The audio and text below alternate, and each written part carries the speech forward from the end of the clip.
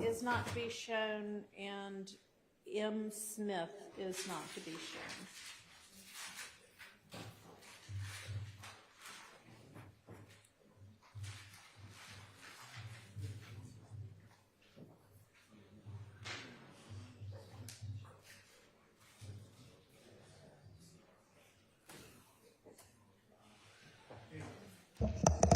Yes, ma'am.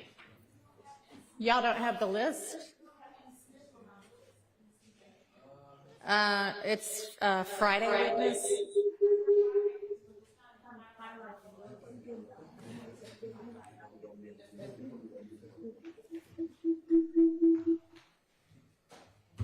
May I respond to that, Your Honor? Oh my gosh. Yes.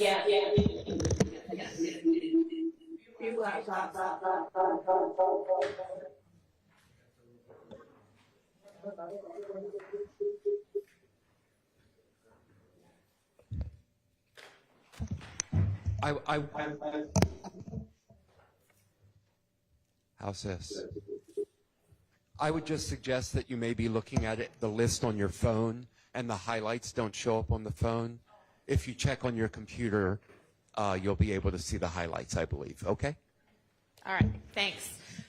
Okay, are there other matters before we have the jury in this morning? Nope? Okay. All right, and is the jury ready? Okay. Are we going to have Agent Burney, Special Agent Burney? Okay. Do you want to go ahead and get him on the stand? Yes, Your Honor.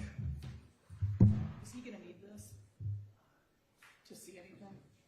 And do you need those boards set up again? Not at the beginning, Your Honor. Okay. One request, and if this is not able to, it's fine, but is it possible for the Mondo board to be used? He's going to be pointing and referencing a lot through Zoom. Mm-hmm. If that's not too cumbersome for the board, I think it will make it easier. And Sure. Thank you, Your Honor. Okay. All right. Yeah, we'll take a second to get that set up, and then after that's ready, we'll have the jury in.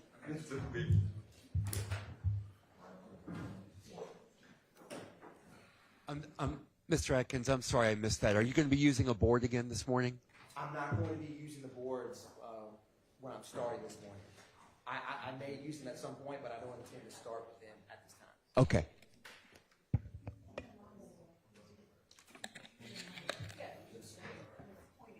Now, will we be able to see the Mondo, what's on the Mondo board through Zoom still, or will it go just to this? Judge, it'll be the same thing that's on Zoom. The only thing that they won't be able to, that everybody won't be able to see necessarily is how he's pointing to it. Okay. But whatever's on this screen will be exactly the same as what's on All right. Zoom. Thank you.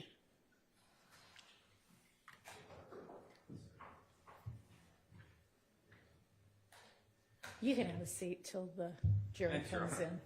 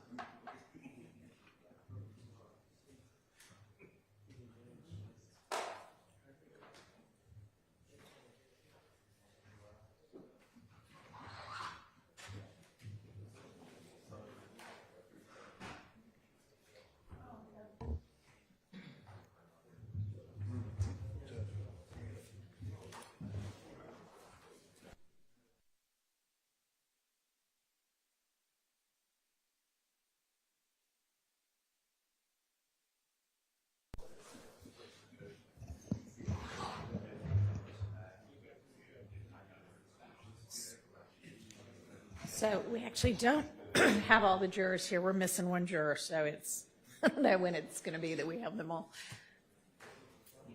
It's not quite 9 yet anyway. Your Honor, may I run out to the restroom? Sure.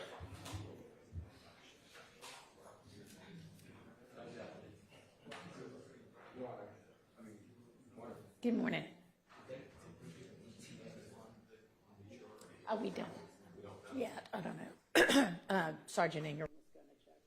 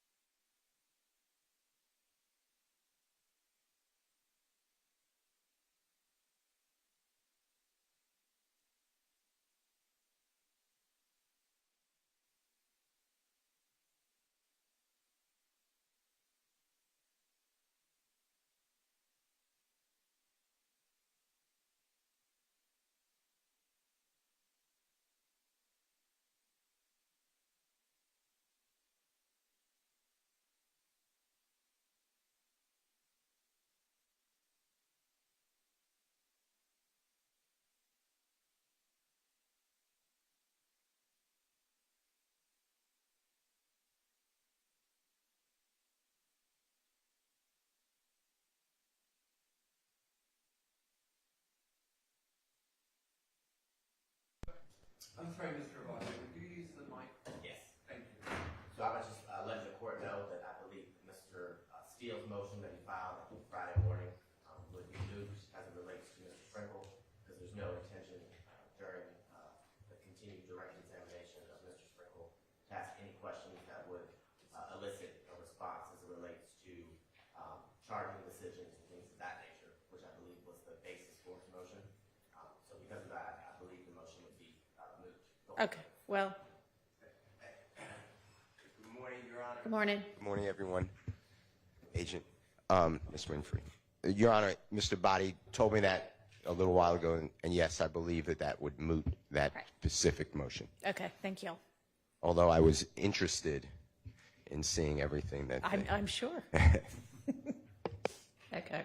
And then we'll still expect response on the other two by whatever that deadline is that I gave y'all that I can't remember anymore. Friday. Okay. All right. Okay. Well, as soon as we have the final juror, we'll get started. All right. We've got the final juror, so let's go ahead and bring them out.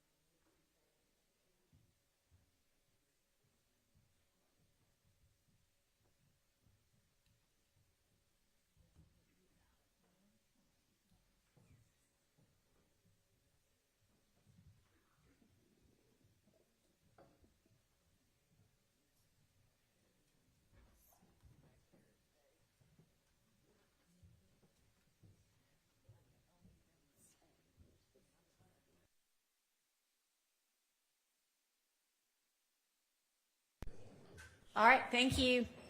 All right, good morning, ladies and gentlemen. I hope y'all enjoyed your time off and are ready to get back to business. And we have got, Not today. we've got Special Agent Bernie was with us when we broke. And so Special Agent Bernie, I'll just remind you that you're still under oath. And Mr. Atkins, you can go ahead and pick up with your questioning. Thank you, Your Honor. Good morning, Agent Bernie. Good morning. Now, in addition to toll analysis, did you ever or were you ever requested to perform any cell site tower analysis related to this case? I was. Were you, how did that come about? I was asked by your office to review several phones, and they're called detail records, or they're records with tower information, as it related to several incidents. Was one of those incidents the January 10th, 2015 murder of Donovan Thomas? It was. And after conducting your analysis, did you ever generate a report? I did. Your Honor, may I approach? You may.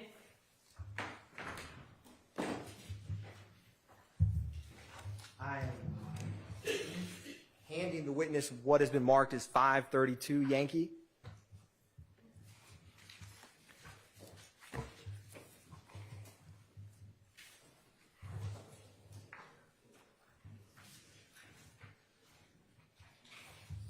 Agent Bernie, what is 532 Yankee? This is a copy of my report. And is it a fair and accurate depiction of the report you created for the January 10th, 2015 incident? It is.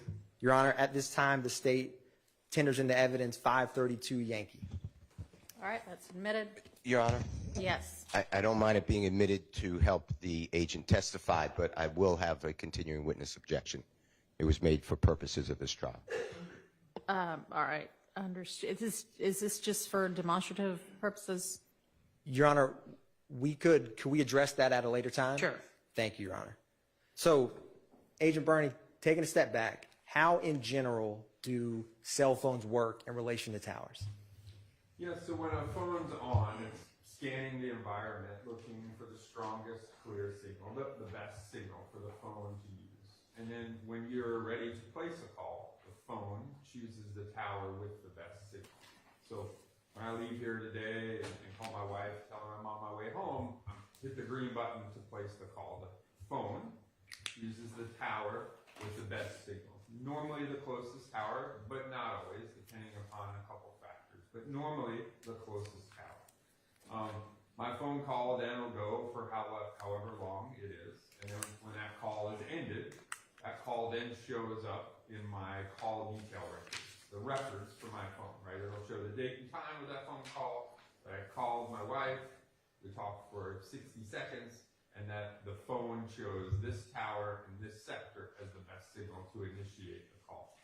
And then, as I continue to use the phone, more records are populated showing the towers and sectors used for those calls. Your Honor, the state is going to be publishing page 3 of 532 Yankee. All right.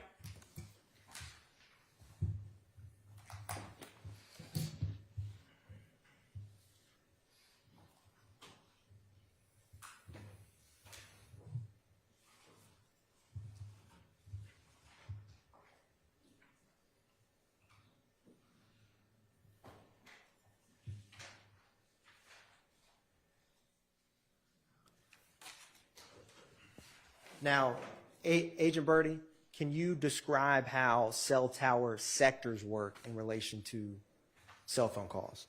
Yeah, so this slide here, page here, shows the most common types of cell phone towers. So the ones on the left-hand side, the monopole, the latticework, structural, the guy wire tower, those are the most common ones we see as we drive down the interstates or drive through downtown Atlanta. One thing to note on the structural towers, those white vertical substances there are the antennas themselves. So they can put antennas on the sides of buildings or water towers to make those towers or sectors as well. One thing to note is everything on the right-hand side is also a cell phone tower. Obviously we don't have a fake cactus here in Atlanta. This is from a park in Phoenix, Arizona. But it just shows that not all cell phone towers are created equal. Some are smaller, like this fake cactus here, services a park or a region around a park. And some are really tall, like the latticework or monopole tower. And Agent Bernie, in terms of analyzing call detail records, is there any significance to these different towers that you just went through for the jury? Yeah, so depending upon the type of the tower and the tower density, meaning where lots of towers are, depends on kind of the range of the tower, right? Where more people live and more people work, there's going to be more towers. As we get into the rural parts of our state, there's going to be less towers. So, a small tower like this fake cactus here, obviously is going to service a small area versus a really tall monopole or latticework tower that could be 150, 200 feet tall is going to have a much larger area for coverage. Agent Bernie, how are cell towers put in and how are those locations chosen? Yeah, so it really depends on, again, where people live and where people work. They want to be able to provide coverage to all the areas. So that way, when we want to use our phone, we can. Obviously, if we have AT&T and we don't have service in a certain area, we probably won't have AT&T for very long, right? We'll switch to another provider. So if you think about the way they put cell phone towers in, it's kind of like a sprinkler system for a yard, right? We want everywhere in our yard to get water.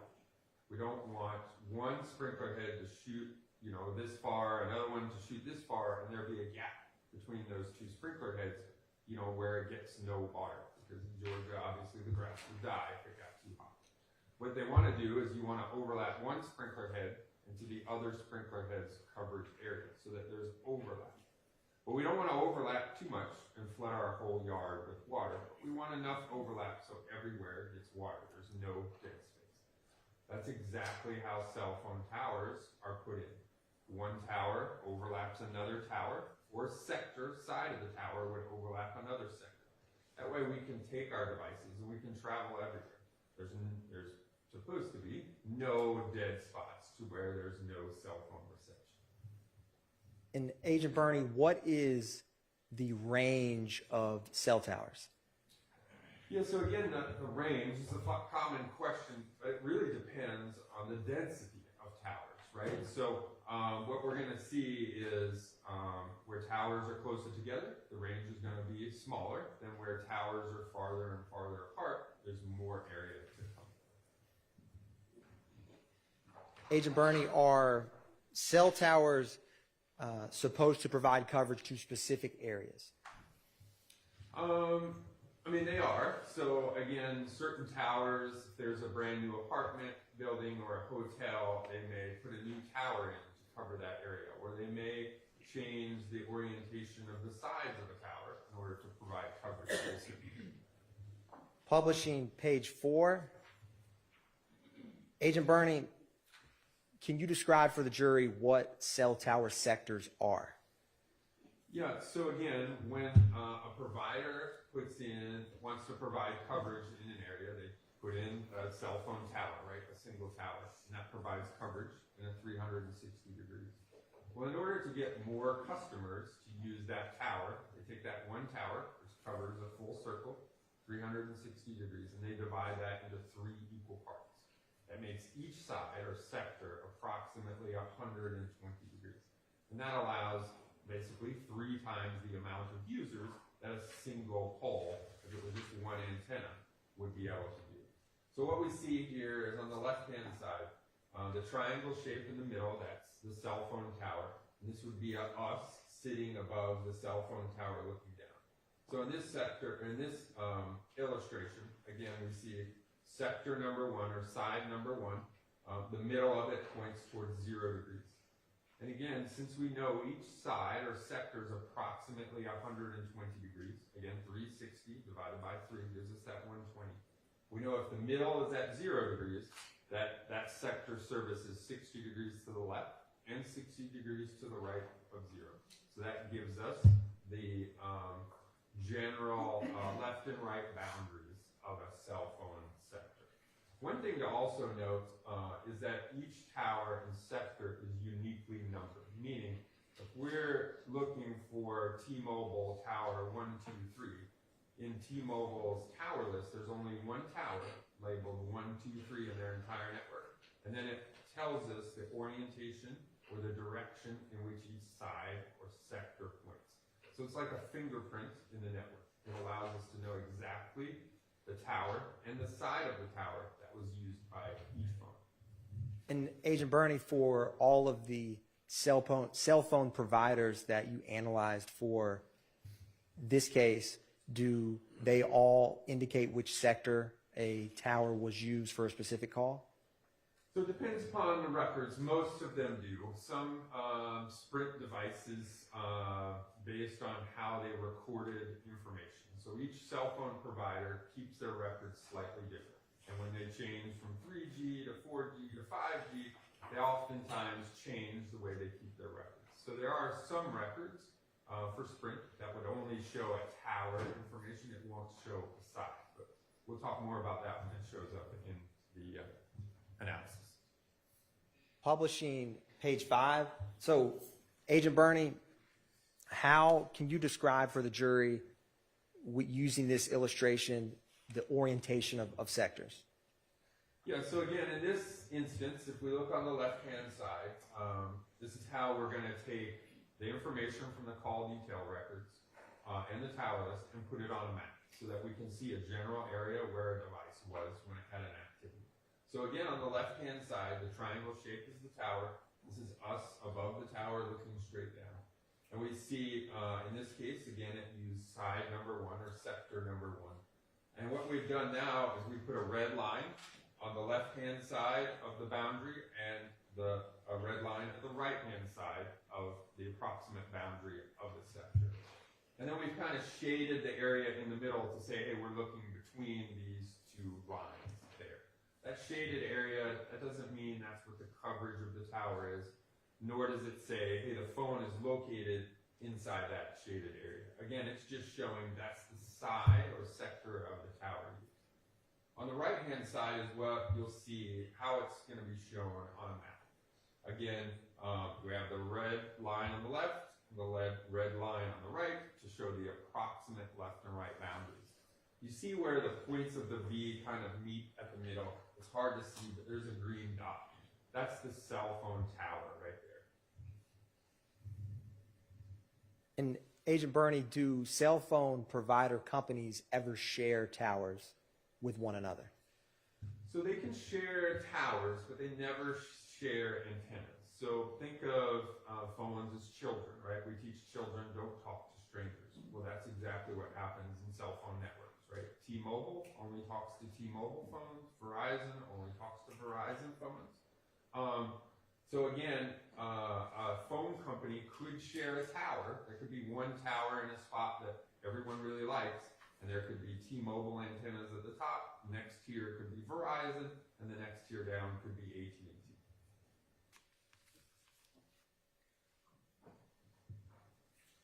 There's a slight lag on this Zoom, Agent Bernie, but can you describe, with the towers we discussed, how would towers in, say, downtown Atlanta with this sector and orientation compare to towers in a more rural part of Georgia? Yeah, again, where more people live and more people work, there's going to be more towers. So those towers, again, more towers kind of limits the range of each of those towers. Because again, we don't want to overpower towers by other towers. But that being said, not all cell phone towers are created equal. We saw in the picture, there's really tall latticework towers, right? And then there's smaller fake cactuses, right? Where they could put antennas. They do here in Atlanta. They put antennas on the sides of street corners. And that just covers like a certain block. Maybe there's a popular place for people to hang out or businesses or whatever, so that could cover a small area. So on some of the maps, you're going to see a lot of dots closer together. They're all cell phone towers, but it doesn't mean that all of those cell phone towers are 150 feet off the ground. Some of them could be smaller towers or antennas in certain areas. Agent Bernie, how is it determined what tower a cell phone will use to make or receive a call? Yeah, so again, when the phone's on the network, not being used, it's scanning the environment, looking for the best signal. And the phone then chooses that tower with the best signal to start the phone call. Will the strongest signal always be the closest tower? Not necessarily. Again, cell phone and RF energy is based a lot on what's called line of sight. So as long as the tower can see the phone and vice versa, the phone can see the tower, it's going to be good. Now, some towers are taller and their line of sight is farther than the ones that are closer to the ground. So again, the phone is going to choose the tower with the best signal. Normally one of the closest towers, especially in a urban area like downtown Atlanta, may not be the closest tower.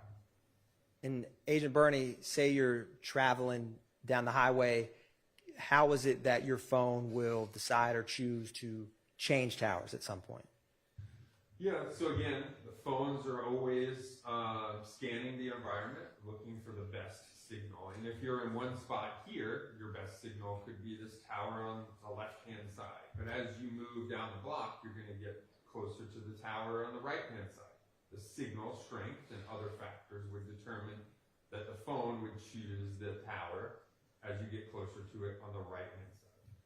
Now, when you're in a call, so say I place a call on my way out of here, talk to my wife, and as I'm driving, we stay on the phone for an hour. We have lots of things to talk about, I guess. But the phone is going to choose the initial tower and sector for the call here. That's going to go in the call detail records as the first tower used, because that's where the phone call was initiated at. But as I drive an hour towards my house in Auburn, Alabama, going to jump different towers based on the signal strength. And those choices are made by the network, meaning my phone says, hey, I'm leaving the tower that's close to the courthouse, now I'm getting closer to the other tower, and the network says, okay, switch to that tower. That will also, potentially, based on the provider, show up in the call detail records. Not all providers keep every single tower that your phone uses from here to Alabama. Some just keep the very first tower. Agent Bernie, going back to coverage area, how are you able to estimate, generally speaking, the coverage area of a tower? Yeah, so again, it's based on the other towers and sectors that are in the area. So obviously, in an area where there's not as many towers and sectors, we can see a general area. In downtown Atlanta, where there's lots of towers, again, not all towers are created equal. Some are really tall, some are really short. So that kind of general area gets a little bit harder to determine, an exact area based on that. Is there a way to determine the actual coverage of a tower in present day? There is. Can you describe that for the jury? Yeah, so we have some equipment that we use that was recommended by the phone companies, the same kind of equipment that they use to, find dead spots and other things. So we put this equipment on a vehicle, and then we drive around the area that we're trying to map the coverage area of the tower. It's called a drive test. And that equipment works kind of like a cell phone. It's saying, hey, at this spot where I'm sitting right now, tower number 1 is the strongest, clearest. And then when we go a little bit further, it says, hey, I can no longer have usable coverage from tower number 1. We've kind of reached the edge of its limit.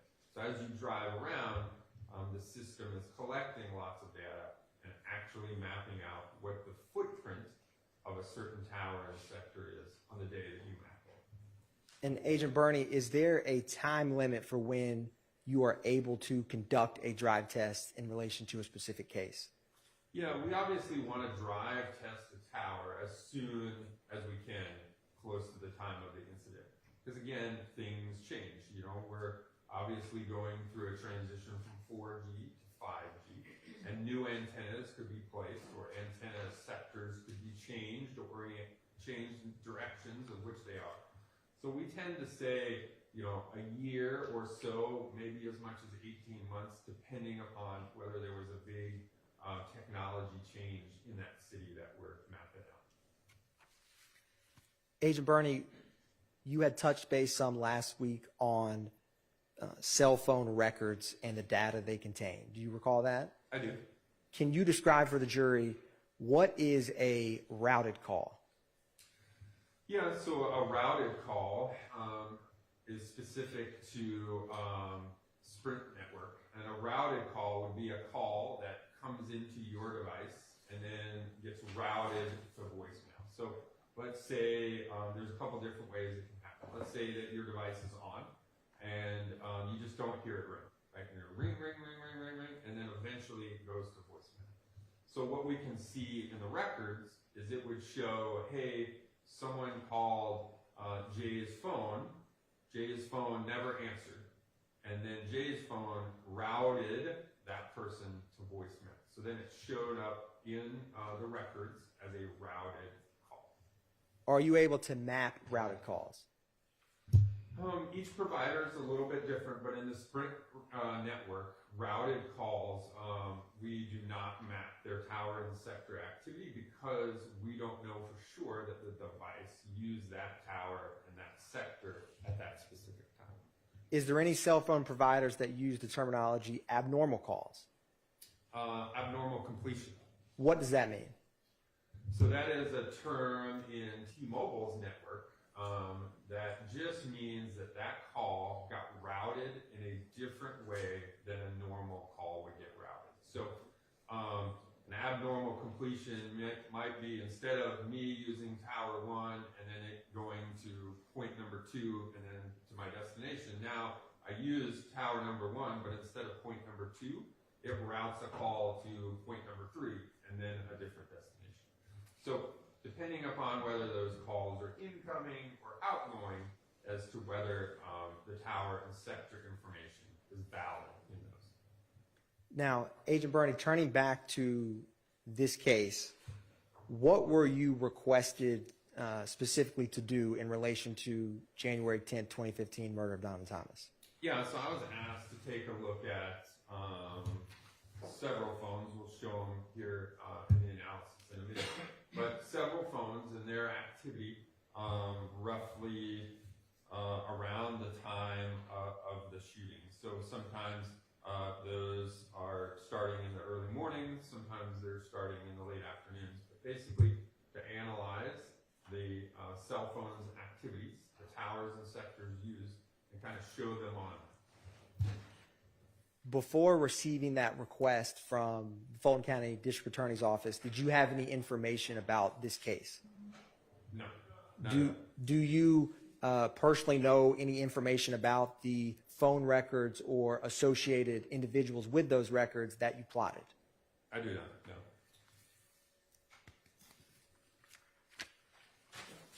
I'm going to publish slide 7. Or I'll take one step back, Agent Bernie, on slide 6. So can you explain for the jury, using this illustration, when you generate this report, what do all, how are the slides and the calls shown on your report?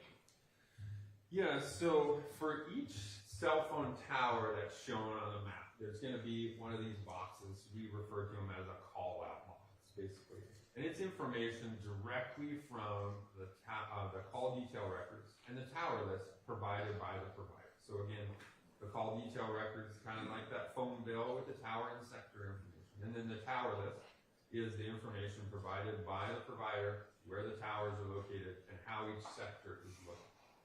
So what we see on here is, at the top, it says CID. That stands for cell ID. That's that unique tower number, not replicated anywhere else. So in this case, we're looking at a Verizon tower, 392. So again, that specific tower number, and then -3 shows the side of the sector, sector number 3. Underneath that is the date. We see that as January 10th of 2015. And then underneath that is going to be the phone number for the activity on this tower. So in this case, it's going to be the phone number ending in 6080. And then you have the time. That's going to be in local time. So all of it is going to be in Eastern time, local time to the event. It'll say the type of activity. Was it an incoming or outgoing call? You see that there. The next number there where it says 270, that shows the side of the tower used and the compass heading of the middle of that side. Meaning, we know that it used sector number 3. We see that at the top in the CID box. Well, we can tell, based on the tower list, that sector number 3, the middle of it, points towards 270 degrees. That's where that 270 is. So then we know that if the middle's at 270, we go 60 degrees to the left to about 190.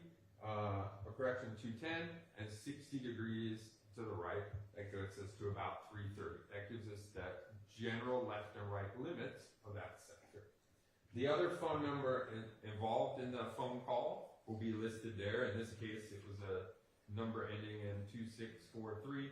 And then if there was an associated name given to me by law enforcement as to who was using the 2743, the other number associated, that name will be put in there. So in this case, it's Calvin Treadwell.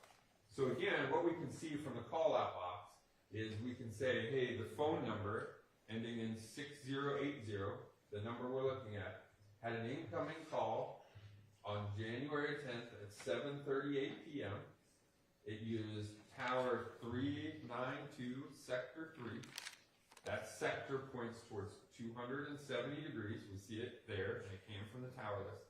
And that incoming call was from a phone number ending in 2643 associated with Calvin Treadwell. So all the data that we would need to map all the activity is listed in that call out.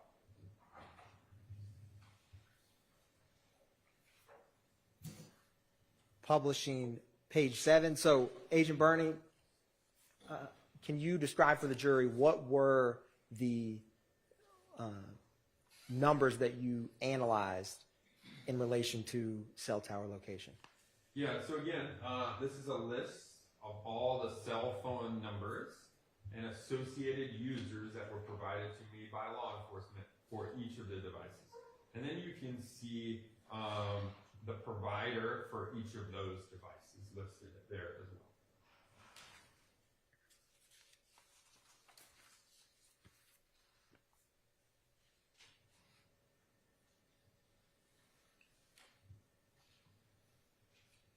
Agent Bernie, I want to ask you before we continue too, can you describe for the jury what records the FBI CAS team was utilizing in 2015 to analyze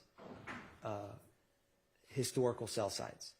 Yeah, so in 2015, we were using mostly call detail records. Again, the CDRs, which is your old school phone bill. And again, that has the tower and the sector for each phone activity. So we can see where the tower was and which side of the tower that was used. There's also additional records that we use nowadays in 2024 to map phone activity. Those records are called timing advance records. Timing advance records are kept by the provider, and they're basically check-ins or network interactions between the phone and the tower, kind of syncing the phone up to the network. And those records, you can provide the tower, the sector or side of the tower, and the distance the phone is from the tower. In 2015, there was really only one provider that was providing that information to law enforcement, and that was Verizon. In some instances, Sprint was in 2015 again. The problem with the timing advance records are those records are kept by a very short time by the phone provider. So you can get a call detail records, again, the towers and sectors, for a phone going back a year. 365 days is the shortest time period. But for your timing advance records, the shortest time period is 7 days. So Verizon only keeps timing advance records because there's just so much of it for 7 days before it purges it from its network. So in 2015, those were the types of records that were available. When did the FBI CAS team start utilizing time in advance? So I came into CAST in 2015 and got certified in 2016, and we were using timing advance in 2016. But again, it's kept for such a very short time period that a lot of law enforcement don't have time by the time they identify a phone number to get those records before the records are purged by the system. Agent Bernie, I'm going to turn to page 9 of this report.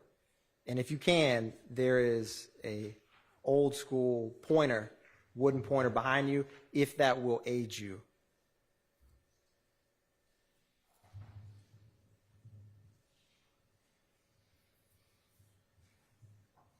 So, Agent Bernie, was one of the cell phones you were requested to analyze a phone number ending in 5991 associated with a Kenneth Copeland? It was. What was the time range that you were requested to analyze for that device associated with Kenneth Copeland? As you can see, it's listed underneath here. So January 10th, roughly 6:30 a.m. in the morning, up until the next day, January 11th, a couple minutes past midnight. Agent Bernie, looking at this slide, when it comes up on the screen, can you describe for the jury what these icons are that are red, yellow, and green? Yes. Your Honor, may I stand? Yes, you may. So for each of these map slides, they're going to be oriented the same. So at the top of the slide, we'll see the phone activity. So again, this one lists January 10th, 2015, and it lists the time period. So this is between 6:37 and 7:26 p.m. So 6:37 a.m. to 7:26 p.m. That's what's shown on this slide here. Each slide will have a slightly different time period. The phone number for the activity listed is going to be in that top left-hand corner there. So again, this is a phone number ending in 5991 associated with Mr. Copeland there. The different locations of interest that I was given will also show up on the slide. So here we have the crime scene for this homicide location, again listed as 330 McDaniel Street in Southwest. We see that as a red box with the letter CS that's located there. We have a residence. It's going to be listed as a yellow box with the letters QR listed here. And then a green store with an address of 322 Glen Street Southwest. We see that as a green box with the letter the number 1 listed in there. One thing you also see on this slide is a lot of black dots. Those dots are cell phone towers operated by the network in this case. So in this case, this is a Sprint phone. So each of these black dots are Sprint cell phone towers as they existed in their network on January of 2015. And Agent Bernie, on this specific slide, what is the time frame for the calls you plotted in relation to the device of Mr. Copeland's? So again, we see that at the top, 6:37 a.m. on the 10th to 7:26 p.m. also on the 10th. Now, Agent Bernie, can you show the jury where and at what time the first call is that's depicted on this slide? So the first call here is at 6:37 p.m. It's an outgoing call. And you can see it's pointing towards this tower here. Again, we can tell which side or sector of the tower that was used, because this tower has a sector on the north side being used and also on the southwest side. We can tell which sector is used by this number located in here. Again, that's the compass heading, or number of degrees of the sector. So at 6:37 and 21 seconds a.m., which is the first call, it shows there was an outgoing call that used sector oriented toward 330. So again, the north side, 330 degrees up here. The next call, 6:38 and 47 seconds, an outgoing call. Now the phone is using this side of sector here because we see it went from 330 to 220, which is this side or sector there. And Agent Bernie, after that 6:38 a.m. call, when is the next call? So the next call is in this call-out box here on the bottom left. It's 1:31 and 41 seconds, and we see the tower and sector used here. Again, that would put the device in this general area here. And after that 1:31 call, what is the first call and time after that? So again, same tower, same sector. There's one at 6:20 p.m. down here. Again, using same tower, same sector, puts that device there. There's several 6:20 through about 7:01, all using this same tower, same sector. And from that specific tower and sector from 1:31 p.m. to 7:01 p.m., how would you describe that device in relation to 178 Maury Avenue, the yellow QR on the screen? So again, one thing you'll notice here, right, is there's a tower here, there's a tower here, and there's a tower here. We see the sectors are also populated in here. One thing to remember, again, think of that sprinkler head analogy, right? These are 3 sprinkler heads. There's going to be overlap area probably somewhere in the middle along in here. So again, this tower and sector, again, would probably be in this general area, but it could be in an overlap area around here as well. And Agent Bernie, after that 7:01 p.m. call, what is the next call and tower location? So the next one here is at 7:24. We can see the tower and sector here. And then right after that is a 7:25. 09 uses this side over here, and then there's a call at 7:24 and 7:26 and 45 seconds that's now using this side up here. With that 7:24:09 call, where is that call in relation to 178 Maury Avenue? Again, in the general vicinity. And does this slide have a scale on this map? It does. There should be a scale. It looks like it should be a little bit further down. There's a scale right underneath here. And using that scale, how far approximately is 178 Maury Avenue to 330 McDaniel Street, the red crime scene icon?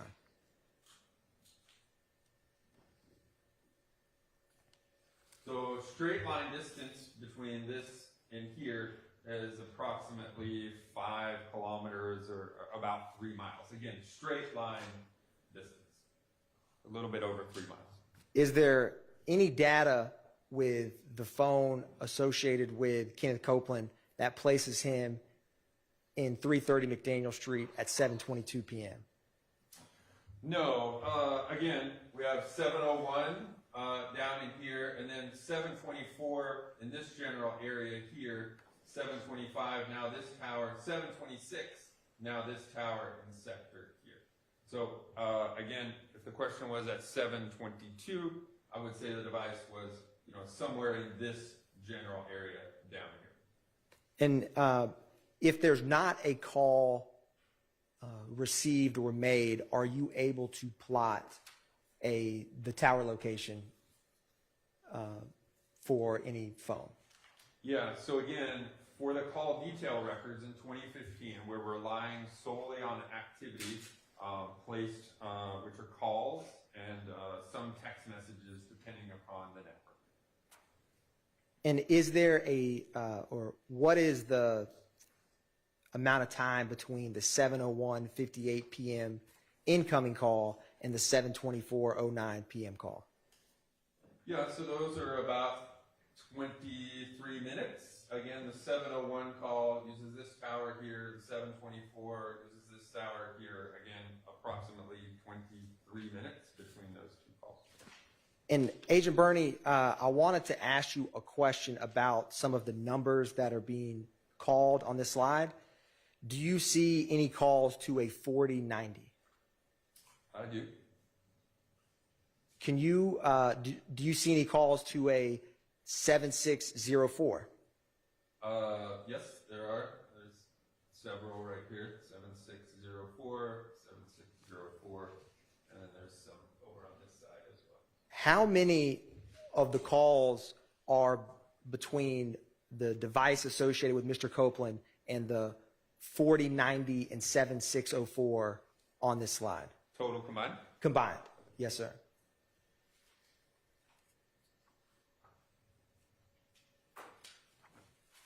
Uh, 11.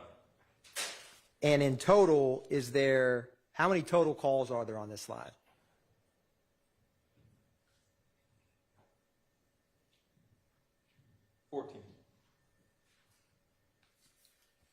If you were ever asked or requested to try to, or have you ever been asked or requested or conducted who a phone number calls in terms of who physically possesses said device?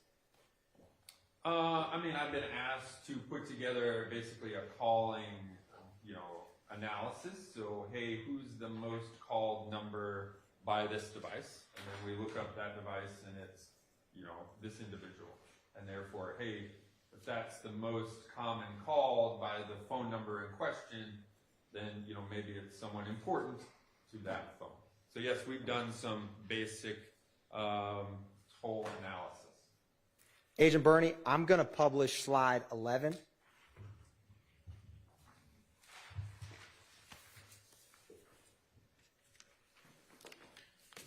Is this a continuation of the cell tower that we just saw for Mr. Copeland? Yes, it is. And on the previous slide, what was the last call time? On the previous slide, 7:26 and 45 seconds was the last one. And then the next one on this one is 7:28. Can you describe for the jury where that tower and sector is for this 728 phone call?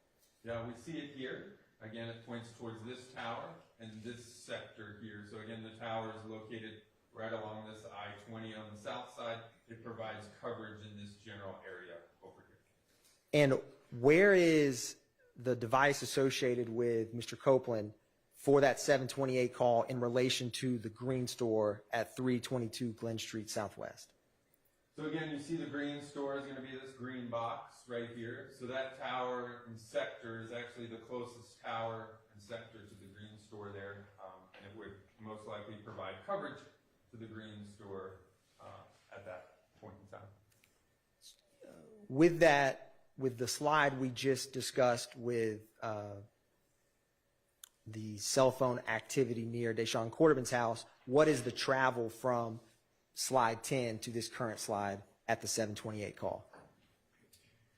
So again, the previous call was at 7:26, and that was using this tower here, but again, this side over here. So again, at 7:26, the device is somewhere in this general area, and then we can see it's 7:28. So approximately 2 minutes later, the device is in this general area here. And what is the last four of the phone call for that 728 call? And is it I'll ask you that first. Yep. So it's 0102. We see that number listed there. And is it an incoming or outcoming call? It's an incoming call to the Copeland device.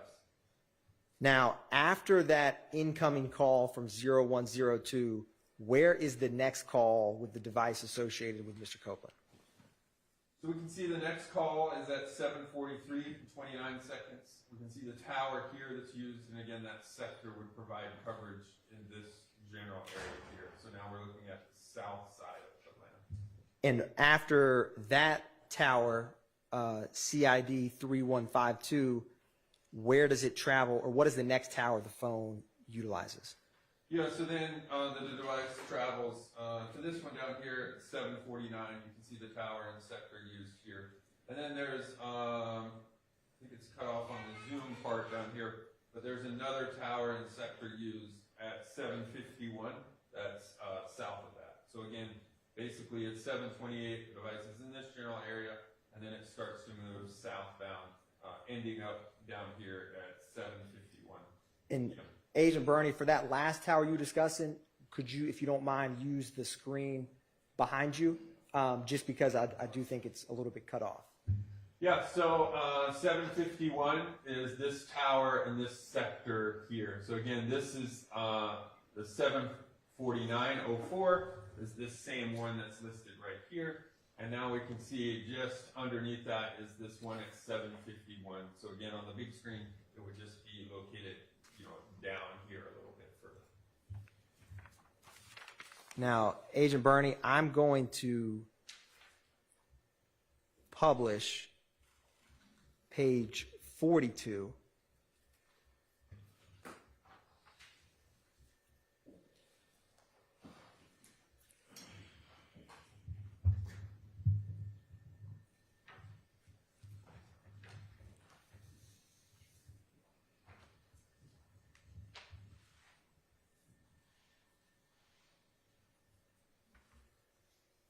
Agent Bernie, can you describe for the jury, you see this says 678-2785-991 has one event?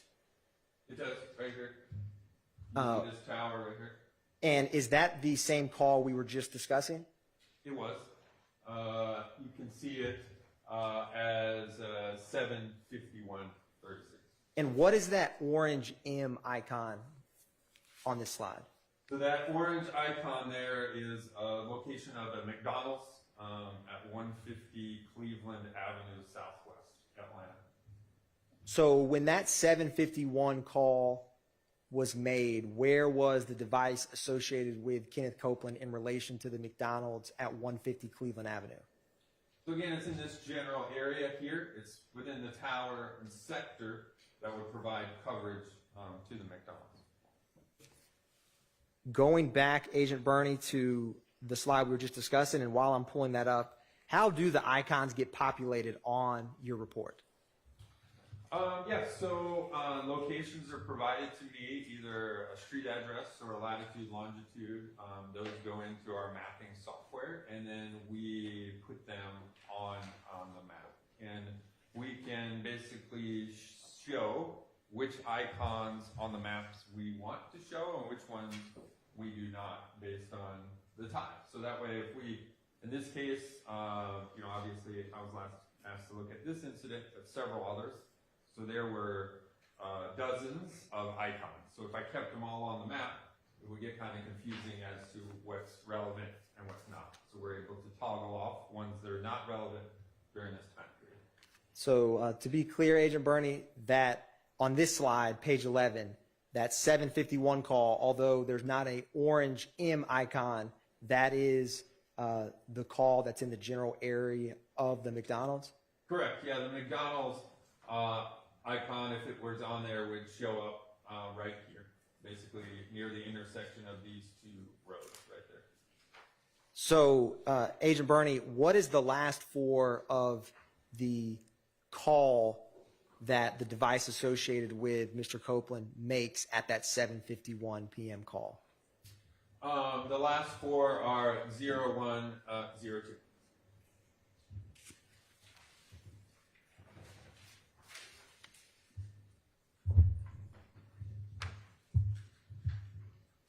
Now, I'm going to publish slide 12. What is the time frame for slide 12? We can see it at the top, 8:22 p.m. to 10:41 p.m. And Agent Bernie, when is the first call depicted on this slide after the 7:51 p.m. we just saw? So we can see this says 8:22 p.m. We see the tower and the sector right here. So again, here's I-20, and this is 75, 85. So again, in this general area. Agent Bernie, how much time, what is the amount of time between 7:51 call and this 8:22 p.m. call? Approximately 30 minutes. And does this map before us have a scale? It does.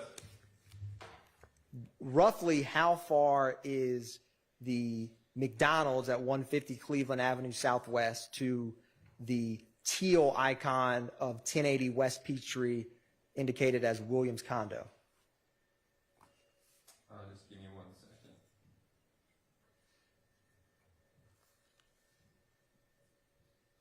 So straight line distance is about 8 or 9 kilometers from the M here to this WC here, which again stands for the Williams Condo. So approximately 9 kilometers, which maybe 4 miles and some change.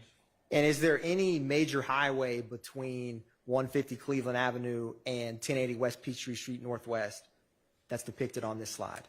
There it is. You can see here is the 85 down here, 75, 85 kind of interstate. Can you show the jury the tower and sector for this 8:22 p.m. call from the device associated with Mr. Copeland? Again, it's using this device here. It's using this tower, I'm sorry, right here, in this general area. And Agent Bernie, with the gap of time we just discussed, if the device was traveled from the McDonald's at 150 Cleveland Avenue to 1080 West Peachtree Street and then has that call at 8:22 p.m., how would you, what are your, how would you, is that possible? Are you asking is it possible from the 751 to get from the McDonald's to here and then here at 8:22? Yes, sir. Okay. I mean, I would say it's probably possible. I think 751, again, there's 30 minutes. This is approximately, what did I say, 4, almost 5 miles there. So, yeah, I think in that time period, you could potentially get from here to there to back into this general area here. And how far approximately is that tower location at the 8:22 p.m. call to 1080 West Peachtree Street?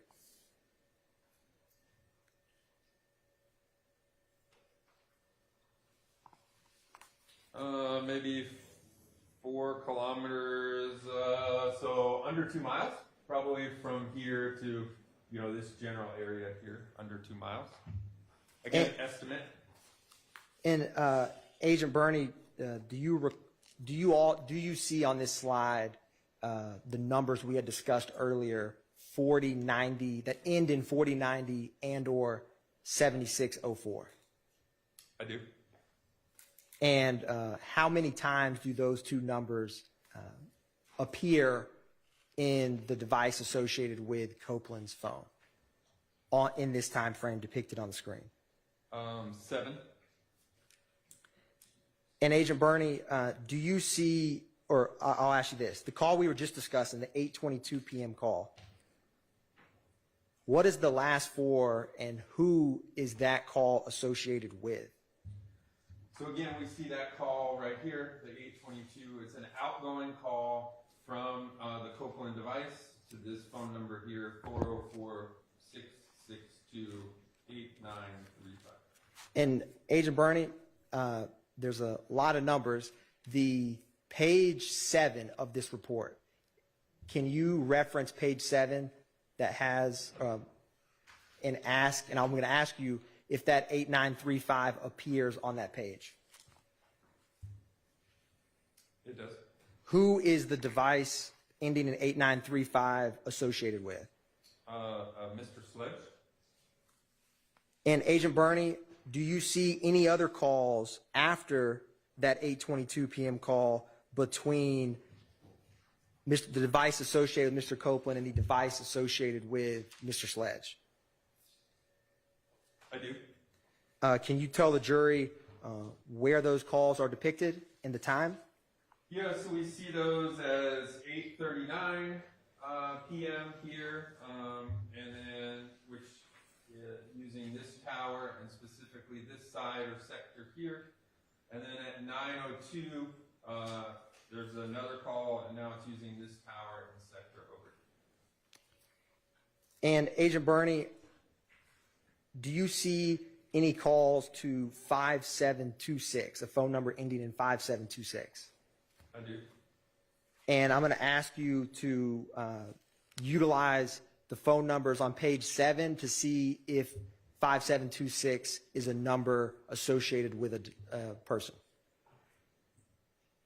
5726, yes it is. Who is that associated with? Mr. Zachary. And Agent Bernie, of the towers on this slide, is there any that are in the general area of Deshaun Quarterman's residence? Is that the QR yellow QR icon? is down here. So again, this tower and sector would provide coverage in this general area here, and we see calls using that at 9:23. And this tower and sector would provide coverage in this general area, probably not directly at the Quarterman residence, but in the general area here. Again, that's at 8:31.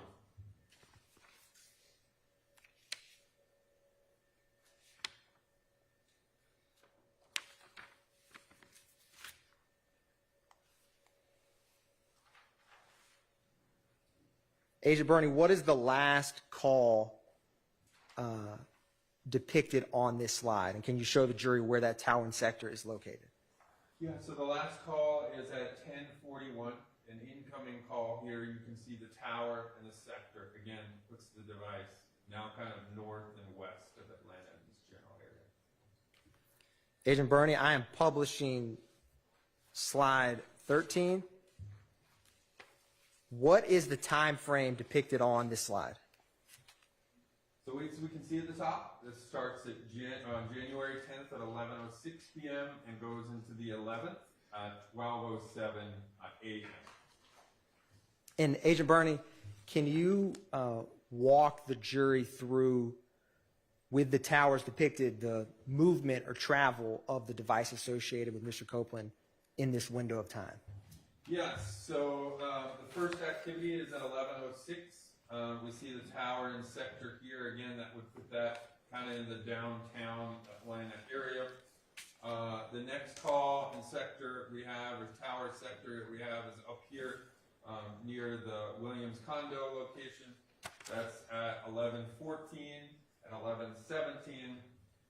Then we see the device now is moved again southbound, 11:24 p.m. We see the tower and sector that's used here. And then the last tower and sector we have is this tower here. It uses both the north side and the south side. Approximately 11:44 p.m. till the last call of 12:07, which you guys can see here. So again, in this general area here, 11:44 to 12:07 a.m. And Agent Bernie, the tower at the top, CID 3102, is there two calls, the first being at 11:14 p.m.? There is. And where is given that tower location, where is that tower in relation to 1080 West Peachtree, labeled as Williams condo on this slide?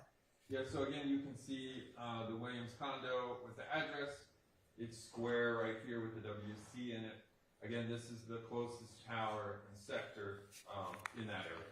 And Agent Bernie, do you see any communication between the device associated with Copeland and the device associated with either Mr. Sledge or Mr. Zachary on this slide? I do. And how many times does, from this window of 11:06 p.m. to 12:07 a.m., does the device associated with Mr. Copeland have some communication with the device associated with Mr. Sledge or Mr. Zachary?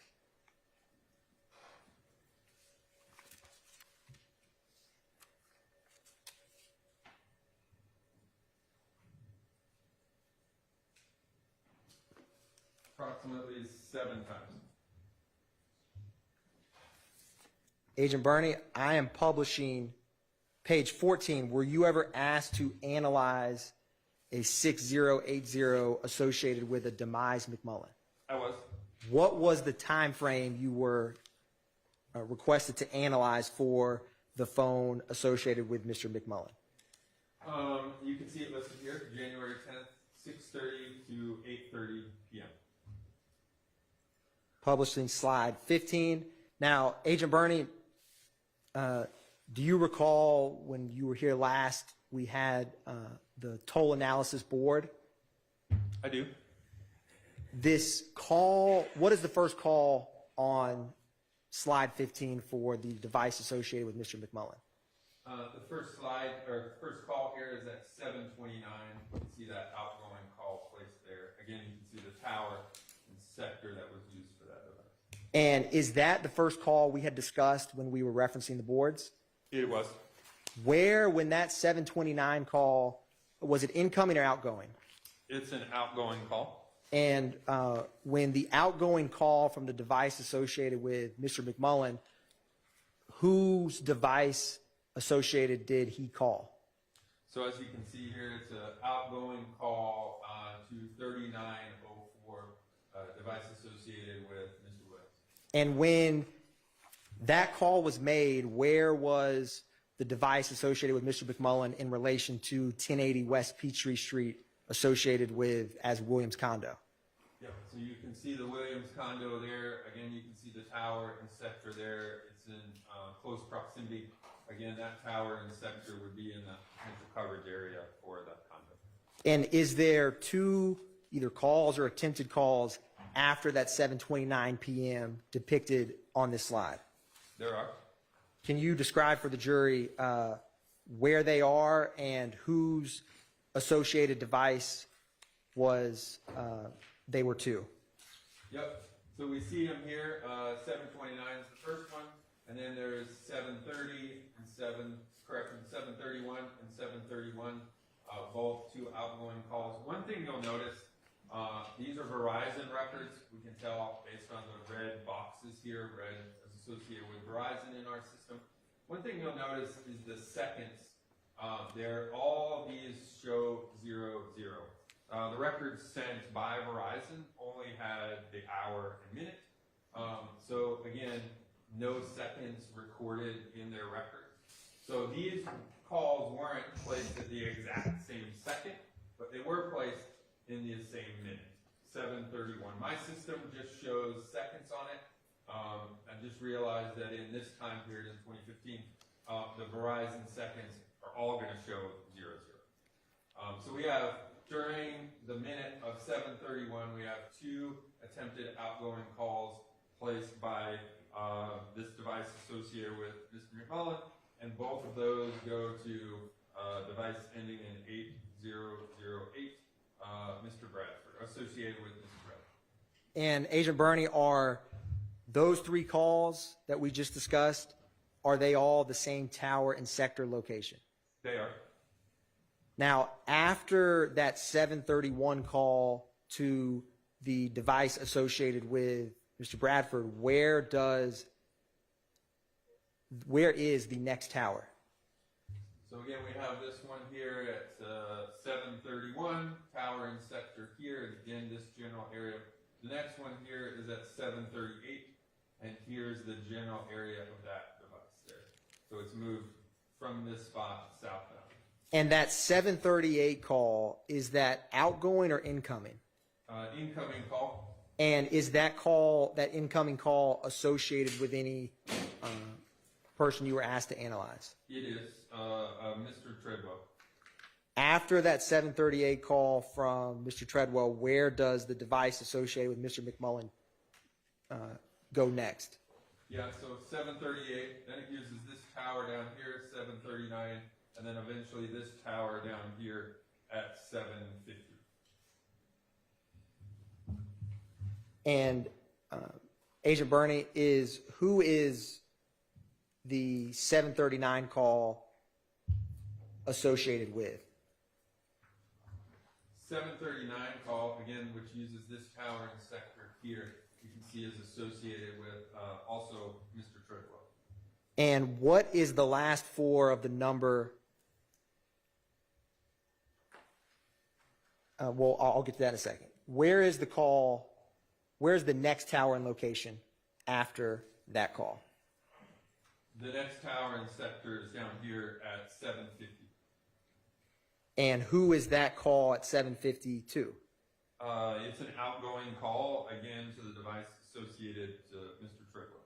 And Agent Bernie, what is this blue, dark blue icon associated address, 35 Oak Drive Southwest? How is that depicted on this slide? Yeah, so again, this was another address I was just asked to place on the slides, associated address. We can see it as a blue square with the number 2 in there.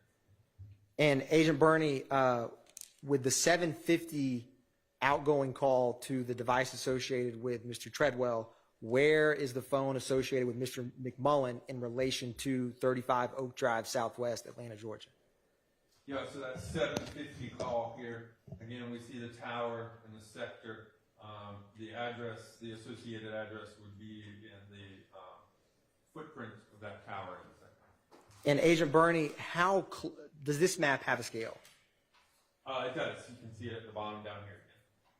How close approximately is the blue icon for 35 Oak Drive Southwest and the orange M for the McDonald's at 150 Cleveland Avenue Southwest? So between these 2 points here, approximately a mile straight line distance. Is there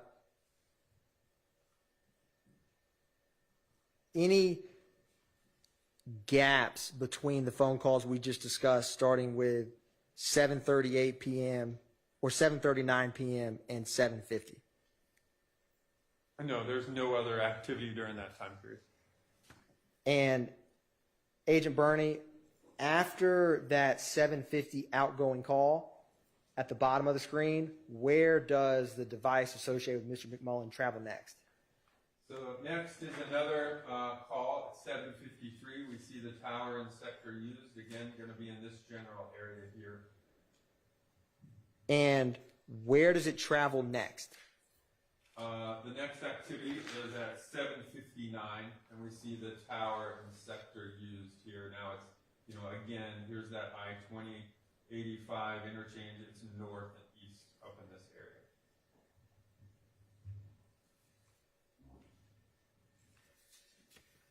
So in general, Agent Burney, from that call at 7:29 p.m.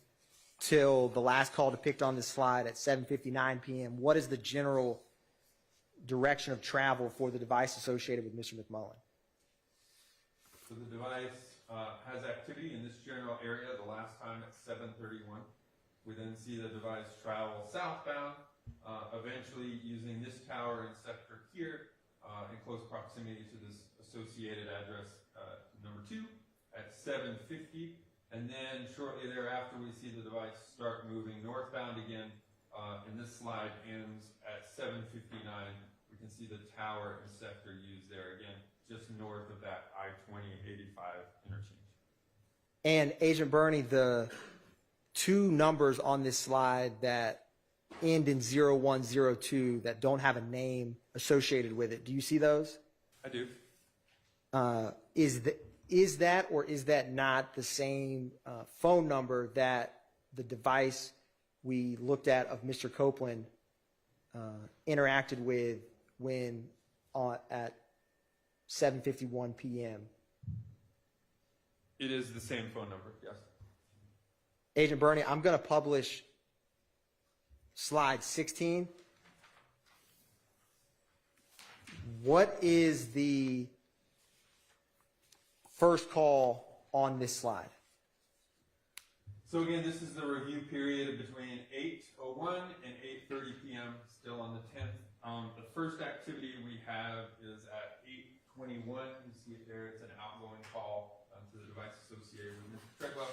You see the tower and sector of that device used right there. And for that 8:21 outgoing call to the device associated with Kevin Treadwell, where is the device associated with Mr. McMullen in relation to 1080 West Peachtree Street Northwest?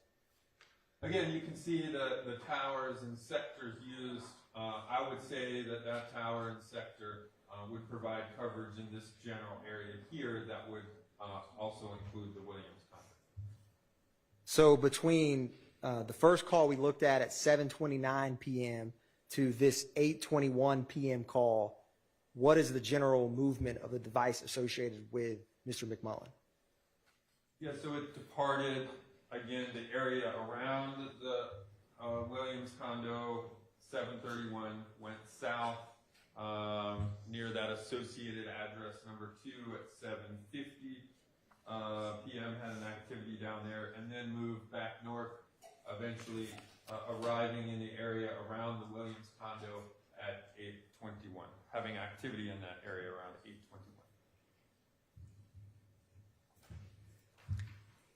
Agent Burney, I am publishing slide 17. Were you ever asked to analyze a phone number ending in 3145 associated with a Justin Cobb?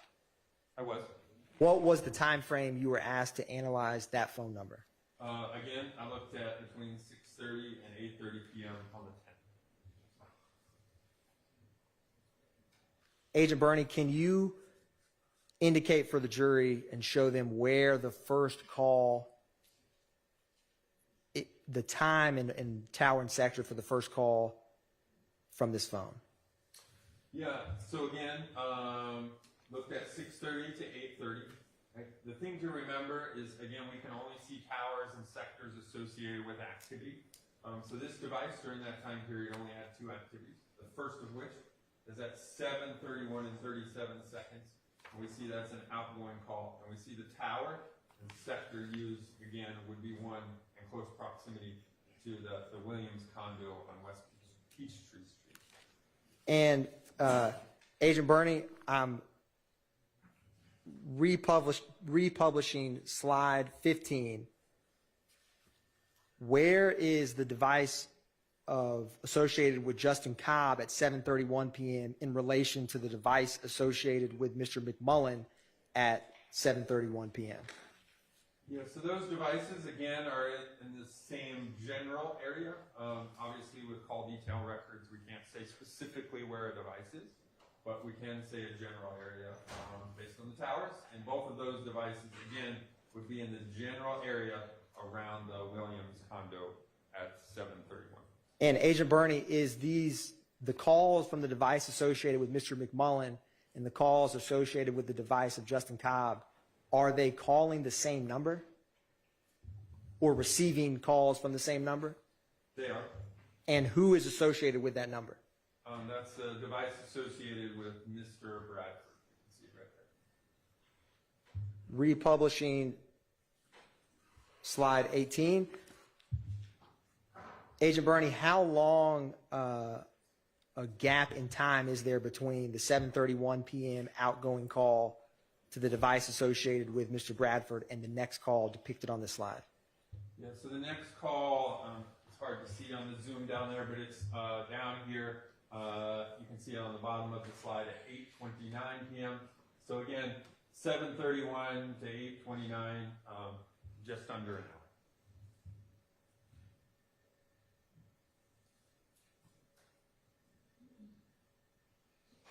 Publishing slide 19, were you ever asked to analyze the phone ending in 8935 associated with an Antonio Sledge?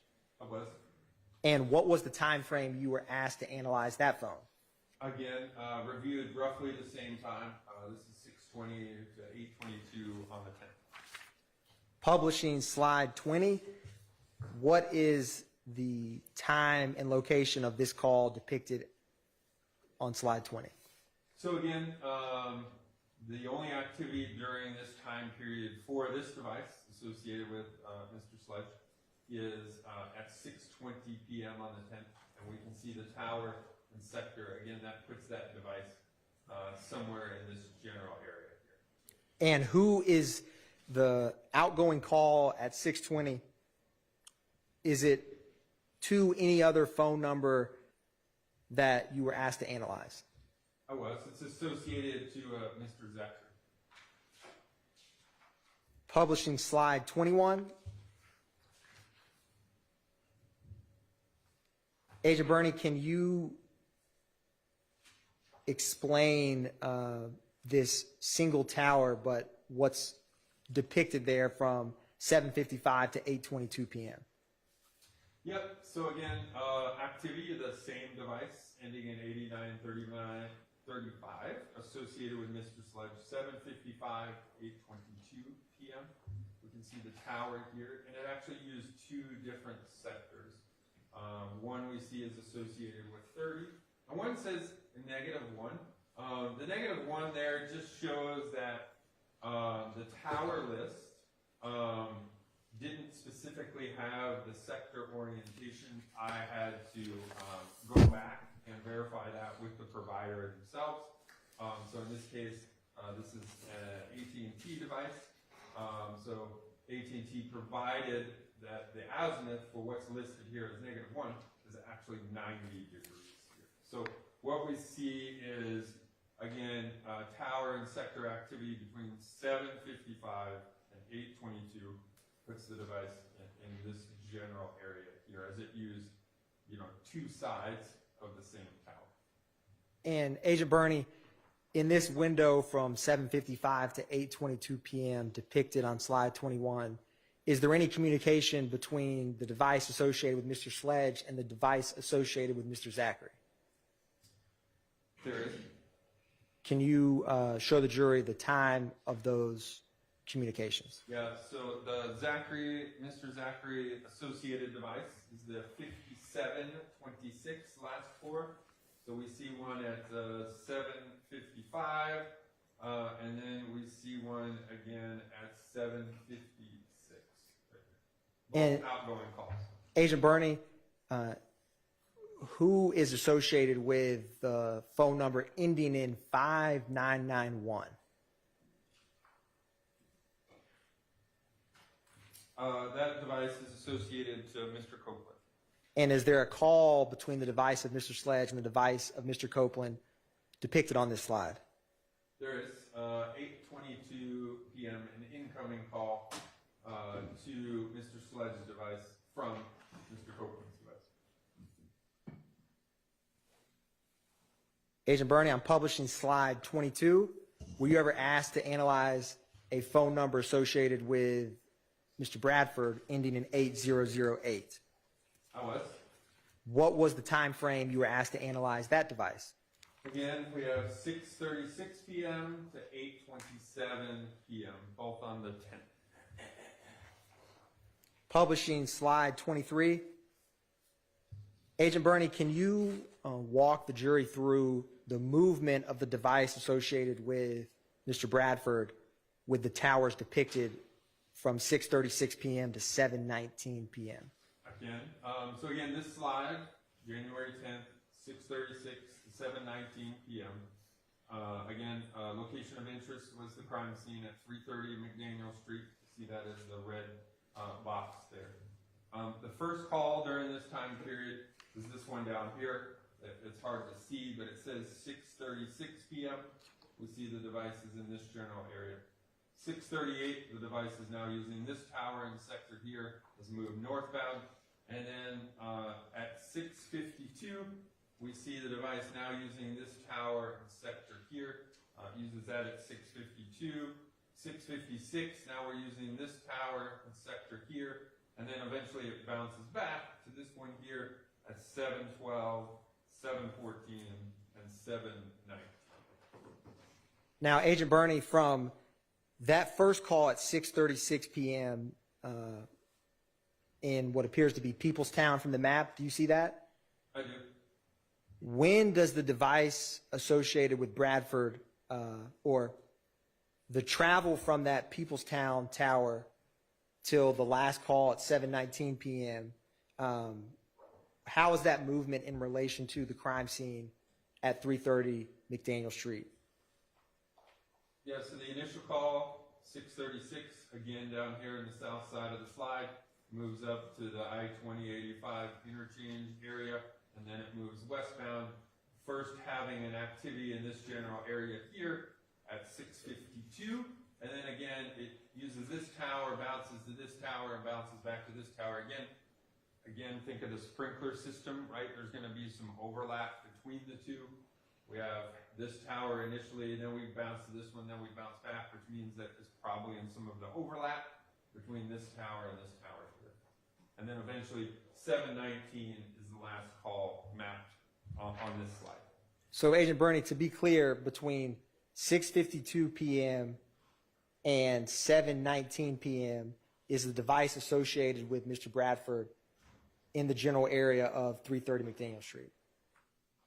Yes, again, I can't specifically say it, but I would say it's in the overlap between those two, and that overlap would be, again, in this general area here. Publishing slide 24. When is the next call after the 7:19 p.m. call? The next activity is at 7:24, and we can see the device has moved again from where it was up in the vicinity of the crime scene. Now it's moved south and east over here at 7:24. And Agent Burney, do you remember when you testified first, we published two Yankee, which was a CAD report? Yes. How long after that 911 call was received is this call at 7:24 p.m. depicted at the top of this slide? I think approximately 2 minutes. And after that call, Agent Burney, where does the device associated with Bradford travel? So it goes from this area here to, again, this area down here. It's hard to see. We'll jump to this screen here. But it's in the vicinity of that associated address number 2. It gets down there approximately 7:31 and has some activity in that area until 8:08. And Your Honor, maybe take a brief Sure, let's comfort take break. our morning break.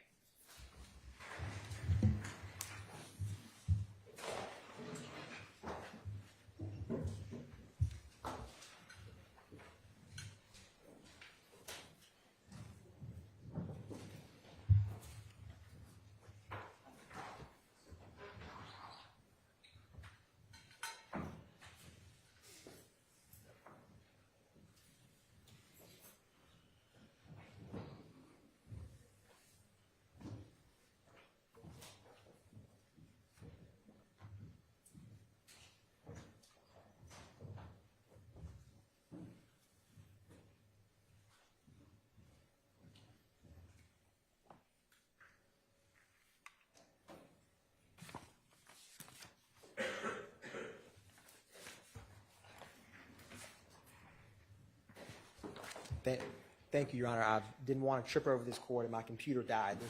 There's a Yeah. delay, so No problem. thank you.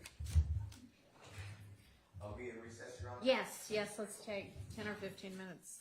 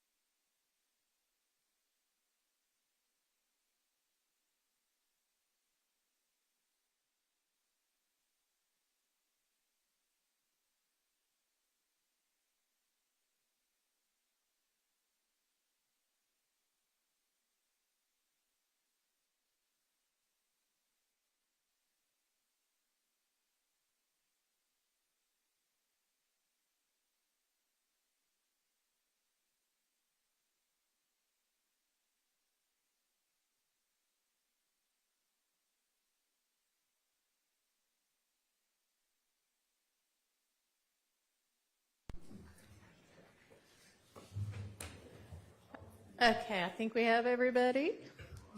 All right, let's get the jury back.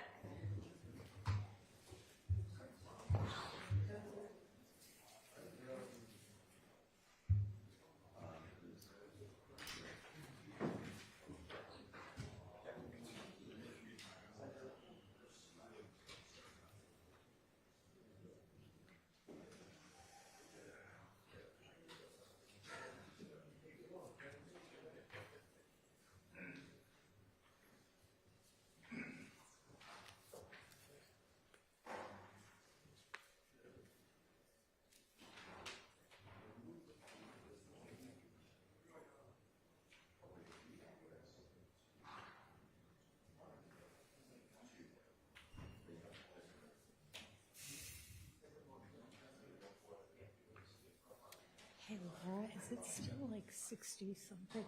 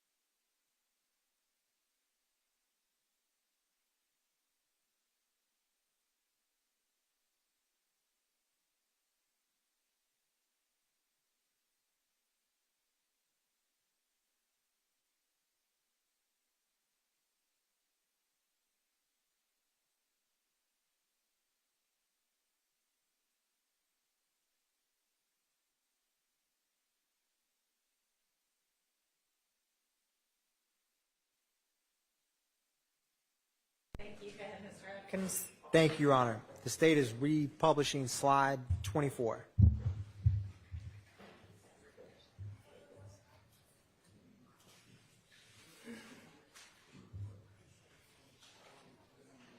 Agent Bernie, picking up, where does the device associated with Mr. Bradford travel after that 7:24 p.m. call?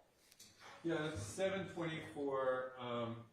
It moves from this general area here southbound and uses a tower and sector here. Again, on this screen we can see a little bit better. That's in the general area associated with associated address number 2 between 7:31 and 8:08 p.m. Agent Bernie, within that time frame of 7:31 p.m. to 8:08 p.m., starting at the top, do you see any phone calls with other numbers you analyzed? I do. Where are they at the top?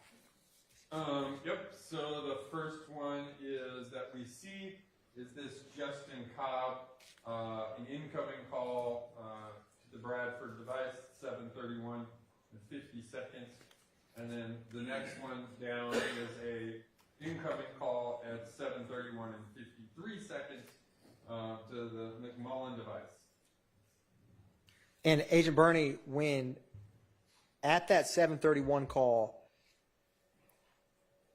where is the devices associated with Mr. Cobb and the devices associated with Mr. McMullen on these two 7:31 p.m. calls at that time? Well, And can you repeat that question again? Yes. Do you see the location here for those 7:31 calls at 7:31 and 50 milliseconds and 7:31 and 53 milliseconds? Seconds? Yes, right here. I am going to republish slide 15. Do you see on slide 15 that 7:31 p.m. call between the device associated with Mr. Bradford and the device associated with Mr. McMullen? I do. The McMullen device, 7:31 p.m., again using a tower and sector in the general vicinity of the Williams condo. And Agent Bernie, I'm going to publish slide 18. Do you see that call at 7:31 p.m. between the device associated with Mr. Bradford and the device associated with Mr. Cobb? I do. And where is the device associated with Mr. Cobb at that point in time? Again, using a tower and sector in the vicinity of the Williams condo. Going back to slide 24.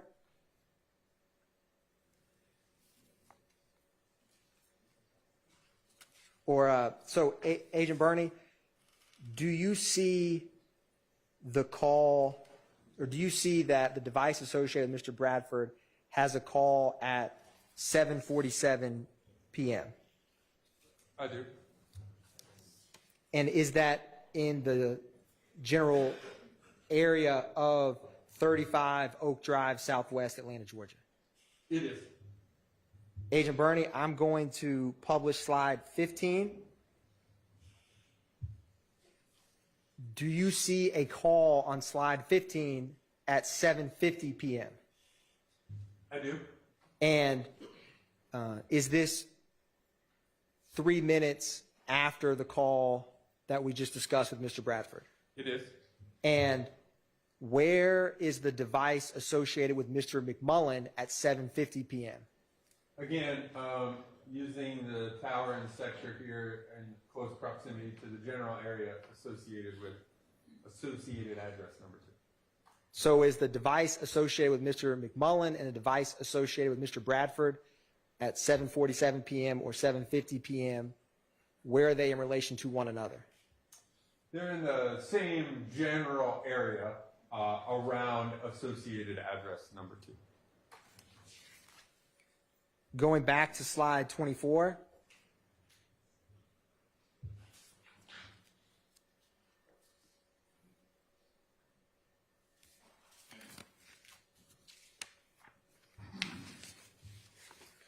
after that, or what is the only other tower depicted on slide 24 that is that we have not discussed? Yeah, there's a tower here at 807 out here that's used for an outgoing call.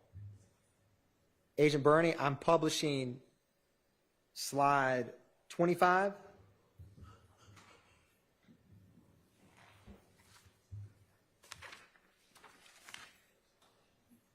Where is the movement of the device associated with Mr. Bradford between 817 and 827? So again, this slide covers that time period, 817 to 827. We see the tower and sector used. Again, put that device in this general area here, 817 to 823. And then we have activity on this tower and sector over here to the west at 827. Agent Bernie, I am publishing slide 26. Were you ever asked to analyze a phone number ending in 3904 associated with Jeffery Williams? I was. And what was the time frame that you were requested to analyze? Yeah, so I looked at calls between 7:03 and 8:22 p.m. on the 10th. Publishing slide 27. Now, Agent Bernie, when is the first call on this slide? First call is at 7:03. We see the tower and sector here used. And we can see this tower was used at 7:03 to 7:31. And when is the next, or do you see a call at 7:03:39? I do. Is that call at 7:03:39 to any devices you were requested to analyze? It is. It's to the 1990 device associated with Miss Dolly Greer. And when is the next call after the 7:03:39 call? 7:29 and 30 seconds, an incoming call from the McMullen device. Sorry. Now, how much of a gap in time is there between 7:03:39 p.m. and 7:29:30 p.m.? Approximately 26 minutes. And with the records with the call detail records you had for phone number 3904, were you able to plot any tower locations between that window of time? No, again, we're dependent upon phone activity, and there were no activity that had towers and sectors during that time period. Now, after that gap in time, who is the device associated with Jeffery Williams communicating with, and at what time? Between the 7:03 and 7:31? Between 7:03 and 7:29, or at 7:29. Yep, so you have the 7:03 call again with Dolly Greer, and then a 7:29 incoming call from the McMullen device. And for all of these calls depicted on this slide, is the device associated with Williams? Where is it in relation to 1080 West Peachtree Street? Again, we can see the tower and sector that's used here. One thing to note is this is T-Mobile, right? All the green dots. There's a lot more green dots than in some of the other providers, right? So T-Mobile loves putting lots of smaller towers in there, and some of which are taller towers. I obviously didn't look up every tower in here, but I did look up the tower that was used here at 7:03 to 7:31. And this is a very large tower. It's about 156 feet, I think, in height. So again, that would, again, put that phone in this general area here. And Agent Bernie, where is the device associated with Mr. McMullen located at when this 7:29 p.m. call is made? So it's also in the same general area here. Obviously, it's a different provider. The McMullen device is a Verizon, and we saw in the previous slide, I think it used like a tower located right here. There's a Verizon tower that would have put the device again in the general area of the Williams condo. So these two devices are in the same general area. And Agent Bernie, looking at your slide 7 with the phone numbers analyzed, who was the phone number ending in 9596 associated with? Miss Dora Greer. And so this last call on slide 27, is that the same number, 9596? It is. Although it has Jeffery Williams listed there, is the associations provided to you by the Fulton County District Attorney's Office for this case associate that number with Dora Greer? It does. Yeah. So when I originally put in all the phone numbers and associated names provided to me by law enforcement, we went off of the subscriber's name, which was in Williams. But then afterwards, it was identified that that number was being utilized by Ms. Dora Greer. However, my system just shows, again, that it's Williams, but know that the 9596 is actually associated to Ms. Dora Greer. Agent Bernie, I am publishing slide 28. So after that 7:29 p.m. call we just discussed on the slide before, where does the device associated with Jeffery Williams travel? Yeah, so the next activity is 7:33. We see it down here, but kind of cuts off some of the bottom. So at 7:33, there's an outgoing call to the Treadwell device. Again, the device associated with Mr. Williams is in the general area of the associated address, number 2. Now, Agent Bernie, going back to slide 27, do you see the 7:31 p.m. call we just discussed? I do. Now, publishing slide 28, can you explain for the jury, does that tower at 7:33, how long after is that call? Approximately 2 minutes. Is that a small, average, or large distance to travel in 2 minutes? That was a large distance. Can you explain for the jury some, what do you make of that, or how do you explain that? Yeah, so again, between this tower and the tower used on the previous slide, I think it's about 7 to 8 kilometers. Again, that's about 4.5, 5 miles approximate. Don't hold me to the map there. And that's about 2 minutes in between those two calls. What's in discussing this with T-Mobile folks and other folks within our industry, if you go back to page 27, what we believe happened is I'll propose an objection to confrontation clause. Response? Your Honor, I need to approach to appropriately respond, but it'll be brief.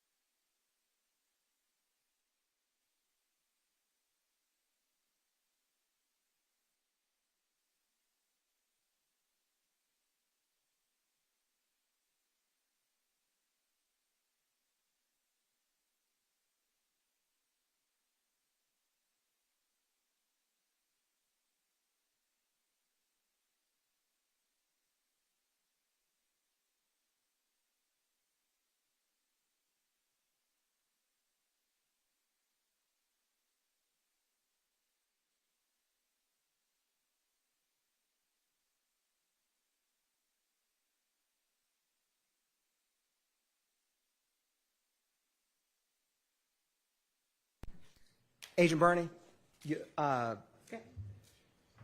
Have don't know you if worked- were standing or sitting? If you're not using that, you feel free to sit. Agent Bernie, have you worked with records from cell phone providers that are from the years 2015 or older? I have.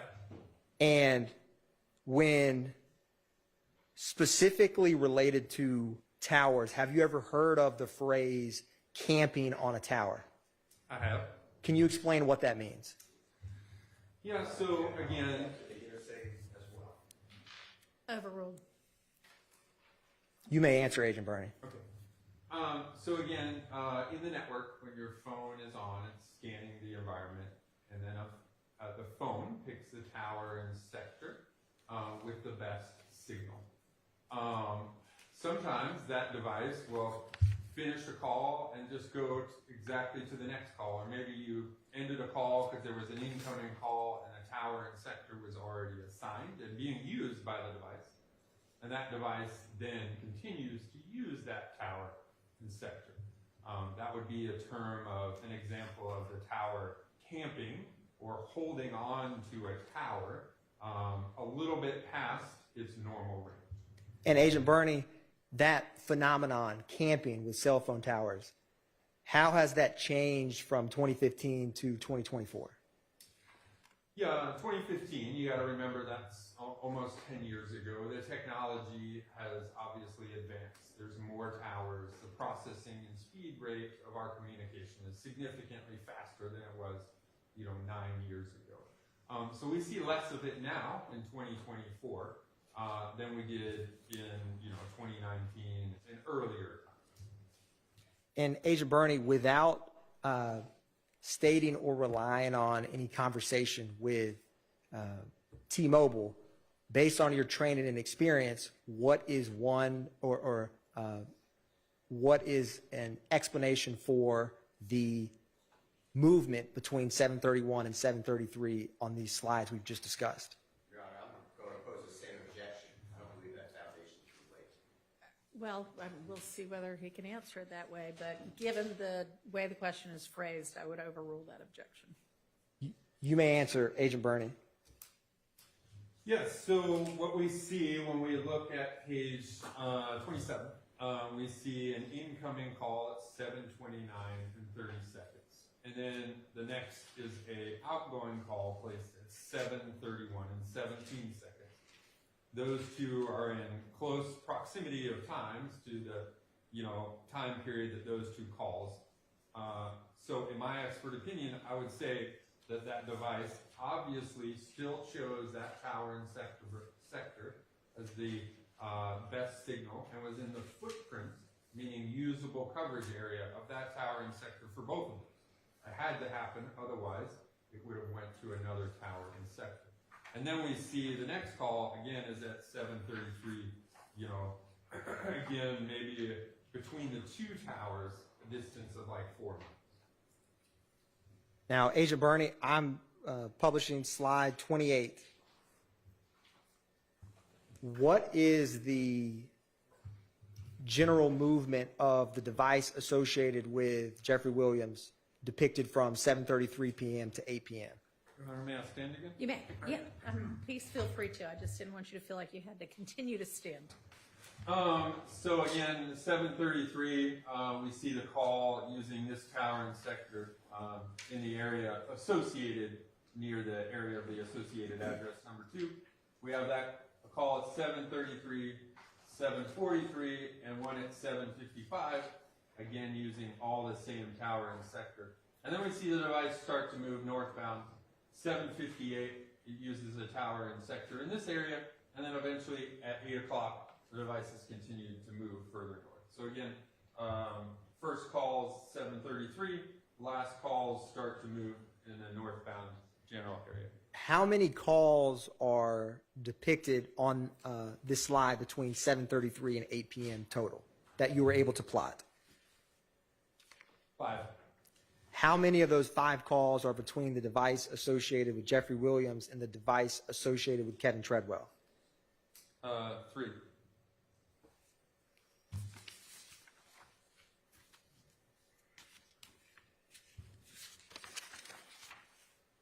Now, Agent Bernie, do you see the call at 7:55 p.m. on this slide? I do. And where is the device associated with Jeffery Williams to the associated address at 35 Oak Drive? We can see it here. Again, the tower and sector would provide coverage in this general area. So again, I would say the device is in proximity, close proximity to associated address number 2 at 7:55. And Agent Bernie, I'm going to republish slide 15. Do you see the 7:50 p.m. call on the device associated with Mr. McMullen on slide 15? I do. It's kind of cut off right here. You can see the tower and sector here. That's for that 7:50 call right there. And Agent Bernie, who is the device associated with Mr. McMullen speaking with at this time? This is a call, again, to the device associated with Mr. Treadway. And is the call we just discussed with Defendant Williams' phone, how much time is apart between those two calls? So this one's 7:50, and the one associated with Mr. Williams, that call is at 7:55. And in that time frame, with the call detail records you have, where are the devices associated with McMullen and the devices associated with Defendant Williams in that time frame, 7:50 or 7:55? Again, the same general area. We see 7:50. Obviously, the device is in this general area. And the same on page 28. You'll see that at 7:55, the Williams device is in the same general area. And Agent Bernie, I'm republishing slide 24. Do you see a 7:47 p.m. call on this slide? I do. Excuse me.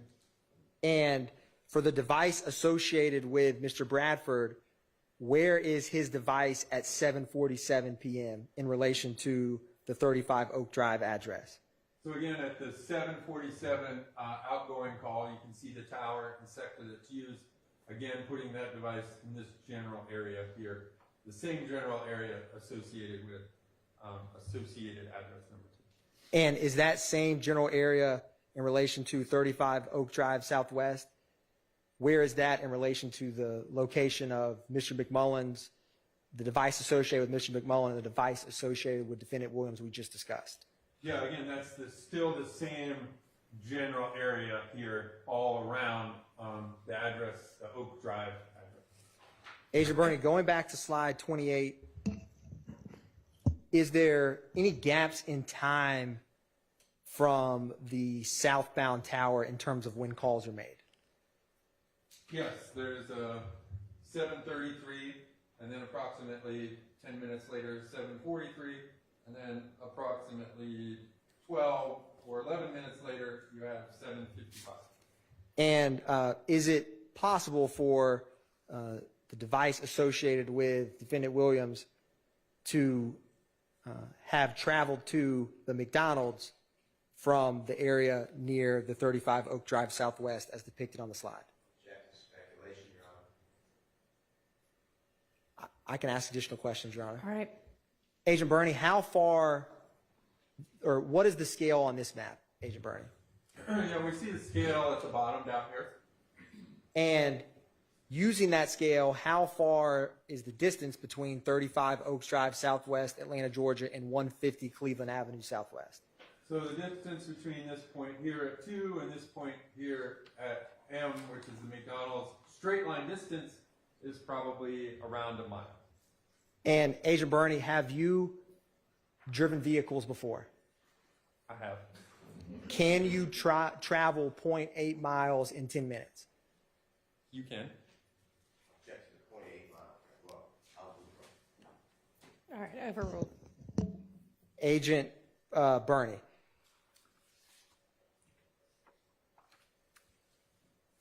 Publishing slide 29. Where is the first call on slide 29? So again, just a continuation of, again, a phone number associated with the Williams device. We see the first phone call here is at 8 o'clock and 15 seconds. We see that device here, and then the next activity is at 8:22, again, around the area of the Williams county. And Agent Bernie, are these two towers, where are they in relation to Highway 85? Yeah, so Interstate 85 is this yellow road that goes right here. So you can see this tower here, very close to Interstate 85. And then if you look at this second tower over here, it's obviously very close to Interstate 85. So, Agent Bernie, with this call at 8:22 p.m. is the phone associated with Defendant Williams. Where is that in relation to 1080 West Peachtree Street, Southwest? Again, you can see the tower and the sector that's used, and it's in very close proximity to the Williams condo on the West Peachtree Street Northwest. And Agent Bernie, going to page 27, from this 7:29 p.m. call incoming from the device associated with Mr. McMullen till the 8:22 p.m. call we just discussed, what is the general movement of Defendant Williams' device? Yeah, so the device obviously starts up here in the area around the Williams condo. It moves southbound, eventually being in the general area around associated address number 2 at 7:33. Again, there's activity at 7:33, 7:43, and 7:55, and then the device starts to move northbound again, eventually reaching the area around the condo at an activity around 8:22. And Agent Bernie, with that general route of travel you just described, I am republishing slide 15. How does the travel of device associated with Mr. McMullen between 7:29 p.m. and roughly 8:21 p.m. compare with the movement of the device associated with Defendant Williams in that time frame? Yeah, they're similar. Obviously they start around the same location, around the same time period. They move to the general area around associated address number 2, around the same time period, or roughly the same time period, and then move back. So again, similar travel patterns. And Agent Bernie, is the device in this time window, is the devices associated with Mr. McMullen and the devices associated with Defendant Williams, do either, none, or both have communication with the device associated with Kevin Treadwell? They both do. Agent Bernie, I'm going to publish slide 29, slide 30. Were you ever asked to analyze or plot the device associated with Quindarius Zachary? I was. And what was the time frame you were requested to analyze Mr. Zachary's phone? You see it listed there, 6:53 to about 7:56 p.m. on the 10th. Publishing slide 31. Agent Bernie, where is the first call for the device associated with Mr. Zachary in this time frame? Yep, so the first time is, again, we have this tower and sector used right here at 6:53 p.m., an outgoing call. We see that tower and sector again. We put the device in this general area here. And that's activity between 6:53 and 7:56, with one tower being used here at 7:25. And so other than that one call at 7:25, does the device associated with Mr. Zachary in this time frame appear to remain in the same general location? It does, other than this 7:25 call here. And Agent Bernie, do you see a call at 7:56 p.m.? I do. Is the call at 7:56 p.m. incoming or outgoing? It's an incoming call. And is it associated with any device you were requested to analyze? It is. It's associated to the 8935 device associated to Mr. Sledge. Agent Bernie, I'm going to publish State's Exhibit, or it's not State's Exhibit, page 32. Were you ever requested to analyze the phone records related to a Kevin Treadwell with a phone number ending in 2643? I was. And what was the time frame you were requested to analyze that device? Again, on the 10th, 6:23 to 8:22 p.m. for this device. Publishing slide 33.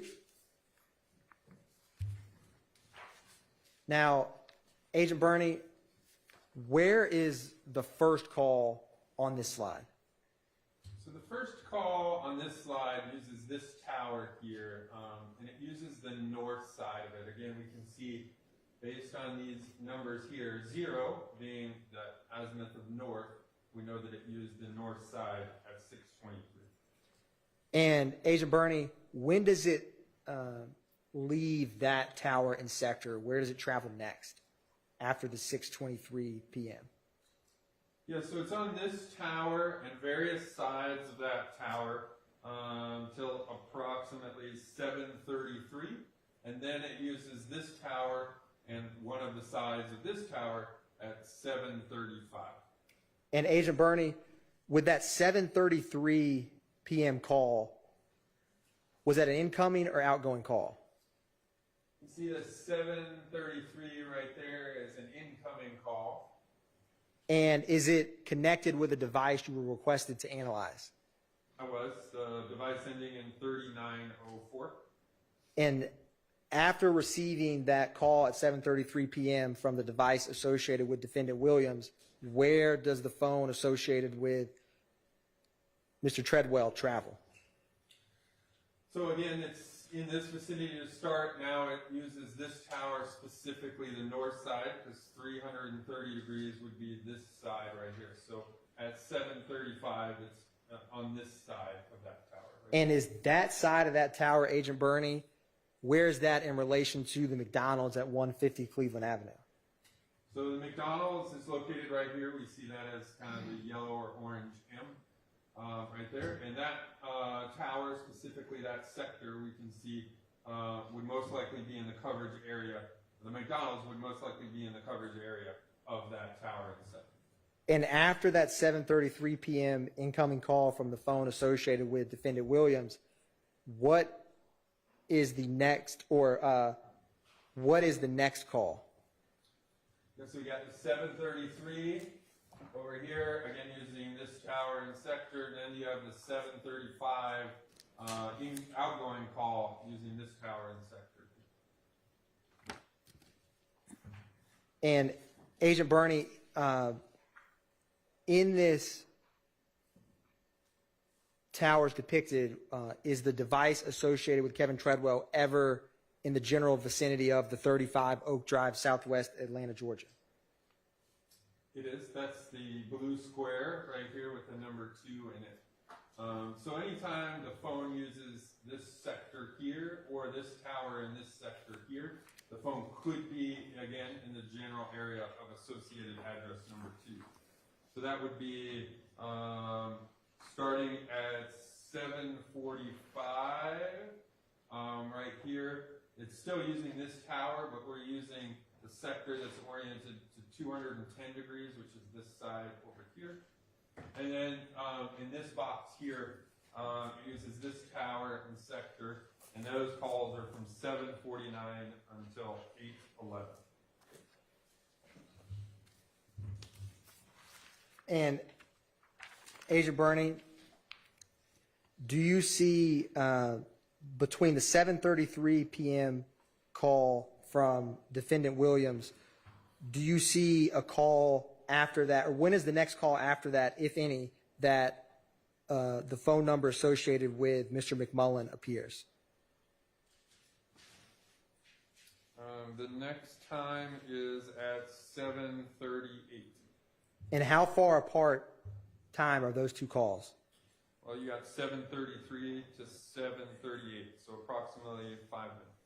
And Agent Bernie, do you see the call with tower 1616 depicted in the bottom left at 7:56 p.m.? I do. Is that an incoming or outgoing call? That's an incoming call. And who is that incoming call? Is it from a phone number you were requested to analyze? It is 6080 device associated to Mr. McMullen.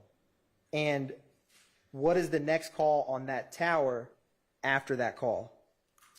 It is 758 right here, and that's an incoming call from 3904 device associated to Mr. Williams. And how much time is between those two calls? Approximately 8 minutes. Now, Agent Bernie, zeroing in on that 750 call with the device associated with Kevin Treadwell and the device associated with Demise McMullen. Do you see that? I do. And I wanted to publish slide 15. Where is the device associated with Demise McMullen at 7:50 p.m.? Again, you can see the tower in sector used puts that device in the general area around associated address number 2. And is those two devices between McMullen, the devices associated with Mr. McMullen and Mr. Treadwell, have calls between each other on that at that 7:50 time? They do. Agent Bernie, I'm going to also publish slide 28. Do you see the 7:55 p.m. call on this slide? I do. And for the 3904 associated with Defendant Williams, who is the call at 7:55 between? That 755 is an outgoing call from the Williams device to phone number ending in 2643, which is the device associated with Treadwell.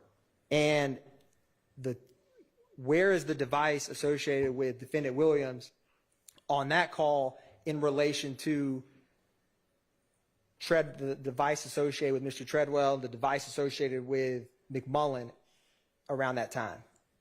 Yeah, all of those devices, again, are in this general area here around the associated address number 2.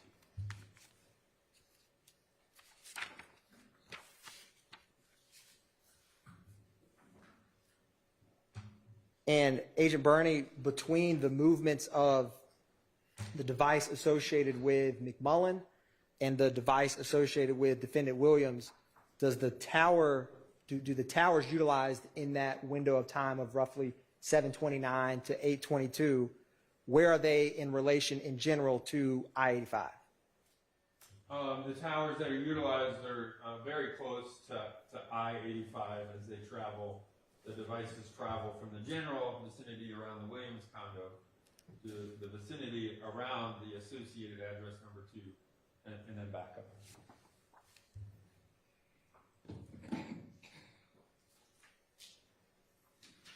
Publishing Agent Bernie's slide 34. Were you ever requested to analyze the phone number ending in 9596 associated with Dora Greer? I was. And what was the time frame for that? Again, you can see that here, 6:20 p.m. to 8:11 p.m. on January the 10th.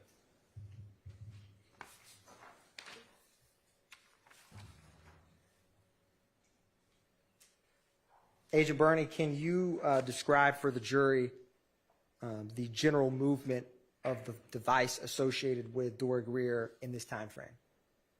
Yeah, so again, 6:20, first activity that we looked at here, again, puts that device north 75 area near Vinings.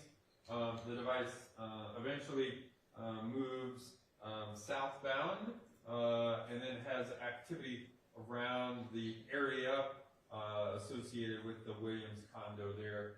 First activity is at 7:37 and then remaining in that area until this slide, the last activity on this slide at 8:11. Again, using towers and sectors in this general area here. And Agent Bernie, does the phone number associated with Dora Greer ending in 9596 have any communication with the device associated with Kevin Treadwell?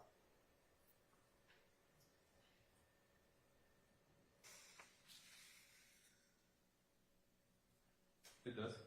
When can you show for the jury where and when those communications are?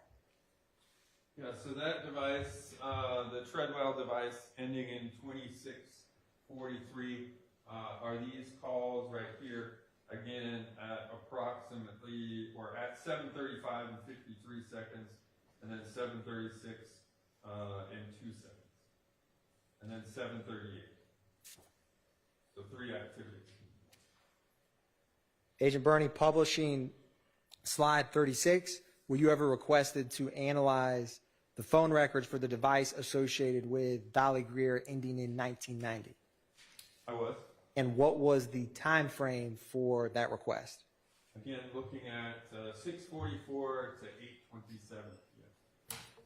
Publishing slide 37. Agent Burney, when is the first call on this slide?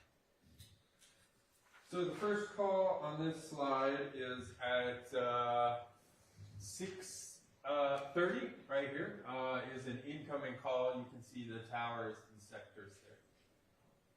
And can you describe the general movement of the device associated with Dolly Greer between 6:44 p.m. and 7:04 p.m.?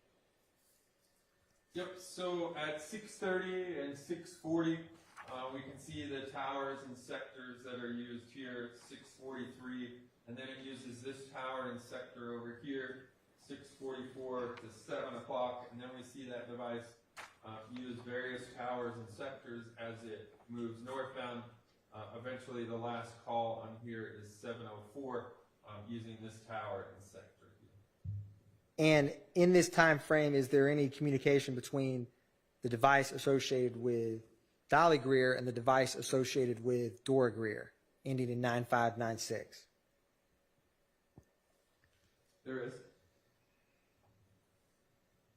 Is there any communication with the device associated with Defendant Williams, ending in 3904? There is. Agent Burney, publishing slide 38. Where does the device associated with Dolly Greer, can you describe for the jury the movement of that device? Yeah, so the first activity on that device is at 7:08. Again, we see the tower and sector here, and then that device moves northbound. Appears to be, along the 85 corridor there. Eventually arriving in the area around the Williams condo at approximately 7:11.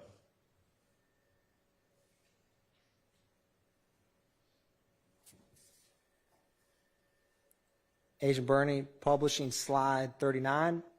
Now, in addition to specific time ranges for individual phone numbers, were you ever asked to analyze activity around specific locations?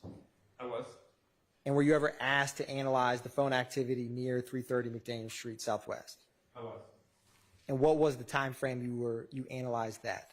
Yeah, so you can see that here, 6:56 p.m. to 7:28 p.m. on the 10th.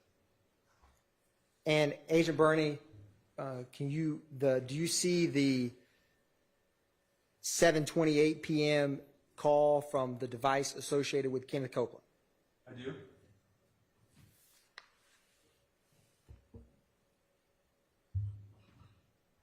I'm going to publish slide 12. Excuse me, slide 11. Is that call the same, or is this the call at 7:28 in relation to the Green Store? It is. It's this one right here that we discussed previously, the 7:28. Again, you can see the tower and sector here. And is that the same call? It is. It's the exact same call. And the activity before this, where is the device associated with Kenneth Copeland at 7:24? Yep. So again, here's that crime scene. We're looking south of that along 85. You have the associated address, Copeland's girlfriend here. The device at 7:24 and 7:25 again puts that device in this general area here, somewhere around the vicinity of that the other additional residence. The 178 Maury Avenue? Yes, sir, that's correct. So the device associated with Mr. Copeland, is it further or closer from the 178 Maury Avenue address or 330 McDaniel Street at that 7:24 p.m. call? Yeah, it's significantly closer to the 178 Maury Avenue. Again, the device is going to be in this general area here. Going back to slide 40.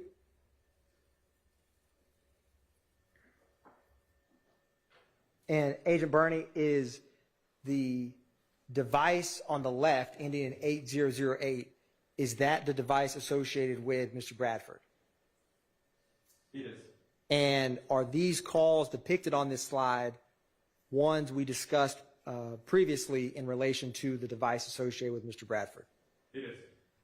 And when is the last call that the device associated with Mr. Bradford can be plotted that is near the vicinity of the crime scene?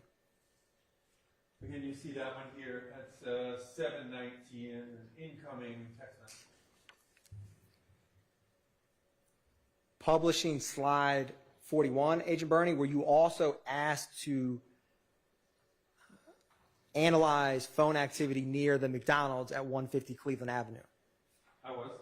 And what was the time frame you were requested to analyze phones in relation to that address? Yeah, you can see that listed here, 7:35 to 8:48 p.m. on the 10th.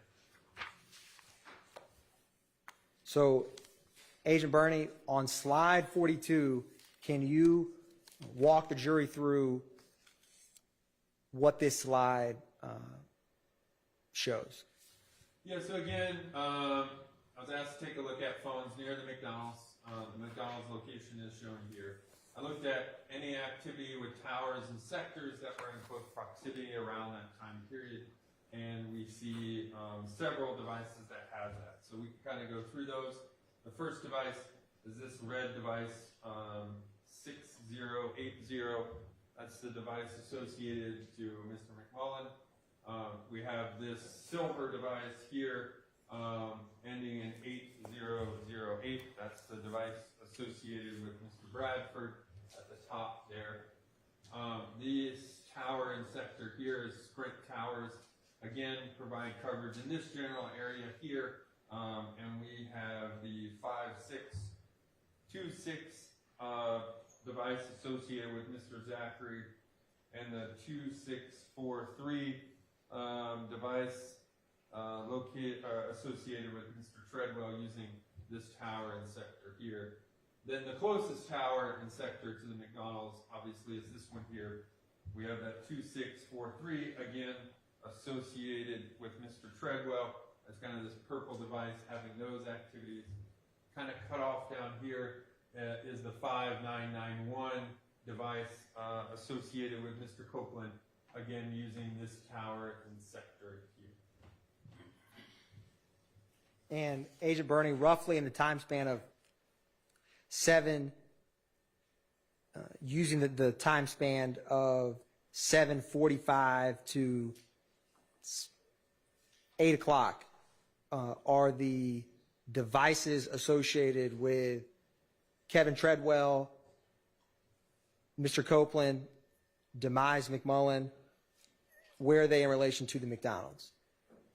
Yeah, the McMullen device, that red device here, is using this tower. Again, there's a Verizon tower there, a Verizon tower, and a Verizon tower. Those are the three closest. So we can see, again, that device is going to be somewhere in this general area.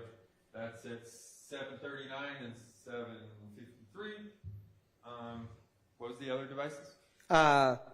Treadwell, Copeland, and McMullen. Okay. The Copeland device, we just have one activity during this time period. You can see the tower and sector it uses here. That's at 7:51 p.m. And then the Treadwell device, it uses this tower here and these two sectors here at 7:35 to 7:45. And then it also uses this tower out here at 8:32 p.m. And Agent Burney, were you ever asked to plot phone activity near Defendant Williams' condo? I was.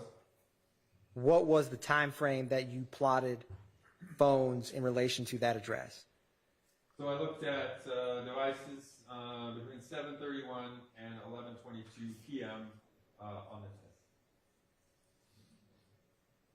Now, Agent Burney, can you help unpack this rather busy slide for the jury? Yeah, so this obviously has a lot of information on here. The biggest thing is just seeing which phones have activity all around the general area of the Williams condo, and that is a significant number of these phones. And Agent Burney, is in this time frame from 7:30 to 11:22, is there any devices that are at that location both close to 7:31 and also close to 11:22 in general?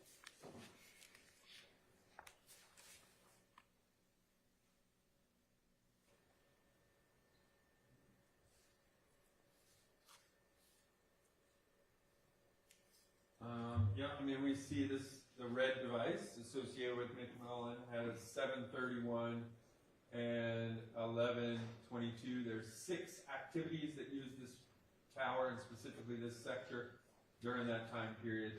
It also uses this tower and sector once. There's another one down here that has 2 outgoing and 1 incoming call using this tower and sector there. Let me just quick look at some other ones.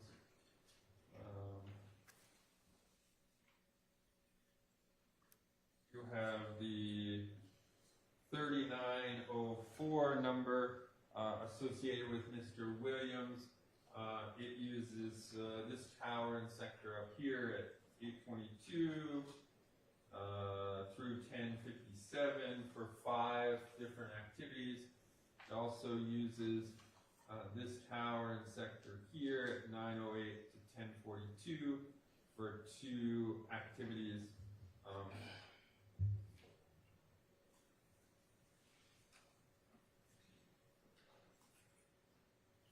And I believe that's it.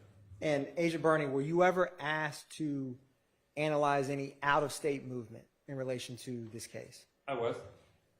I'm publishing slide 45. What did you analyze in relation to that? I was just asked to take a look at, did any of these devices leave the Atlanta, Georgia area and travel to Miami on the next day, which was January 11th, 2015. Publishing slide 46. Can you describe for the jury what this slide shows in relation to the device associated with Mr. McMullen? Yeah, so again, you'll see the device that it's associated with in the top left-hand corner. This one's the 68 associated to Mr. McMullen. And then I looked at, hey, when did the device approximately leave the Atlanta area, and did it travel southbound? So this device, has activity in the Atlanta area on the 10th at approximately 11 p.m.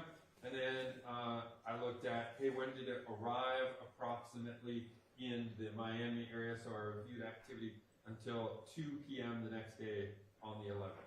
And what you see here is these dots are different towers used by the device as it as it made its trip from Atlanta to Miami. So the dots in this case are phone activities, either calls or text messages. This is a Verizon device, so these are just calls. But, and then I just put in some of the times of those to kind of get us a gauge at approximately how fast was the device moving and approximately when did it arrive, over into the Florida area. So this device, again, activity 11 p.m. up in Atlanta. At 4 a.m. we see it's near Macon, Georgia. 7 a.m. on the 11th, it's getting near the Florida-Georgia line, and then eventually it has some activity down in Miami at 1:25 p.m. And one thing you can't see on that slide is cut off on the bottom is, obviously I compared all the devices and their activity to see if did some travel separately on different days or times, which one had similar travel patterns. And so the devices of McMullen, associated with McMullen, Williams, Dolly Greer, and Dora Greer, all have very close activity along the same time periods in the areas I looked at, which are like Macon, Georgia, the Florida-Georgia line, and then arriving in Miami. Agent Bernie, publishing slide 47. What does this slide show in regards to movement of the device associated with Defendant Williams? Yeah, so again, had some activity at 1:28 a.m. in Atlanta, some activity just north of Macon at 4:38, and then activity in Miami at 1:43.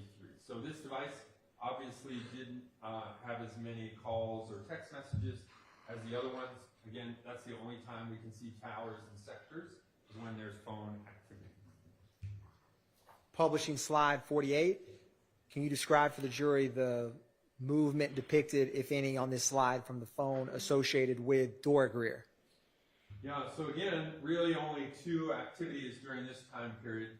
We have an 11:41 activity up in Atlanta, and then down here at 9:21 near Orlando. Agent Bernie, publishing slide 49.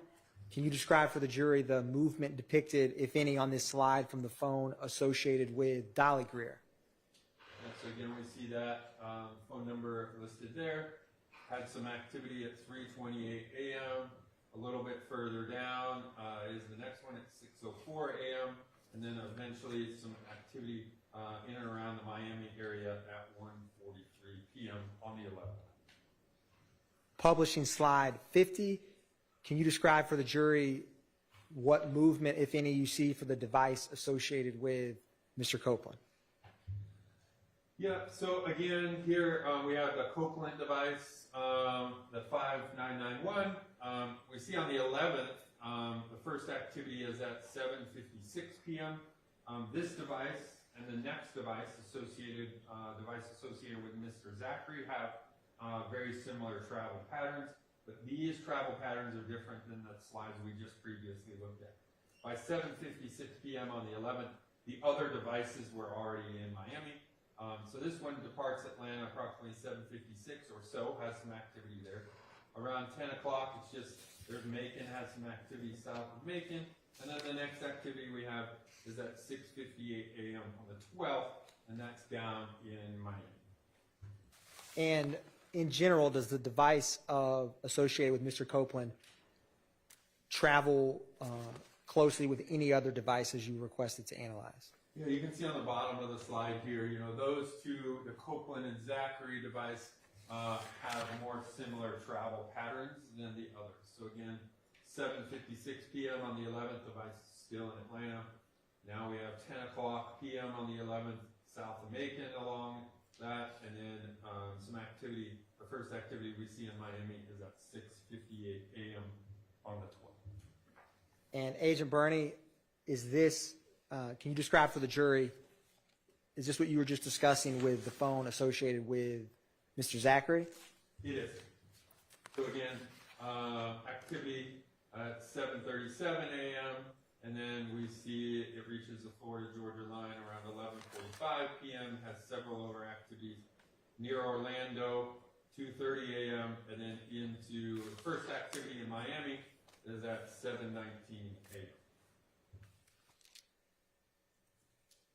And Agent Bernie, in relation to the report you generated for the January 10th, 2015 murder of Donovan Thomas, is that in your generated report? It does. Now, Agent Burney, were you asked in relation to this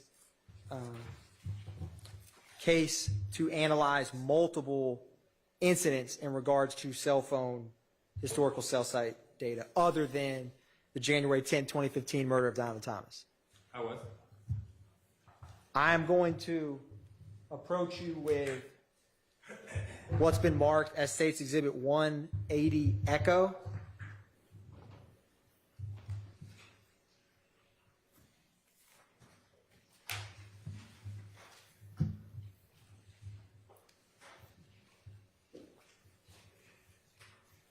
And Agent Burney, let me know if you recognize State's Exhibit 180 Echo.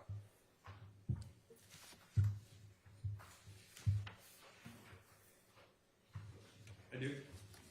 What is 180 Echo? It is my report as it associated to an incident that occurred on April 26th of 2015. And is that in relation to the April 26, 2015 shooting of Mr. Dwayne Carter's tour bus? It is. Your Honor, and is that a fair and accurate depiction of the report you created in relation to that shooting? It is. Your Honor, at this time, the State moves to tender into evidence State's Exhibit 180 Echo. Admitted. Your Honor, same objection. Thank you. And Agent Burney, I'm going to publish, or you can reference in physical copy, slide 7 from that report.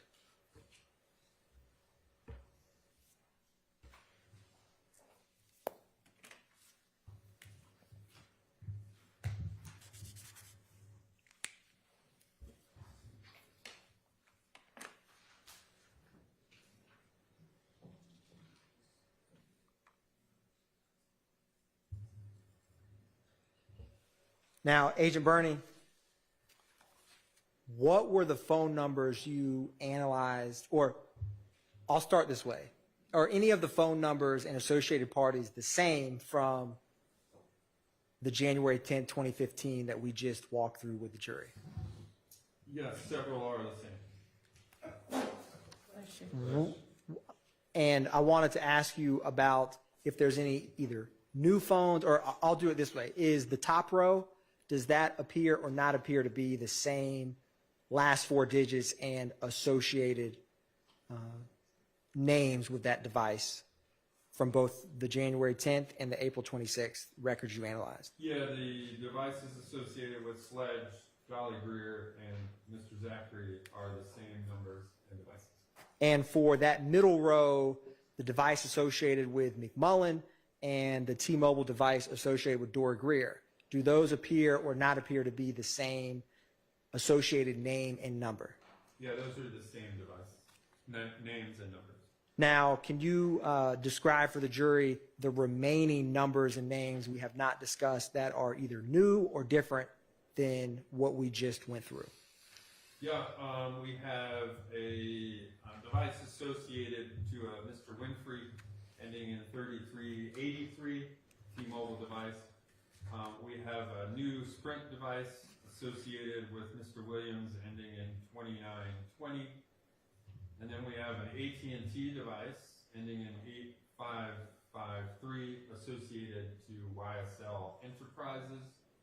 And then the last addition is a T-Mobile device associated with Mr. Garlington ending in 9229.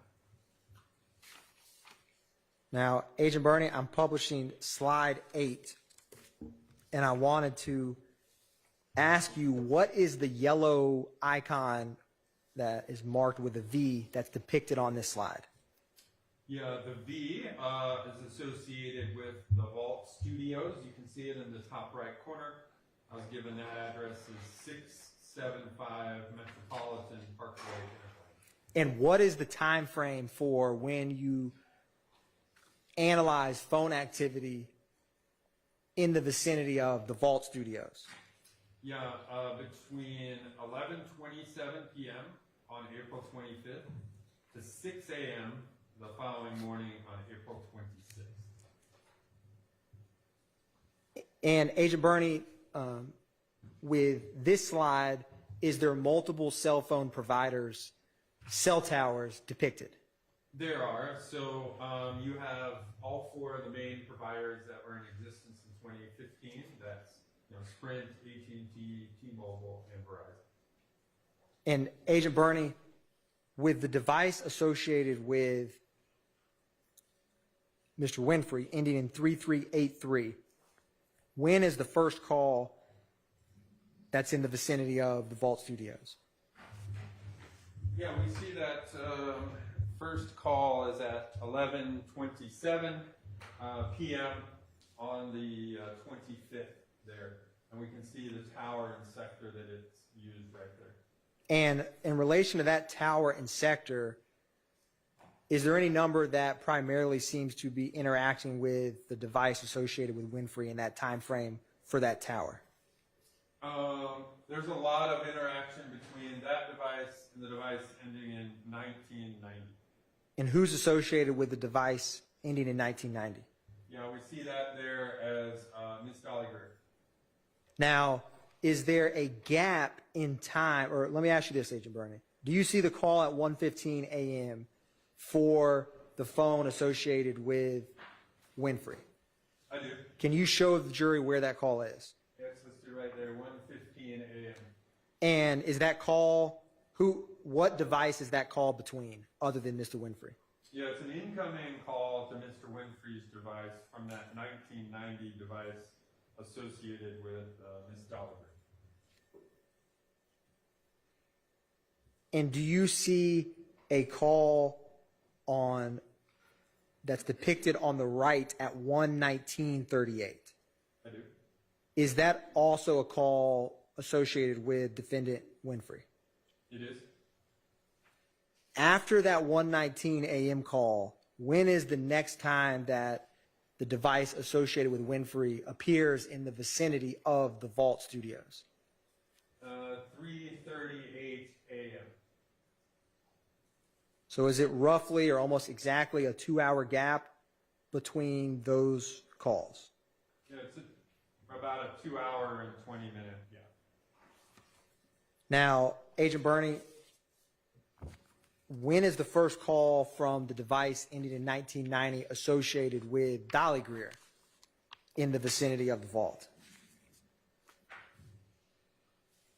We have this one down here at 1:14 using this tower here.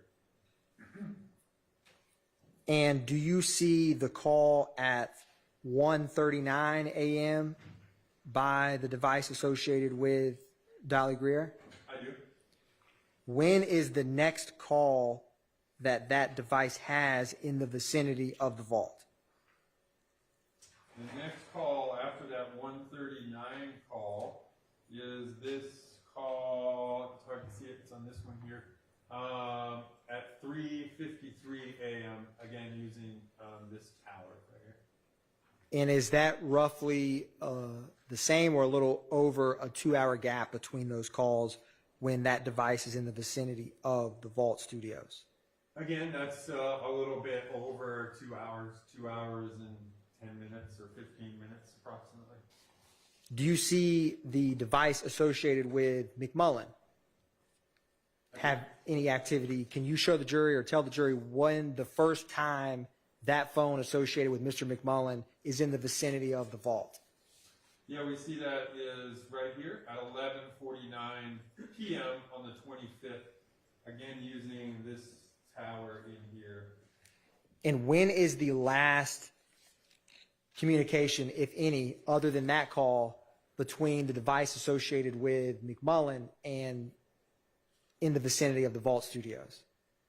Yeah, the next activity in vicinity of the Vault Studios is this one here at 2:38 a.m. Again, still using this tower.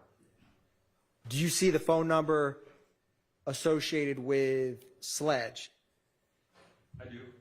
And when, if any, is there any activity from the device associated with Mr. Sledge near the vicinity of the Vault Studios? We have this tower down here with the fallout box kind of cut off there, but you can see it. It's at 1201 and 1234 uses this tower in sector. Again, that's the number ending in 8935. Do you see any activity from the phone associated with Mr. Zachary near the vicinity of the Vault Studios? I do. When is the first time that phone or that device associated with Mr. Zachary has any activity in that location? We have this 4:13 a.m. outgoing call, again using this tower here. And do you see any phone activity from the phone number ending in 9596 associated with Dora Greer near the vicinity of the Vault Studios? We do see that 9596 at a couple seconds after midnight on the 26th, again using that same tower. And when does that activity stop from that device? You know, from the 9596, you have midnight, you have 1:16 a.m., 1:39 a.m., and 1:40 a.m.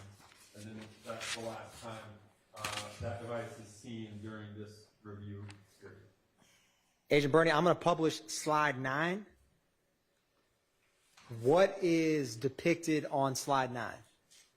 So slide 9, what we have now is all of the devices in the vicinity of the compound nightclub. So the compound nightclub is going to be this blue box with the number 1 in it. We put it right there. So then again, any and all devices that I was asked to review that had activity in close proximity to that compound during this time period of 1:42 a.m. to 3:04 a.m. on the 26th. Agent Bernie, with the device associated with Mr. Winfrey, does it have any activity near the compound? It does. When is the first time that device associated with Mr. Winfrey has contact, or not contact, but is in the vicinity of the compound nightclub? Yeah, so we see it here at 2:01. Again, that device ending in 3383. It's using this tower, right? Specifically this side on this. And Agent Bernie, between that call at 2:01 a.m., when is the last call and tower that the device associated with Winfrey is in the vicinity of the compound nightclub? So we have the last one is this one here at 3:03 a.m. And you can see the tower that it's using right there, specifically this side. And Agent Bernie, do you see a call at 3:04 p.m. or a.m. from the device associated with Winfrey? Sorry, I did it right here. Does that appear to be traveling in a different direction? Yeah, so we have, so if we're looking specifically at the 3383 device, again, it had tower and sector I'm using over here, but then we can see it's using this tower, 2 different sides. The first is the 150 side, which is going to be this side. The second is going to be the 270 side, which is this side. So we can see that device consistently uses the 150 side until about 257, and then it uses the 270 side at 3:03 several times, and then eventually using a completely different tower at 3:04. So again, I would say that device is now traveling westbound. Now, Agent Bernie, with the phone associated with Dolly Greer, does it have any activity around the vicinity of the compound nightclub? It does. What is the first time it has any activity near there? It is at 2:01 a.m. and we see that tower right there. When is the last activity that the phone associated with Dolly Greer has near the compound nightclub? It's at 3:03. How does that first call and last call compare with the calls we just discussed related to the device associated with Mr. Winfrey? Yeah, so we have these over here at 2, and then 235 and 238, and then we have the towers used on this device down here, 232 to 302, and then we have this device here, or a tower at 303 using the north side over here. So again, at 201 to 303, using these 3 different towers. This last tower, it's hard to really see. 303, it's using the 248 side, so this side down. And Agent Bernie, is there any activity from the phone associated with Mr. Zachary in the vicinity of the Compound nightclub? There is. When is the first activity near the compound from that device? So the first activity with the 5726 is at 2:50 a.m., again using this tower here. And when is the last activity from the device associated with Mr. Zachary in relation to the Compound nightclub? Is at 301, using the same tower and sector. Is that 301 last activity from Mr. Zachary, how does that compare when the devices associated with Mr. Winfrey and Ms. Greer stopped having activity near the compound? Yeah, again, it's around the same time period. You know, we had 301 for the 5726 device associated with Zachary. I think the Greer device was at 303 for the last activity, and then the black phone associated with 3383, Mr. Winfrey, was also at 303 and 304. Was there any activity from the device associated with Demise McMullen near the Compound nightclub? There was. When was the first time that phone was near the nightclub? First time is at 2:31 a.m., and you can see it used this tower right here. And when is the last time that device had any activity near the compound? Again, it's hard to see, it cuts it off down here, but the last time is at 2:33 a.m. And Agent Bernie, is there any activity from the device associated with Dora Greer near the compound in the time frame that you analyzed? There is. When is the first time it appears near the compound? The first being this 1:42 a.m. Again, you can see the tower that's used here, same as the one here. And when is the last time that device associated with Dora Greer has activity near the compound? 221 right here. You can see that tower in the sector that's used. Agent Bernie, I'm going to publish slide 10. Now, were you ever asked or did you ever analyze any phone or historical tower analysis between the devices associated with Mr. Winfrey and the device associated with Ms. Dolly Greer? I was. Can you describe for the jury between this window of time of 7:14 a.m. to 1:39 a.m. what this shows? Yeah, so what we have here is, again, activity of the orange phone of 1990 and also the black phone of 3383. And we have, you know, a very similar kind of phones in the vicinity down here. If we look at the orange phone, we have 114 and 115, you know, again, using these towers and sectors here. And then 139 for the orange phone, the device has moved up this direction.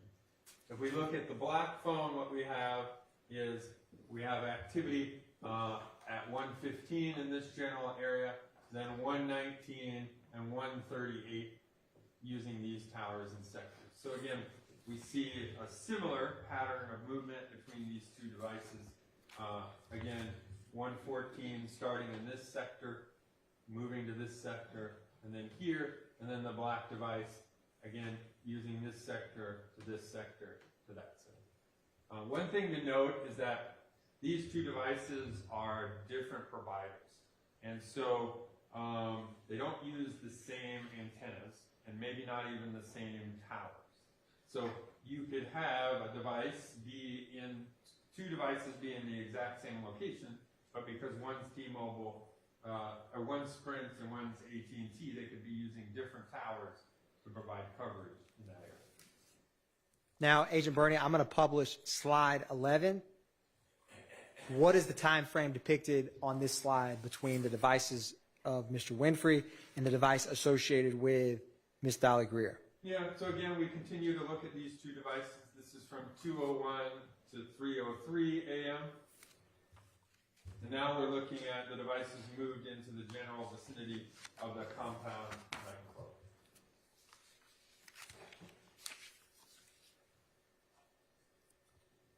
And Agent Bernie, for those, that tower that is 3090 and 2090 in the top right, do you see that? I do. Who is the device associated with Mr. Winfrey speaking with between that 2:45 a.m. call and the 3:03 a.m. call? Yeah. I would object, I apologize. Your Honor.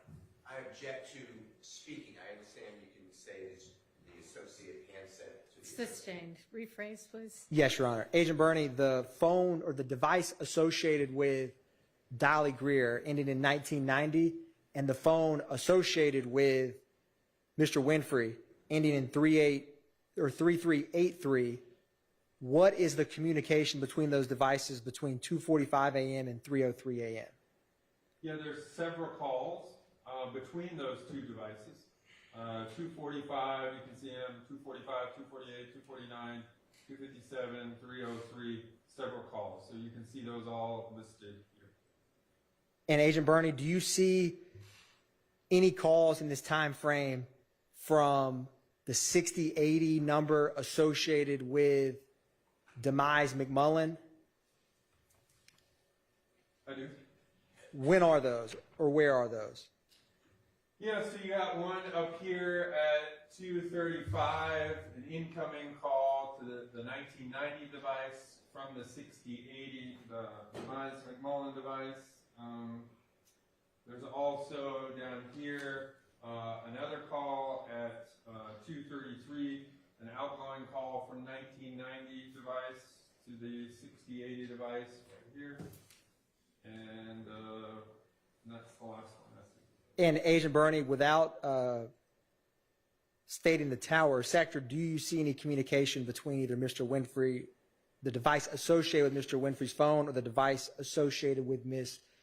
Dolly Greer's phone between Mr. Zachary?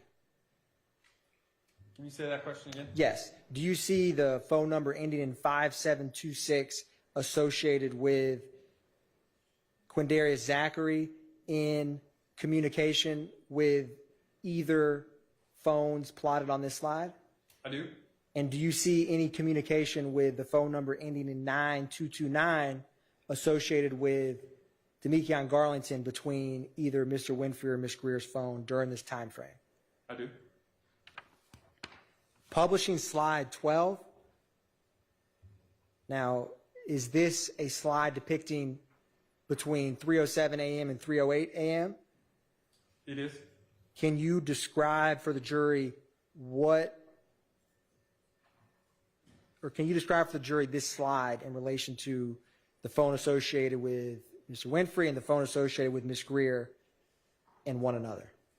I can, yeah. So again, these are the two devices, 3383 and 1990, between 3:07 and 3:08 a.m. on the 26th. And so if we kind of break it down, we see the first device, the black device, 3:07, it uses this side of the tower here, and then at 3:08, it uses this side of the tower here. So that device moved from this sector to this sector here. Now, if we look at the same time period for the orange device, we see 3:07, it used this tower and sector here. Then it jumps to this tower, 3:07 using this side, and then 3:08 using this side right here. So again, these two devices, very similar travel pattern during these kind of 2 minutes to show, hey, the device was in this side and kind of moved up to this side during that 307 to 308, and both of those devices during that time period. Now, Agent Bernie, I'm publishing slide or page 13. Between 3:14 a.m. and 3:17 a.m., can you describe for the jury the movement of these devices? Yep. So at this point, at the earlier slide, it looked like the devices were in close proximity or had very similar travel patterns. Now we see the devices have actually looked like they've separated. If we break down the devices, we go to the black device first. We see the first activity at 3:14, again, using the side of 330, which is this north side, then goes to 210, then it goes to this tower here and this tower here. So starting at 3:14 in this general area, and 3:17 down in this general area. Now for the orange device, we have our first activity at 3:14 here, 3:15 now using this tower, and 3:16 now using this tower. So again, in summary, the black device somewhere here heading south and east, and the orange device, first activity here, and heading north and east. And Agent Bernie, for the calls from the device associated with Mr. Winfrey from 3:14 to 3:17, where are they in relation to I-75? Yeah, these towers are obviously right along this I-75 interstate. So. Now, Agent Bernie, I'm going to publish slide in page 14 of your report. From 3:28 a.m. to 5:21 a.m., can you describe for the jury where the devices associated with both Mr. Winfrey and Ms. Greer travel and end up? Yep, so again, this is same date. Now we're looking at 3:28 to 5:21. We put area of interest of the vault back on here. We can see that location down here. So if we kind of step through each of the locations, what we have here is at 3:38, we have the black phone in this general area here, and then it moves to this tower here. It's hard to see, it's right underneath the vault, but in the general vicinity of the vault, getting there approximately 3:38 and having activity from 3:38 to 4:27. Now with the orange phone, the first activity we have on the orange phone is 3:28. The device is, obviously up in this general area. It then moves southbound, 3:36, having activity in this area, and then 3:37 in this area, 3:38 it uses a tower and sector down here, and then the device moves back to a tower located close to the vault here that has activity at 3:53 and at 5:21. So in summary, what we have again is the black phone's first activity was here. Then it went over to use a tower in close proximity to the vault. And for the orange phone, we had activity up here. It traveled south along here and then eventually made its way back to the area around the vault, having activity around the vault around 3:53. Now, Agent Bernie, I'm going to publish slide 15 for the device ending in 8553 associated with YSL Enterprises. Where was that phone during this time frame? Yep. So again, this is in Baton Rouge, Louisiana. You can see kind of Baton Rouge downtown area here. Again, this is the device ending in 8553 associated with YSL Enterprises. And we can see all of the phone's activities in and around the Baton Rouge area. And again, it looks like the first device or first activity of that device heading away from the Baton Rouge area is at 9:03 p.m. on the 25th. Agent Bernie, I'm publishing slide 16. Were you able, or where was the phone associated with, or the phone number ending in 2920 located during this time? Yeah, so that device had all of its activity in the Miami, Florida area during this time. And is that a device that when you analyzed it, you had listed as who was associated with that device on the phones you analyzed? Now let me go back to that page. 2920 was a device associated with Mr. Williams. And for the 9229 number associated with Demekion Garlington, were you able to plot any location information for that device? No, the records that were returned for that device from the phone company did not provide cell site information.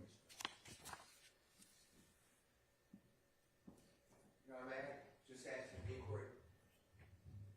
Yeah, do you need to approach or? I just wanted to know if it's okay, the 9229 number. Mr. Atkins, you say that's associated with Mr. Garlington? That is what the report that Agent Burney has. Just wanted to make sure. Yes, sir. Thank you, Your Honor. Sure. You're welcome, Mr. Steele. Court's indulgence, Your Honor.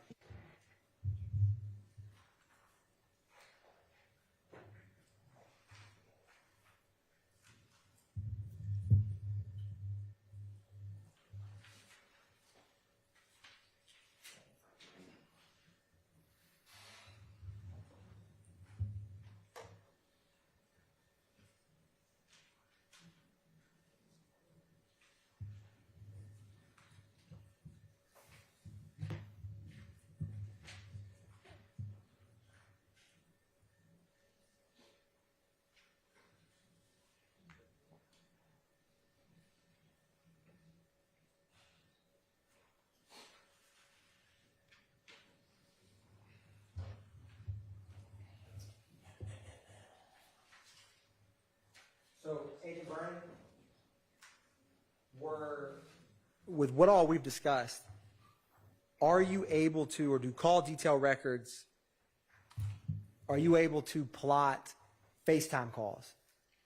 No, Are you able to plot WhatsApp calls? no, Are you able to plot any other app or program that someone could use to communicate with someone that's not using the cell towers from those providers? no. During 2015, all that was provided in the call detail records are calls made using your phone number. So it's calls and some text message using the phone number provided to you by the provider. So those would be what's considered data. And in 2015, we were not obtaining data records. Now, Agent Burney, I want to go back to slide 44 of your January 10th, 2015 report. States Exhibit 322 Yankee. You're welcome. So, Agent Burney, on 322 Yankee, I'm orienting you to slide 44. Now I'm going to be publishing that for the jury.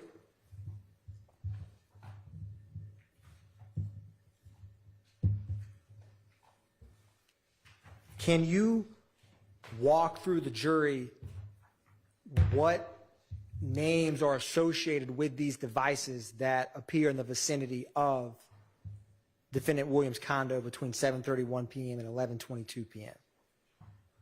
Okay. So you have the device ending in 9596 associated with Dora Greer. You have the 3904 associated to Mr. Williams. The 5726 associated to Mr. Zachary.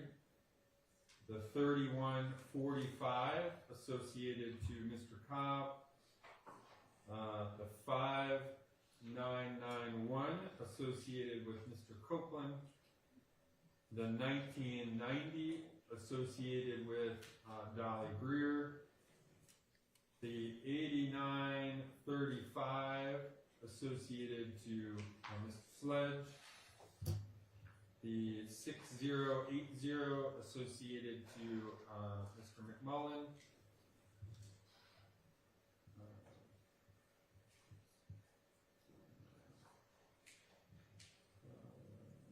and I think that covered all of them, yes.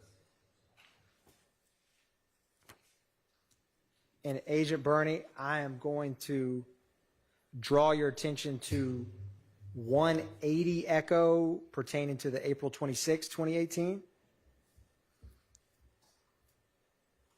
And I'm going to draw your attention to slide 12.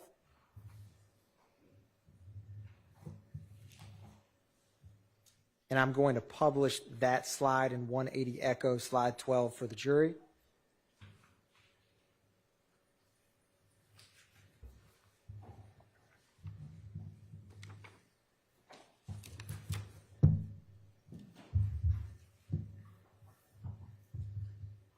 Now, 180 Echo. Now, Agent Bernie, do you see Highway 285? I do. And do you see any area depicted as Atlanta Road? Atlanta Road? I do.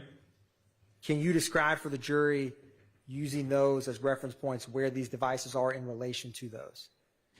Yep. So again, 285 we see is right here, runs north and south right there. And then that Atlanta Road is right here, and it goes across this way.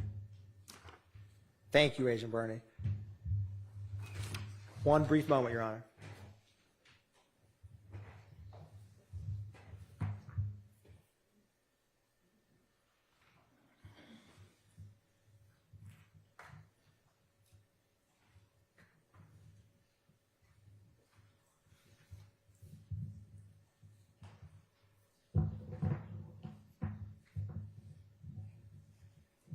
So, Agent Bernie, in relation to this, is that tower 2051 TAC 2 and 2051 TAC 3? Do you see that? 307, 308 AM? I do. Is that tower, if that device associated with Mr. Winfrey was traveling on Atlanta Road, is that consistent or inconsistent with that tower? That would be consistent. Obviously, again, Atlanta Road runs like this. And at 307, 17 seconds, it's using this side. And at 308, 46, it's now using this side. So that would be consistent with the device traveling along Atlanta Road north and west. And with the phone associated with 1990 Dolly Greer, does it have any activity around Atlanta Road on this slide? It does. So again, we have the first one at 307. Atlanta Road, again, is this road that travels right there. So the first tower would be this one at 307 here, and then again at 307 and 308.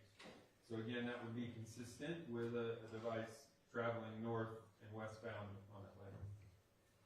Thank you, Agent Bernie. One brief moment, Your Honor.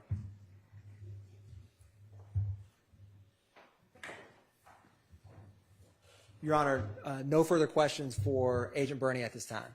Okay, let's State. break for lunch, and then we'll do any cross of this witness. So let's take an hour. So we'll see you back at 1:35.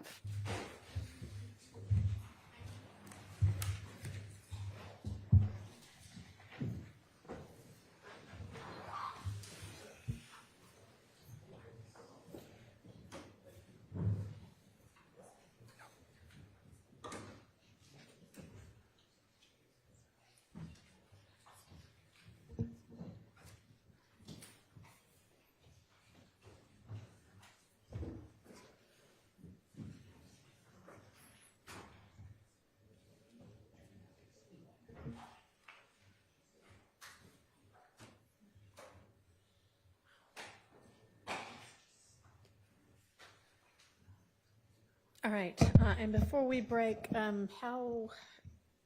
who, if anybody, is going to have cross for this witness, and if you are, how lengthy? I'd like to ask the Honorable Agent Bernie questions, and I'm estimating 45 minutes. Okay, Maybe an hour, but somewhere like that. okay. And then maybe a little follow-up from a couple of others? Maybe 10 minutes from me, Okay, Your Honor. all right, all right. Thank you. And then obviously have y'all's witnesses for after that lined up and ready to go. Yes, Your Honor. Okay, all right, see everybody back in an hour.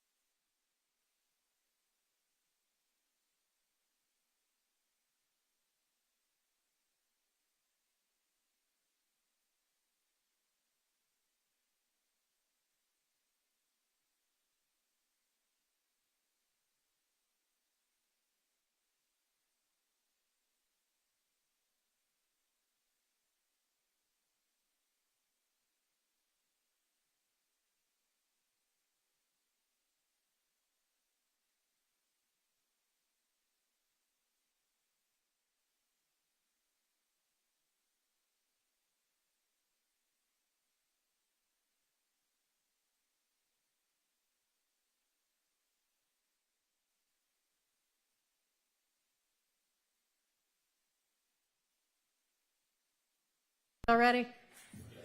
Okay.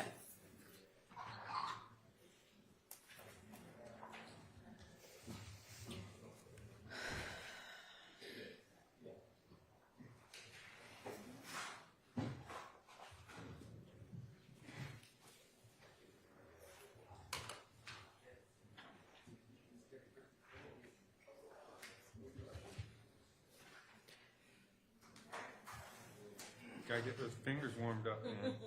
I don't know if you're. Yeah, I am trying to get it warmer in this courtroom, but to no avail.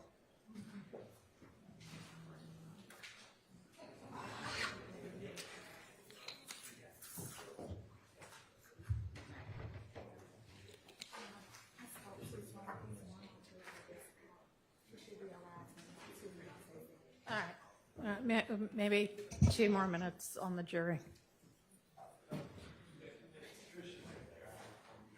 Actually, counsel, can y'all approach for a minute? I want to ask y'all a scheduling issue.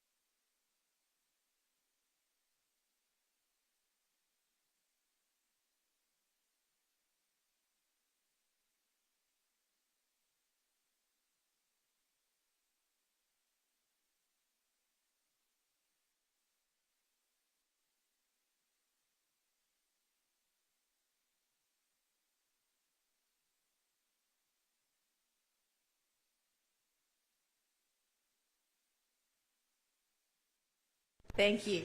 All right, Mr. Steele, I believe you had questions for this witness.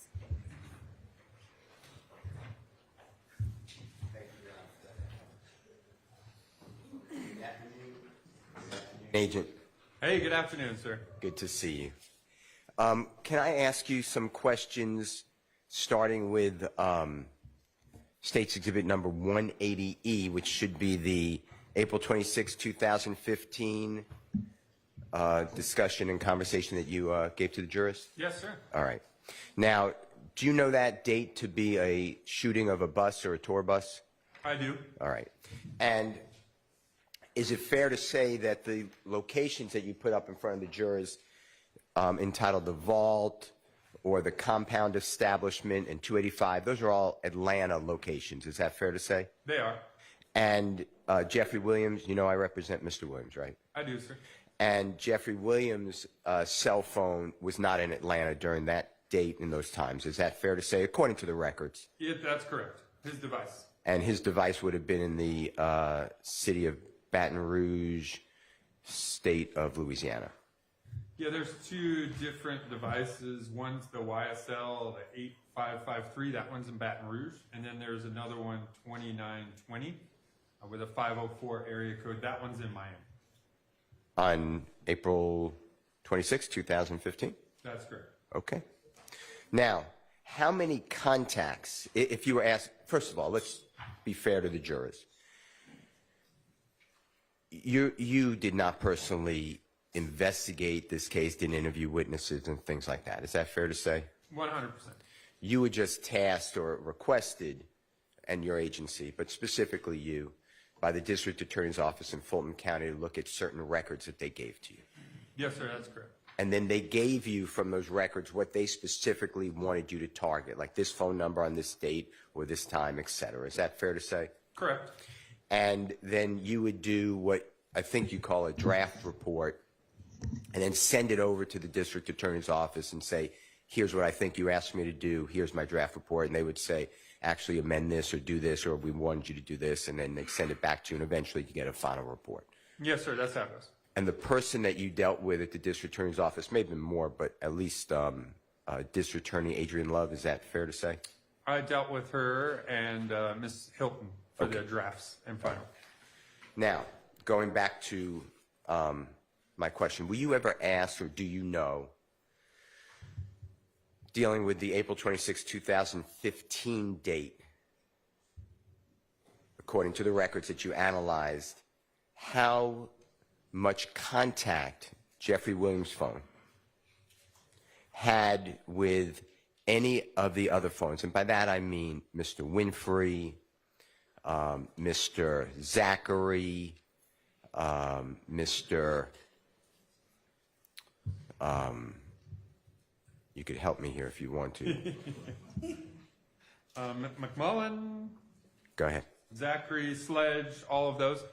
No, for this incident, the only toll analysis, meaning who called who at what date and time, is listed in the report itself. So, you know, if you looked at various pages, you'd see this phone had some activity and had it with this phone. So I didn't create a chart with the toll analysis on this date.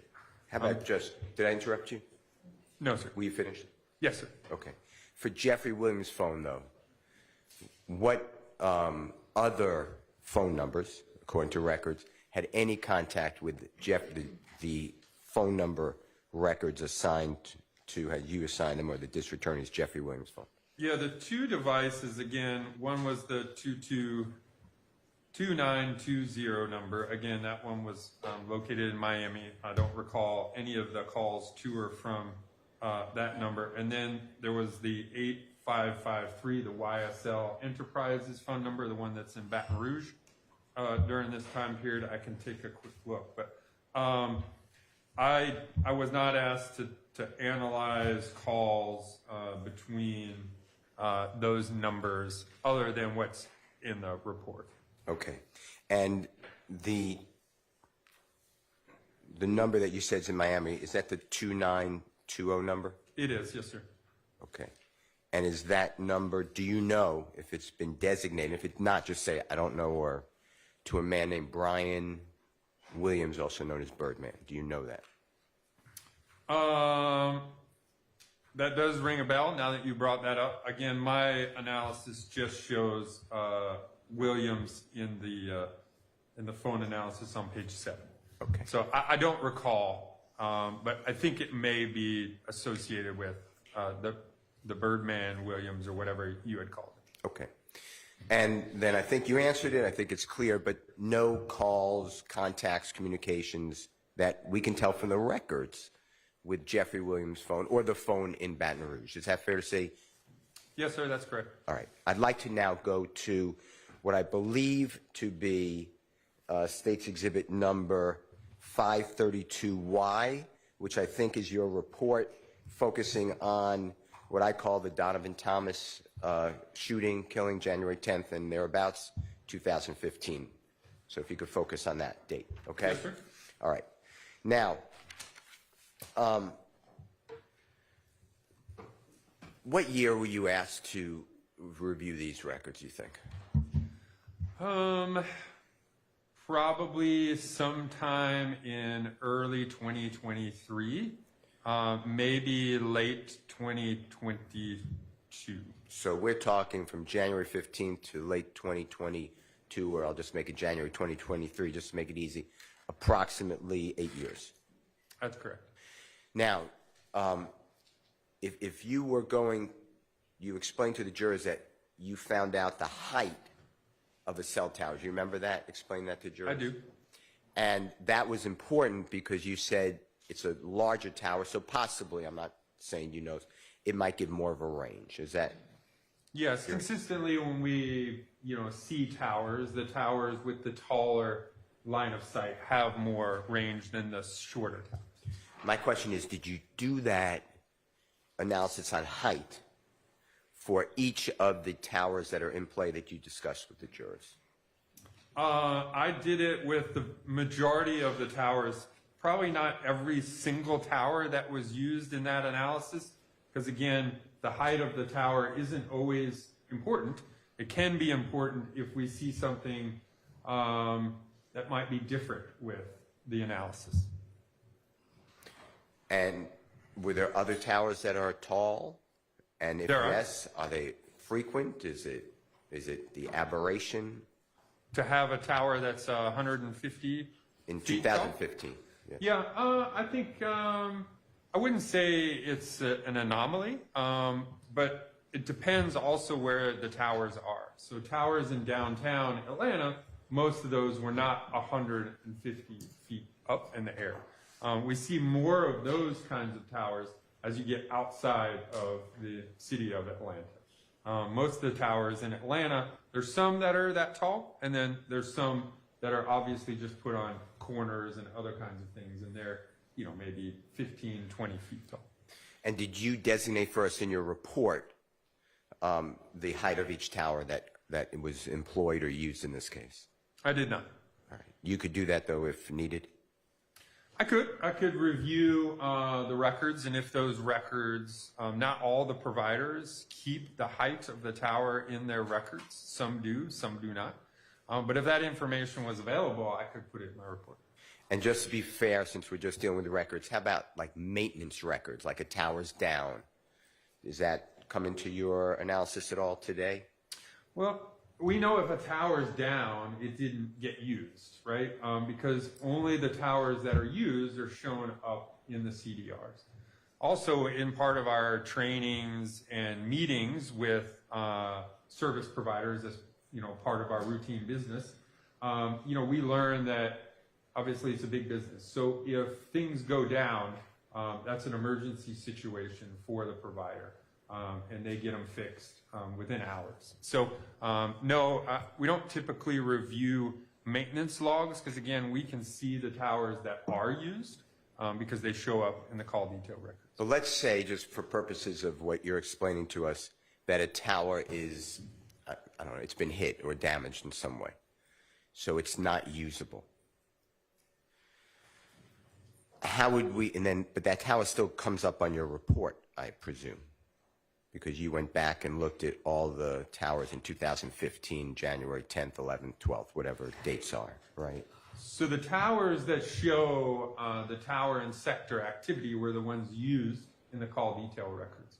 So if those were used, we know that those are operational because they're obviously used by the phone at a specific time period on January 10th or 11th. Could there be other towers that are down? Potentially, there could be. Okay. And I think that's my question. And I'm just saying because the handset or the cell phone really is designed, the whole premise is to get the strongest signal. So we have a clear connection. Is that accurate? Correct. And generally, I'm not saying this always is happening, but the strongest symbol could be the closest tower. It doesn't have to be like you explained, but that would make sense to the company building all the towers. It normally is. Yeah. Not always, but normally is. So if my handset that I'm going to use was closest to a tower, but that's inoperable for whatever reason, my handset would still go to the next potentially closest tower or the strongest signal. True? That is true. Correct. But on our diagram, we wouldn't know if a closer tower is unusable, and that's why the handset used a different tower and sector. That's all I'm asking. Yeah. So again, obviously it's feasible, but in discussions and in the training we received directly from T-Mobile, Verizon, the percentage of towers that go down for maintenance is minimal. You know, I don't recall the exact percentage, but it was very, very small, like less than 1 to 2% of towers are down at any specific time. So could it have happened? I can't say in 2015 that it didn't happen, but again, it wouldn't really change the analysis too much because I'm not saying that a device is at this side, at this location right here. I'm saying it's in this general area, which again is serviced by a tower that we know was used because it's in the records. Now, do you know what a geofence is? Yes, sir, I do. Would you mind explaining that to the jurors?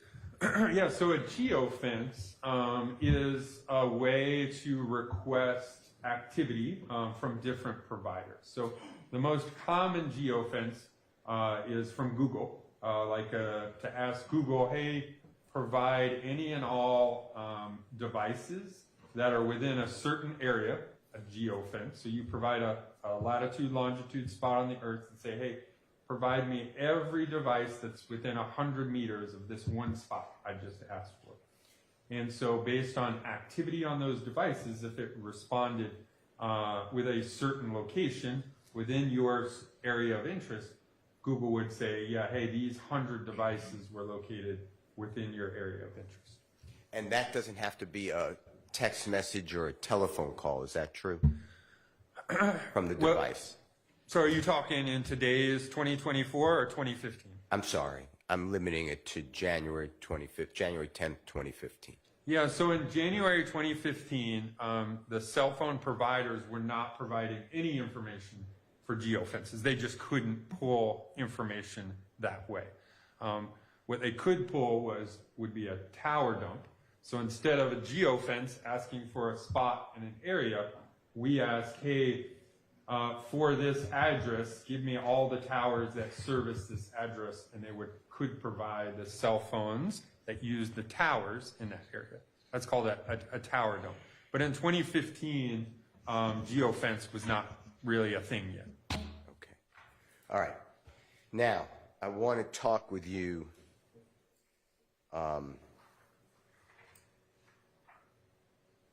about some of these records, if you don't mind. Do you remember telling the jurors before our long break that there was a call at approximately 7:29 p.m., January 10th, 2015, from the device or the number that we associate or the record we associate with Demise McMullen's phone to Mr. Jeffery Williams? I do, sir. Records. And they told the jurors, I believe, that it was a 40-second phone call. Do you remember that? And if you don't... I do. Okay. Whose records did you use to get that duration of that call? So that came from the calling party, which was Demise McMullen, the McMullen phone. Okay. Did you, and if you need to see it, we're going to show it to you. Did you ever analyze the records associated with Jeffery Williams on that exact date and time of that call? Did you? I did. And tell the jurors what the number of seconds that call shows on Jeffery Williams records, if you don't mind. Yeah, I believe it's 17 seconds. Correct me if I'm 16, 15. We could show it to you if you want, but I'm going with 17. But Yeah, I believe it's 17. But if you want to see it, there's no problem. That's a 30-second gap. And I've asked you about that before, right? You have, sir. Can you explain why whose records, if you remember, and this is not a quiz if you need to see it, Demise McMullen, who keeps his records? Those Verizon records. And who keeps the Jeffery Williams associated records? Let me just take a quick peek here. If you're looking at something, just Those say are what you're T-Mobile looking at. records. Okay, and just say what you're looking at. Oh yeah, I referenced 532 Yankee, my PowerPoint analysis, to see that the number associated with Mr. Williams ending in 3904 was a T-Mobile record. Okay. Do you know why on the T-Mobile record 17 and on the Verizon record of Mr. McMullen 47? And if you do, just say yes or no, and then I'd like you to explain. Yes, I do. Go ahead. Yeah, so again, the calling party was the Verizon phone number ending in 6080 associated with Mr. McMullen. And again, that's a 47 seconds. And then the records on the receiving side was the device associated with Mr. Williams, 3904, T-Mobile record. That showed 17 seconds for T-Mobile. 47 for Verizon, 17 for T-Mobile. The difference is when you place a call, so each provider keeps records slightly different, meaning they're not mandated to, in their duration time, that it's only talk time or only time in which voice is transmitted. Verizon keeps their records for what's called seizure time and elapsed time. So seizure time is the time I hit the green button till that call is routed through. Sometimes it takes a while, and then the ring on the other side, and then the voice conversation altogether. So the total time from when the device associated with Mr. McMullen hit the button until that call was terminated, Verizon tracked that whole time as 47 seconds. Thank you, sir. T-Mobile, on the other hand, only keeps their records for the time you talk. And so that was 17 seconds. So on Mr. Williams' phone, it showed he picked up the phone and talked for 17 seconds before that device was terminated. So the difference of approximately 30 seconds, again, is the phone routing to the destination. The ring time must have been a combination of 30 seconds. You said Mr. Williams picked up the phone. Just to be fair. Yeah, the device associated with Mr. Williams, whoever had the device at the time, whenever that was connected. Now, could it also be where, using those two people, Mr. McMullen hits the send or the call button, and then Mr. Williams' cell phone records show that it's 17 seconds actually connected to Mr. Williams' associated phone? Correct. Okay. Could it be also that Mr. McMullen, whatever, he dropped, I'm making this up, he or whoever had that phone drops the phone, forgot to hit end call? Could it be that as well? And that's where you have the additional time. And if you don't know, just say, I'm not sure. So both calls, the call is terminated at both ends. So whenever one person hangs up, the call is terminated on both sides, be it T-Mobile or Verizon. So Verizon wouldn't keep their side of the call open if T-Mobile had terminated the call on their side. All right. Now, you were asked about whether the phone associated with Mr. Jeffery Williams, it had what I'll call dark. Between 7:0 and we have to check me, 7:04 and 7:29. Please check it. Yeah, I'm And- finding and- that here in my. And for the jurors, because they're going to have this in their notes, can you just say what you're looking at and what page of the report? Absolutely.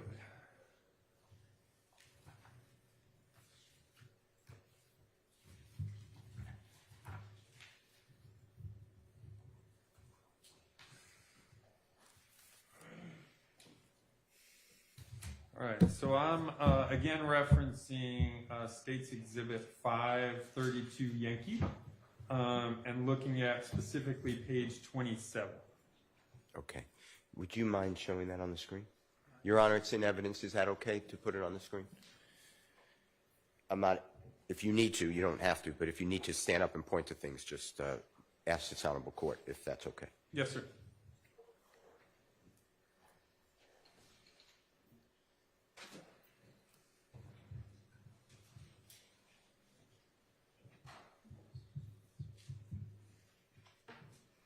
While that's being pulled up, so the actual, from what you know by doing your work, the actual time, that 47-second demise McMullen record from Verizon versus 17-second T-Mobile record from this phone associated or the records associated with Mr. Williams, you fell out that it may be a 17-second The total voice connection. call? Yes. Yeah, is 17 seconds. Yes, sir. Do you know why it was written on one of your first exhibits, which is behind you, 47 seconds?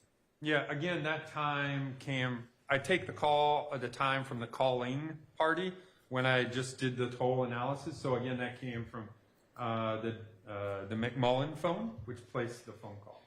Okay, but the jurors need to know, as far as you're concerned, it's a 17-second, not 47-second communication. Yeah, the voice time of that call is 17 seconds. All right, thank you. All right, I believe, is this the document that you just referred to, sir? It is. All right, and this would be then, Your Honor, we're showing State's Exhibit number, 532 Yankee. thank you, and it's on page 27. Is that what you Yes, asked sir. for? All right. Now, there's a gap, and I think I said 7:04, but it's 7:03:39. Is that fair to say? 7:03:39 income, and the incoming call is at 7:29 and 30 seconds. Okay. Now, do you have any, you see the CS on here, a crime scene in the red in the kind of center lower part of what's on the screen for the jurors, the same exhibit number, same page we just announced? I do. Do you have any evidence to show the jurors that the handset, according to the records associated with Mr. Williams, was anywhere in the vicinity of that crime scene where Mr. Donovan Thomas was, God forbid, shot during the time of 7:03 and 7:29? I do not. Okay. Now, the prosecution asked you, well, I'm going by my memory, but if I said it wrong, just please correct me. Yes, sir. WhatsApp, FaceTime, those are not captured by these type of records. You remember that question like that? That's correct. All right. And do you have any evidence that FaceTime, WhatsApp, or any other application was being used by that handset during this break in time? I do not. We can't tell based on the records we received from T-Mobile in 2015 whether any of those devices were used. All right. Now, I'd like to talk with you about, and I believe it's going to be on the next page, but you handle it. You tell us. From the 7:29 call that is already a book for the jurors, and then there should be the next series of calls or connections with Mr. Williams' targeted phone or the phone associated with Mr. Jeffery Williams, where it is by the number 2. You know what I'm talking about, I location do. 2? Yes, sir. Can That's 7:33 and Can we 14 turn- seconds. And that's All right. on page 28 of that same exhibit, 532 Yankee. Your Honor, is it okay to turn to that? Yeah. I believe before you is exactly what you just said, the same exhibit, page 28. Is that what you're referring to? Yes, sir. All right. Now, I'd like to talk with you about the 7:33:14 outgoing call from the records of that we're calling associated with Mr. Jeffery Williams to the Kelvin Treadwell. You see that? What I'm I talking do. about? Okay. Now, the call before is the 731 call, but it's not on the same diagram. Is that accurate? That's correct. It was on the previous page, page 27. All right. I'd like to ask you some questions, and we may have to flip between the two exhibits, if that's okay, Yes, sir. or the two document pages in the same exhibit. Now, the time of the 731 call, how many seconds was it? 7:31 and 17 seconds. So we are just 3 seconds shy of the next recording on these records associated with Mr. Williams, because it's 7:33:14, correct? There's a 2-minute minus 3 second difference. Does that Correct. sound right? All right. Now you said, and if I misheard you, just please, I was sitting over here, just please say that you didn't say that. But you explained that there's 4 miles between where the cell tower that was used at the 7:31 17 p.m. call to the 7:33:14 call, which is on the screen. Is that? Yeah, I think I said between 8, or I measured it with just general measurement. I think I found like 8 or 9 kilometers, which again I estimated to be between 4 and 5 miles. Did you drive the distance from around the cell tower that's on the page before at 7:31:17 to the cell tower at 7:33:14? I have not, no. Did you Google map it? And if that's, you use other devices, that's fine. But to see the number of miles between those two locations? No, I just did an estimate, straight line distance estimate between those two towers. When you say straight line, like a bird may be able to fly over Yes, all sir. the buildings? Okay. Yeah, straight line from one to the other, not going along the roads. Do you know the distance going along the roads between those two locations, and specifically point 2 associated address 35 Oak Street Southwest, and I used Jeffery Williams condominium address? I do not. I've never put them in Google Earth to see, or whatever mapping software to see the distance, driving distance. I don't know what it is. Okay. Now, I want to talk to you about the sectors. You see on State's exhibit that is shown, page 28, do you see the sector pointing south? Is that I do. beta? Is that what it would be called? And if it's not, just... Yeah, they've kind of gone away from those terms. It's more like 1, 2, 3, or whatever. But yes, it's the south side sector.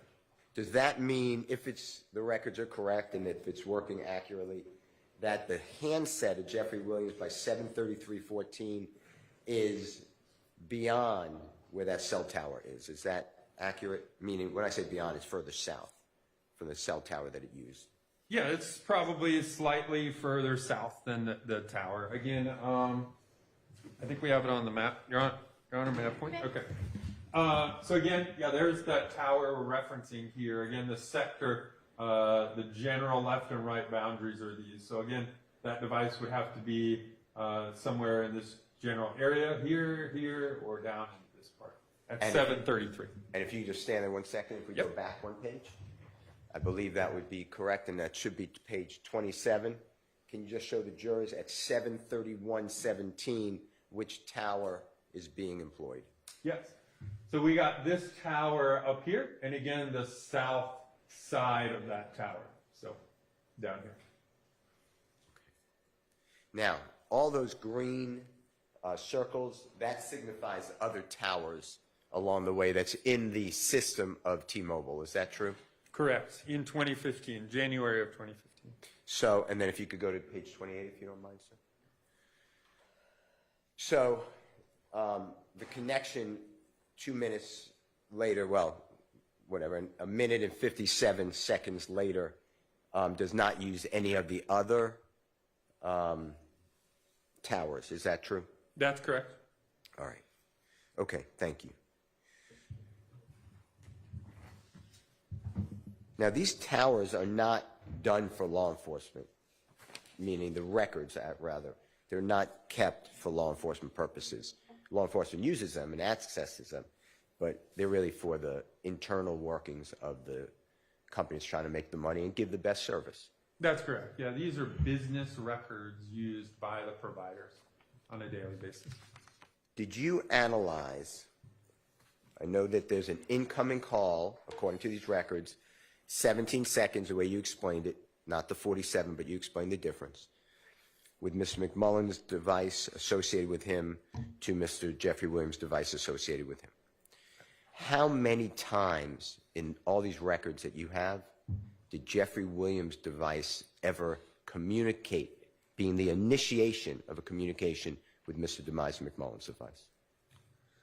I'd have to reference the call logs. I don't recall off the top of my head. Will that take a long time or no? I could probably, if they're all back there, I could probably review them in, 2 minutes or 3 minutes. Okay. Well, let me give you a couple, and then maybe it saves time if you're going to review them. I'd like you to tell the jurors how many times Mr. Williams' device, associated with Mr. Williams, contacted Kenneth Copeland's device, the device associated with Kenneth Copeland. And if you know these answers, just say, I'm aware. I don't recall that one. Again, as we've seen, there's a lot of calls and a lot of towers, so I don't recall every one of them. I'm glad to, or happy to review any and all of them so we make sure we get all the relevant information. Okay. So, Should I go on, or is it a waste of, I don't want to burden you. I won't specifically remember any direct calls to or from an individual. I'd have to reference my notes, Okay. Which would also be what's presented in those toll analysis. Okay. Well, that's going to be my questions. If it's going to take more than a minute or two, though, maybe we could do it over a break. Yes, sir. That's Something. great. Okay, but if you want to take time now, Mr. McMullen, and if it helps you, Mr. Copeland, I'm going to ask you about Mrs. Zachary, Mr. Garlington's phone associated with him, Mr. Cobb's phone, Mr. Bradford's phone. So that's a lot of work. Yeah, if it's several, I would probably like a couple minutes, so maybe over the next break might be the best. Okay. If that's fine. Yeah. Okay. Can you just write that down or just remember it? But that's what I'm going to ask you over the break, okay? All right, let me ask you this. Can you go to Mr. I think it's labeled Dolly, it might be Alexis, but Dolly Greer's phone calls. Do you remember a 911 call being made? I do. And do you remember it being for 104 seconds? I don't remember the exact. I do remember it being longer than a minute or so. So 104 seconds seems like it's probably about correct. Were you ever given, did the prosecution ever give you to review in your records, ever give you that actual recording of that 911 call? They did not. Right. And that was on January 11th, 2015 at 12:04 a.m.? I'd have to review the toll I record. think that should be right behind you, too. Okay. You want me to do that now? Sure, if you Okay. don't mind. That's just that one, you know what I'm talking about, right? I do, Your Honor. May I Yes, you review may. those?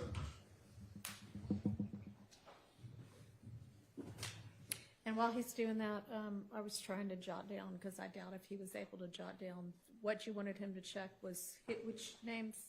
Mr. Cobb, Mr. Bradford, Mr. Copeland, Mr. Zachary, Ms. McMullen, Mr. Garlington, All right, Mr. Rontrez Brock, Brock?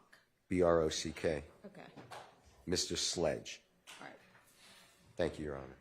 sure.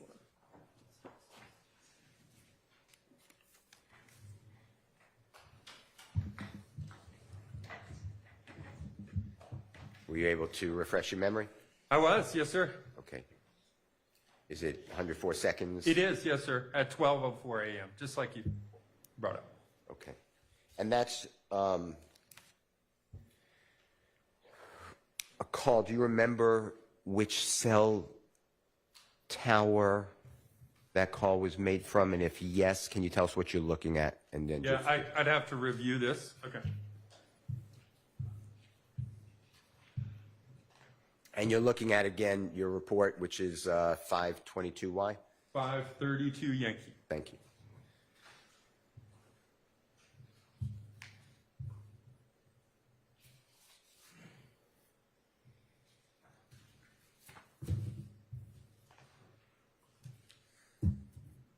So the analysis for those devices, again, went from about 620, I think that specific device associated with Dolly Greer ending in 1990. The towers and sectors I mapped out were from 6:44 to 8:27 p.m. So I don't have in there specifically where the 911 call occurred at, which was at 12:04 a.m. Okay, on the next morning, right after midnight. Correct. But that's in the records. We could do that. We could, yes, sir. Okay.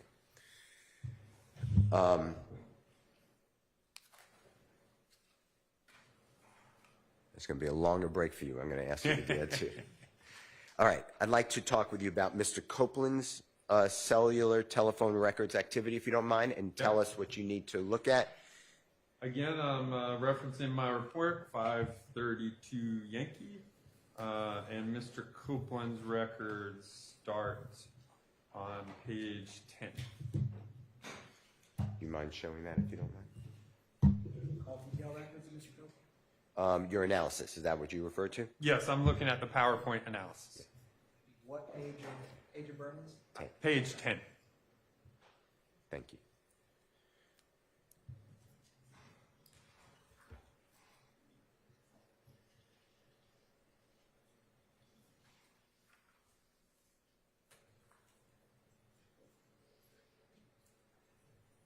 Okay.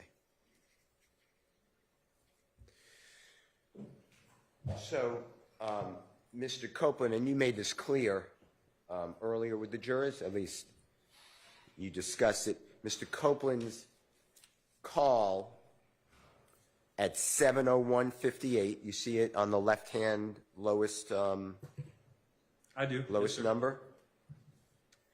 And if you could just point that to the jurors on the screen, if you don't mind. And then show us the next 7:01. time the phone is used, if you don't mind. The next time the phone is used is 7:24:09, and we see the tower and sector that the phone is in this general area. And that is approximately a 22-minute, 11-second gap. Is that, and if I did it wrong, please correct me. No, that's a fair number. Yes, sir. Okay. Now, in that 22-minute gap, do you know when that phone was powered off? I do not. Again, the analysis just shows the towers and sectors that were used. Okay. Do you know something, and if you do, just explain to the jury, airplane mode, you know what that is? I do. Can you tell the jury? And, well, did they have that in 2015? They did. Yeah, so airplane mode, obviously, your cell phone resides on the cellular network. So when you place and receive calls, it's with cell phone towers, but you can switch your phone into what's called airplane mode. That basically limits the device, the cell phone, so it can't talk to cell phone towers. It can only be used as either a Wi-Fi device or as a computer. What is the distance, if you can tell us, between, you see where it says CS or crime scene? I do. And that's the shooting of Mr. Thomas, right? Yes, sir, it is. The plotting, on the map, on the Google Earth. What is the distance between that and the cell tower that is the 7:01:58? Okay. So let's see.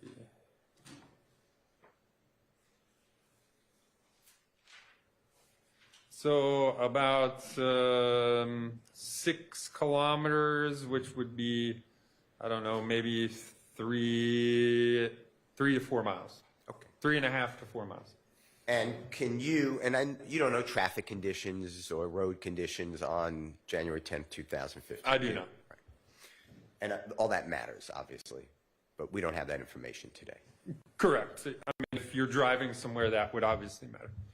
Now, if the shooting, you know, the time of shooting you were given, it's approximately 911 called 7:22 p.m. Yes, sir. Could a vehicle travel from the 7:58 location up a crime scene, in the, we'll say, 20 minutes to travel the 3 or 4 miles that you talked about? Potentially. I'd say, yeah, obviously, a vehicle could travel that distance in that time. From the crime scene at 7:22, are moving already, to where the cell tower is, striking at 7:24:09. So that's approximately, it's a 9-second, depending on what time the 911 call had seconds. Is that fair to say? Again, I'm sorry. I don't know the seconds of the 911 call, so presumably there are seconds attached in 22, but I made it the maximum, 2 minutes and 9 seconds. Okay. Is that you? That's correct, yes. Okay. And what is the distance between the crime scene and cell tower? Approximately 3 miles.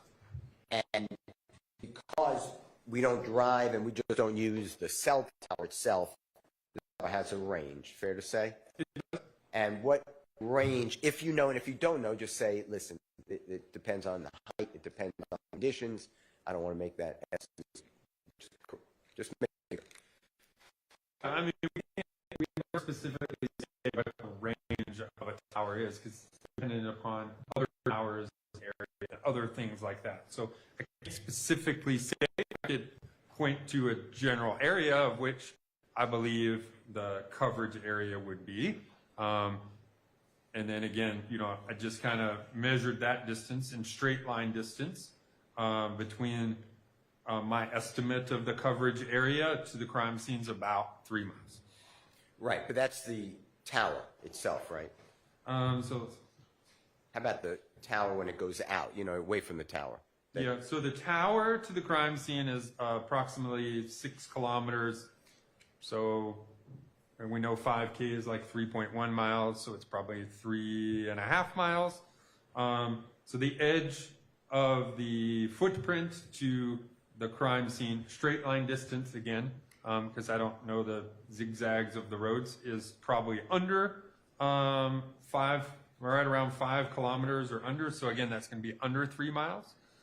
So just under 3 miles, would I say the coverage area to the crime scene in a straight line distance. And a car that's already moving, can it go in approximately 2 minutes? And if this is just guesswork, just say, look, this is just too much. I have no idea. Could it go the distance from the crime scene to an area that would be depicted by the records of the tower that's in use here? I mean, again, because I don't know the driving distance as opposed to the straight line distance, I think it's hard to say. Could it possibly? Maybe. I'm not sure. But I can't, I haven't driven it and I don't know the distance, so I don't want to be able to say yes or no. That's fair. I don't know the road distance between the coverage area and the crime scene. Thank you. Now, were you ever told or given records for a second or multiple cellular devices that are associated with Mr. Copeland? I don't recall another device associated with Mr. Copeland. You were just given records for one device. I believe so. I mean, remember, I looked at this incident, the January 15th, or January 10th, which is the first incident. But I think I looked at 4 other incidents and lots of phone numbers. So during this time period. That's what I'm talking about. Okay, I don't recall another phone number associated to Mr. Copeland. All right. Agent Burney, I'd like to ask you, I think it's on page 24 of that same exhibit. Is that Mr. Bradford's analysis that you did when the records associated with Mr. Bradford's phone? It is. Okay. I'd like to ask you, if you don't mind, about a couple of calls on here, according to the records that you pulled out for us. Yes, sir. Do you see a call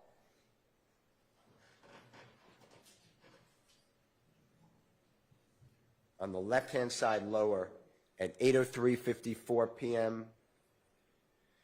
I do. And then approximately 20 seconds later at 8:04:14 p.m. using the same exact cell tower and sector? Yes, sir. All right. Then the next call I'd like to ask you about is on the right-hand side of your exhibit. And if you need to show anything to jurors with the Honorable Court's I can. permission. Okay. Yeah.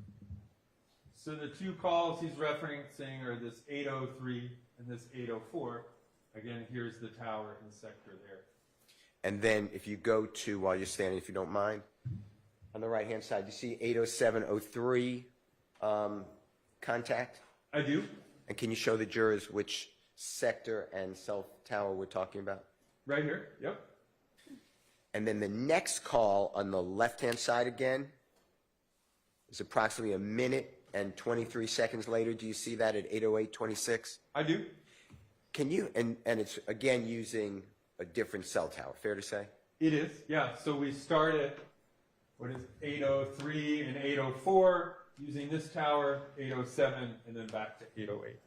Can you explain, if you have an explanation, and I know they're just records, but how the device picked up, and I understand it can move, picked up the 80703 at the Constitution cell tower versus the cell tower closest to number 2 on your diagram? Yeah, when I was analyzing this records, obviously we see this, and you wonder kind of the same questions. So what I did was look up, again, the heights of these towers, because line of sight plays a big portion. Taller towers have a longer, higher line of sight than shorter towers do. So what I noticed, again, is that this tower is really tall one. It's about 100 and, I think it was like 130 to 140 height here. This one was still a pretty large tower. I think it was like just under 100 feet tall.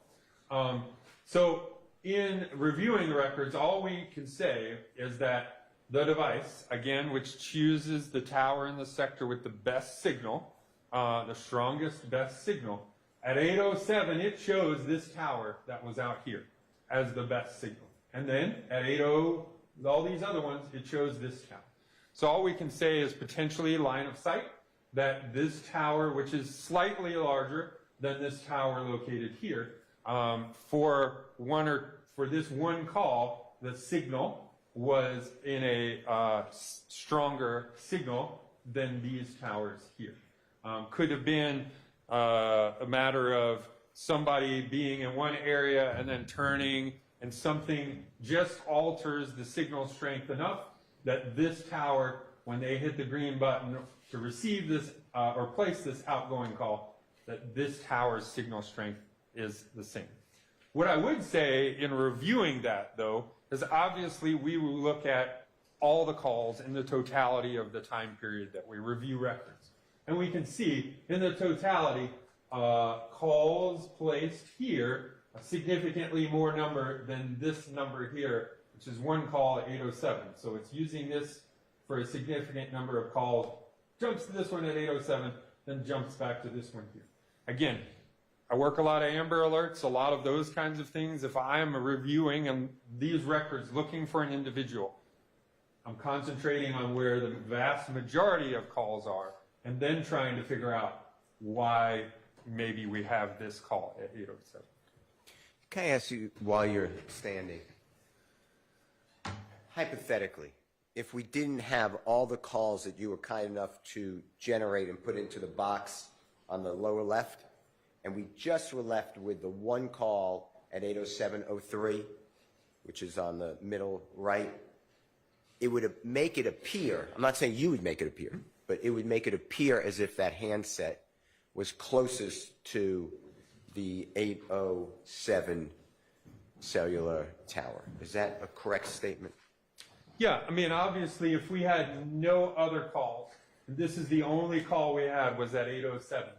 And I was looking for an individual using this device. I'd obviously go to an area that was closer to that.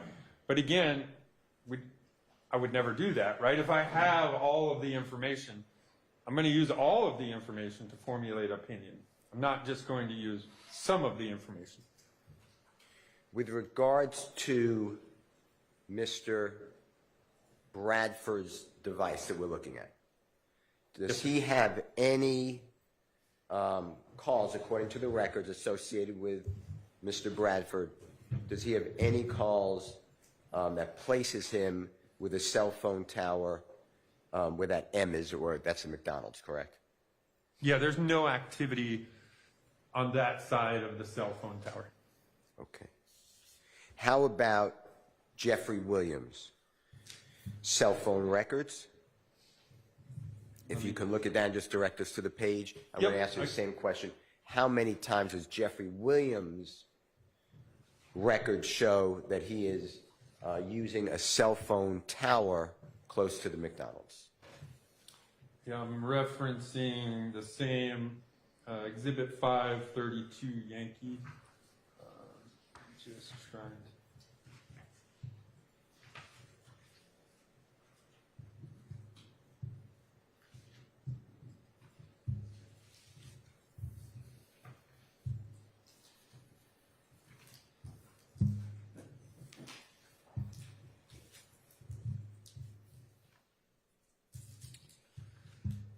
So in that exhibit, page 28 would be the time period covered by the device associated with Mr. Williams. Your Honor, can we show page 28? Sure. Thank you, sir. And again, there's no tower and sector activity that would show the device to be in the vicinity of the McDonald's.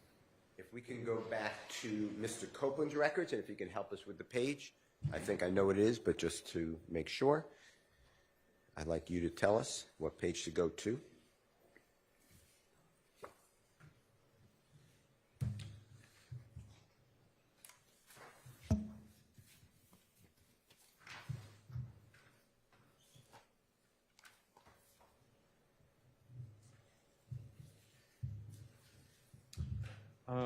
For Mr. Copeland, device associated with him, the 5991, that's going to be page 12.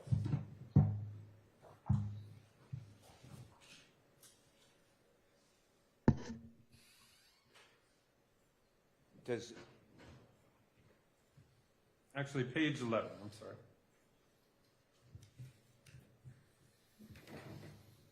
Does Mr. Copeland's device according to these records, and they vary, obviously. I mean, you're telling us that. It's not GPS coordinate, here I am. It's a range, fair to say? Correct. We know the tower and sector where the device is. So again, a general area of where the device is. And it could be, I guess, miles away. Is that, and if I'm saying something wrong, just please correct me. It could be, depending upon the towers in the area. Obviously, more towers, the closer the phones are. To those towers, the towers that are farther apart, the more range those towers could be away from each other. On page 11, you asked about the McDonald's. This is the slide where the McDonald's is not on there, but there is a call at 7:51, which is in the vicinity of the McDonald's.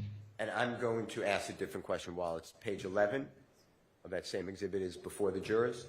You see where the crime scene is?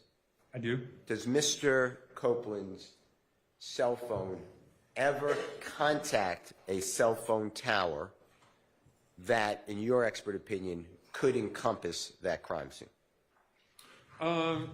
Yes, this 7:28 and 45 seconds, this one here. Again, we see this device was a Sprint device. We see the towers that are listed here around the crime scene. So this device here, which is used at 7:28 p.m., you can see that here. That coverage could potentially cover the crime scene and the other location, the green store that's in, because those locations are close together. And then Mr. Copeland continues, I believe, on the next page, am I correct? Page 12, and if I'm wrong, Correct. It's It does page- continue on page 12. if you can go there. Is there any time on page 12 that, it's going to be the same question, Mr. Copeland's device is at or around the crime scene? What, using a tower associated with and encompassing that crime scene? Yeah, we have this call here at 9:52 p.m. You can see the towers right underneath this box for the crime scene. And so again, that's in the vicinity of the crime scene. Put the device in this general area at 9:52 p.m. Do you have any records that you were asked to work on and prepare for your testimony by the District Attorney's Office of Fulton County? Do you have any records that show between, let's say, 7:20 and 8:30 that Mr. Copeland's handset that are associated with the records that you targeted go towards and encompasses Jeffery Williams condominium? Between what time periods again? It could be 6 in the evening on January 10th, 2015, and we'll say 10 in the evening, January 15th, 2000. January 10th, 2015. Yeah, during that period, we do not. There is a slide in here that covers phones in the vicinity of Williams condo. That extends from 7:31 p.m. to 11:22 p.m. And where did that slide go? And just announce what page it is when you. 44. Thank you, sir. Must have gotten my pages out of order here. I don't see it. And if you could focus on Mr. Copeland and show the jurors the time that, according to these records, that a cell phone tower is employed by Mr. Copeland's phone that are associated with the records that you've been provided at Jeffery Williams condominium. Yeah, so we see it right here. The phone number associated with 5991 has two events, 11:14 and 11:17, an outgoing and incoming call, and you can see it uses a tower right here, again, in close proximity to the Williams condo. 11:14 and 11:17. And then before you sit down, do you remember the name Mr. Treadwell? Do you remember using that name? I do, yes, sir. Can you tell the ladies and gentlemen jury when Kelvin Treadwell's cellular telephone records show that he is using a tower that is in the vicinity of the Jeffery Williams condominium? So again, his number ends in 2643, the device associated with him. Let's see.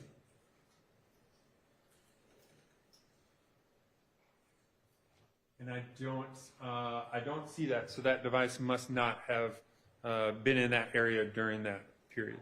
You could sit down if you want. If you want to, you could stand if you want. All right.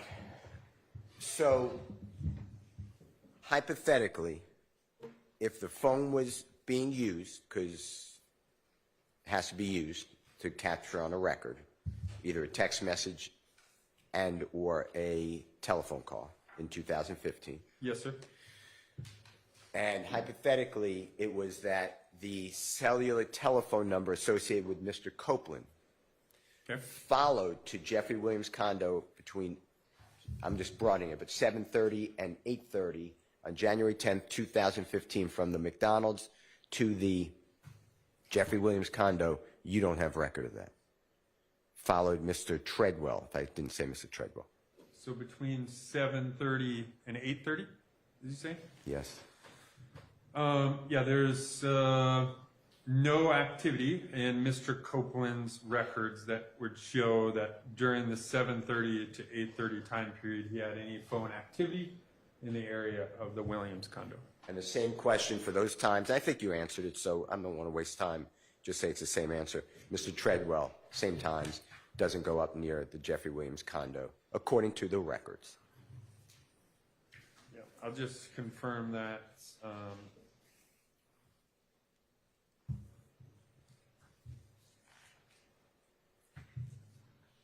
my phone's in here. Hold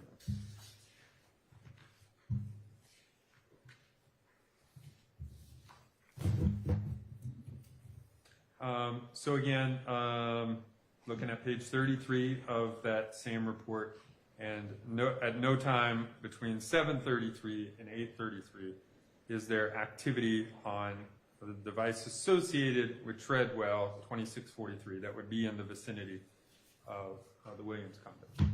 I would like to go to your efforts on explain to us the records showing devices associated with certain people going to Miami, Florida. So we're starting some people, and I'm not trying to confuse anyone, some people on January 11th, some people on January 12th. Is that fair to say? It is, yes, sir. And again, the year is 2015 for all of this. Correct, yes, Okay. sir. Now, how long did Mr. Zachary's records show that he is in the Miami, Florida area? I don't recall how long the device was in there. Again, I was just asked to show, did the device make a trip to Miami? And so that's, in my analysis, all I did. So I don't recall how long the device stayed in Miami. Okay, and to be fair, you weren't asked, that's easy to figure out, but you weren't asked to do that by the district attorney's office. Is That's that correct. It's going to be the same question, so I assume the same answer, but I don't want to presume. Mr. Copeland's phone. Same answer. Again, just to review the trip down there, not necessarily say how long the device was there. Okay, and I believe it's going to be the same, but Mr. McMullen's device, same answer? Yes, sir. All right. Who else besides Mr. Williams' records, Miss Dolly Greer's records, Miss Dora Greer's records? Who else did go down to Miami that we didn't discuss? Mr. Williams. Ignore it. Well, can you tell the jurors when he came back? I'm assuming. I cannot. Okay. Now, how about in Miami?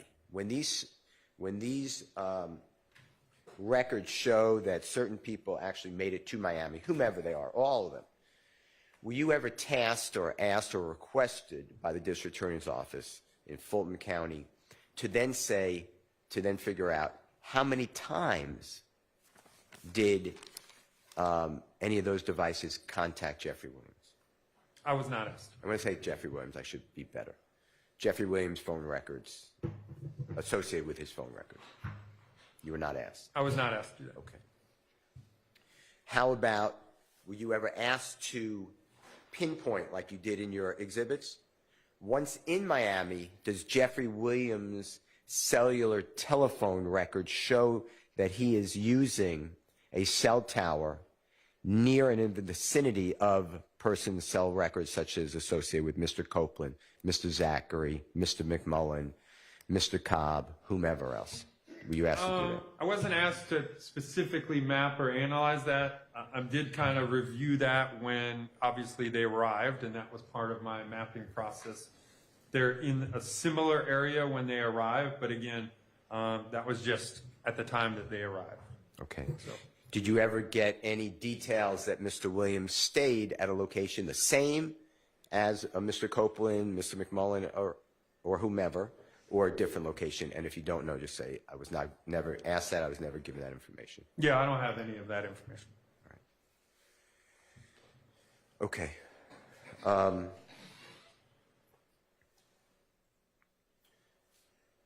Your Honor, may I have just a moment? Sure.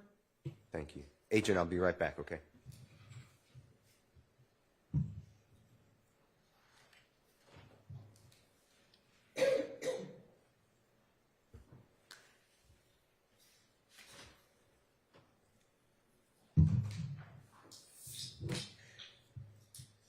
Were you ever asked about January 12th, 2015, approximately 1:30 in the afternoon, when an Infinity rental car was returned to the airport, the Atlanta airport? Were you ever given that information? I don't recall that, no. By January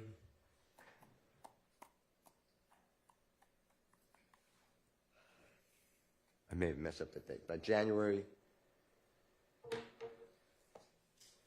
11th, 2015, in the afternoon hours, is Jeffery Williams records have him all the way traveling, on the way traveling to Miami, Florida, At what time? 1:30ish. Yeah, so there's activity around 1:30 a.m. on the 11th in Atlanta. And then the next activity outside of Atlanta is approximately 4:38 a.m. on the 11th. And that would be, South, near Macon, Georgia. okay. Do you ever know whether Mr. Copeland's, the records that you have, I'm not talking about any other record, just the records that you were given, the Mr. Copeland's phone, was he in the area of Atlanta on January 11th, 2015 at 1:30 in the afternoon? So again, in reviewing his, he has phone activity in Atlanta at 7:56 p.m. on the 11th. And then the first time there's activity outside of Atlanta is at 10:12 p.m. on the 11th. And again, that's south of Macon, Georgia. Okay. All right.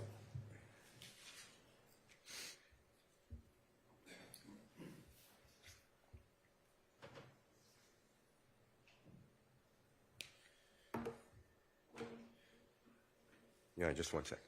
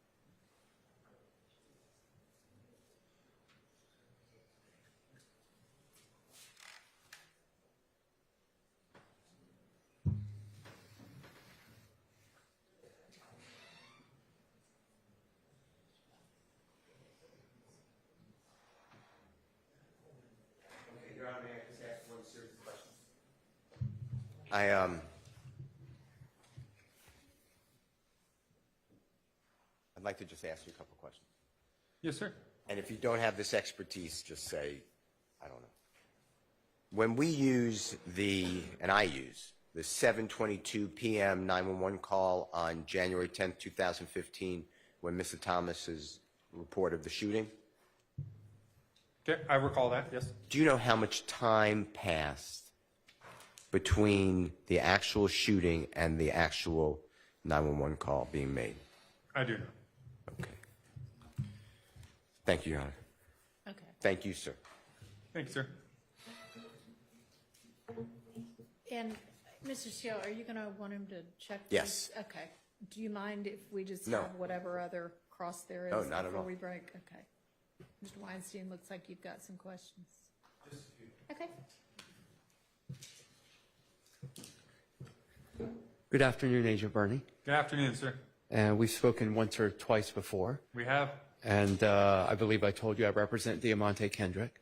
Yes, sir. So let's talk about something other than Auburn football for a moment. Please. I don't know who's working the machine, but could you all pull up 532Y, page 5?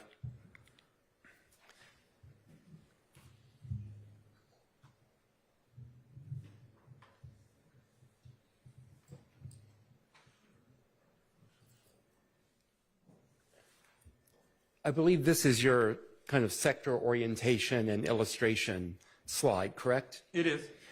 One thing I just want to try to get clarified is when we're talking about locations of these cell phone or mobile phones. So you have a sector here pointed north 0 degrees, correct? It is in this illustration, yeah. And in that sector, you've got these hard red lines that extend 60 degrees out in either direction to form a 120-degree arc, correct? Yes, sir. And you state the shaded arcs solely indicates the general direction of radio frequency signal, correct? That's correct. Because those edges that you show there, while in the illustration, they seem to be a hard edge. That's kind of theoretical. They're not exactly a hard edge. Is that correct? That's correct. There's no line painted on the concrete that says at this point you're going to switch from this sector to this sector. It's, again, it's kind of fuzzy at the boundaries. It could be 118 degrees. It could be 123 degrees. It could vary. Right, because the radio, even if you have a directional antenna, the radio signals don't just hard cut off at a certain point or necessarily extend exactly to that point, right? That's correct. Okay, we can take that down. Thank you. The other thing is, you keep testifying about general location of the mobile devices, the cell phones. But what you're actually talking about, what you actually know, are the antennas that are being hit by the signal from the cell phone, correct? Yeah, we're getting the general area based on the information, meaning the tower and the sector and those antennas in that sector. But again, you don't know where the device is. You just know the antenna that's being used by that cell phone, correct? Correct. The other thing is, when you're talking about the cell phone selecting the tower, that's not exactly right, is it? Because don't these cell phone networks, these 3G and 4G cell phone networks, don't they use something called, mobile assisted handoff? So yes, they do use the handoff, but that's not at the initiation of the call. So the device, when it's on, scanning the environment, looking for the strongest, clearest signal. The device chooses the tower and sector to use based on the signal strength, the best signal.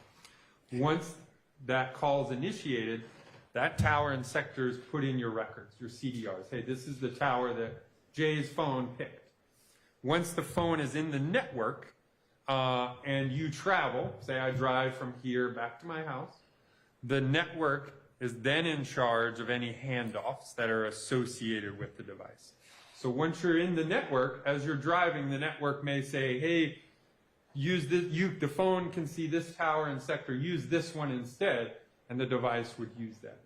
Again, that's not what's shown in the CDRs. The CDRs is the first tower, the first sector selected by the mobile device. Yeah, and there's a lot of factors that go into that selection, right? I guess we're talking about signal strength, correct? That's one of the criteria, correct? Quality of service? Correct. Would you explain quality of service, please? Yeah, so quality of service is just, is the signal a good signal, or is it, reflecting and other things to make it a weaker signal? So again, it's based on signal strength and signal quality.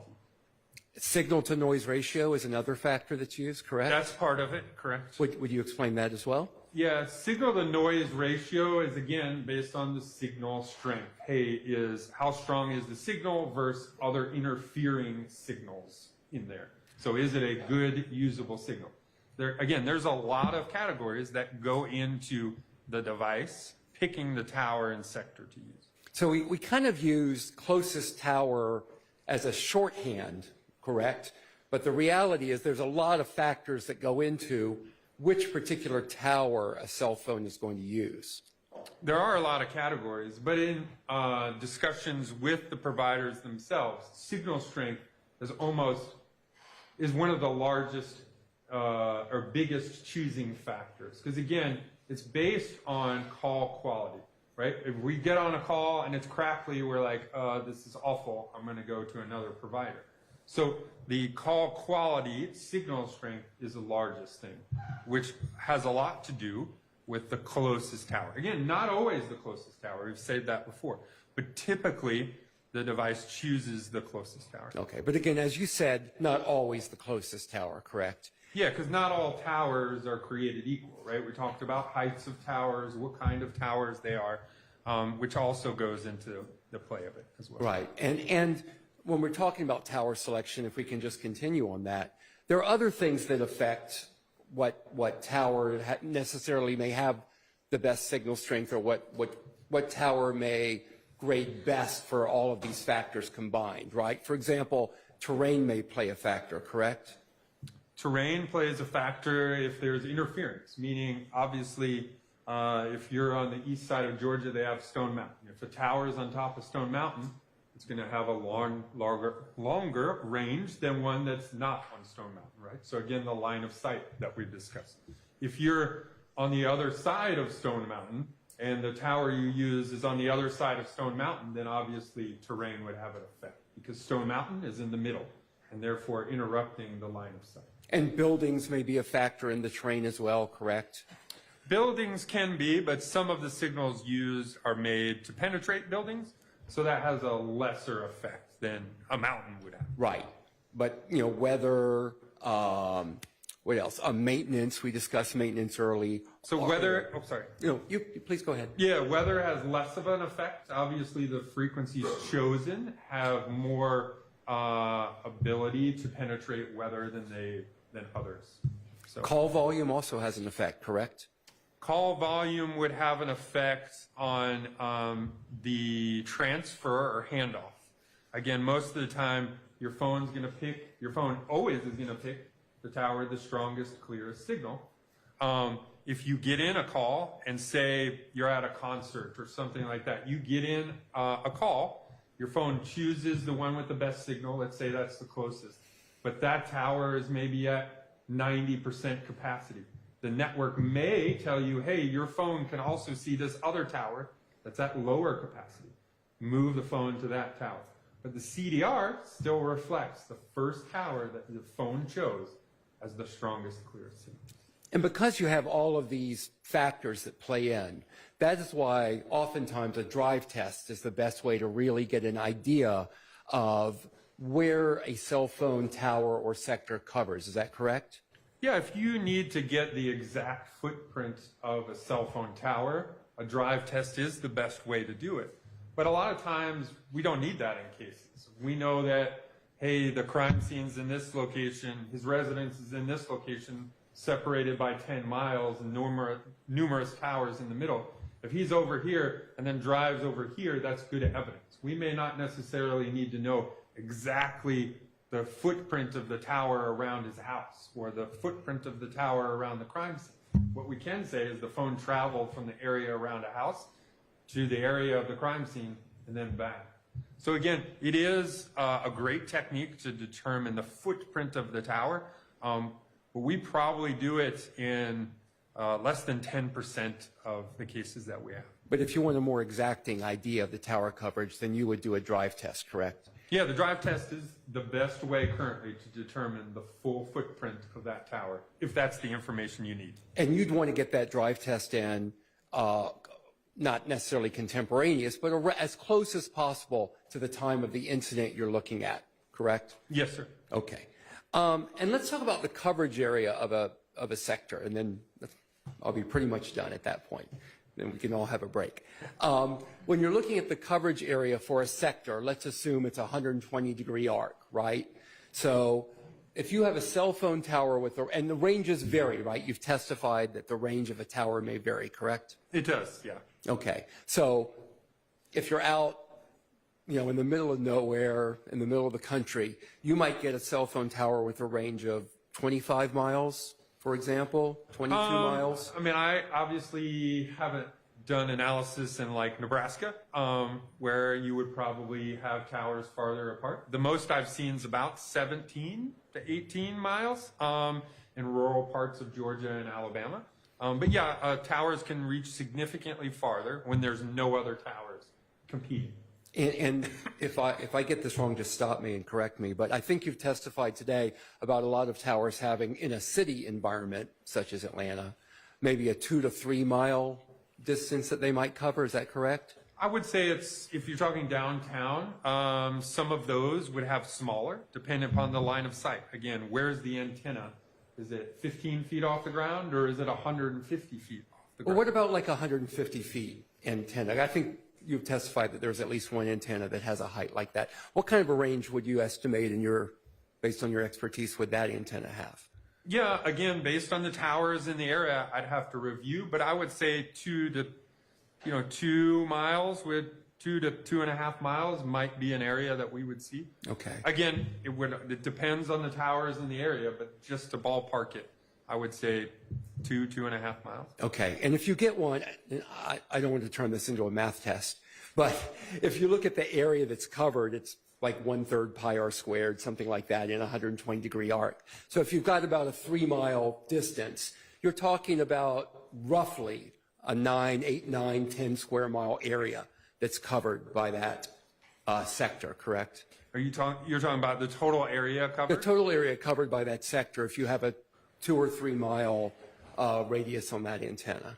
Yeah, potentially. Again, I'm not a math person for sure. No, I don't want you to have to do math, I promise. So again, yeah, if you go out 2 to 2.5 miles plus the arc, that could include 8 to 9 miles. Again, I don't Square know. miles. Yeah, I'd have to review it, but that doesn't seem too off. Okay, thank you. I don't have any further questions.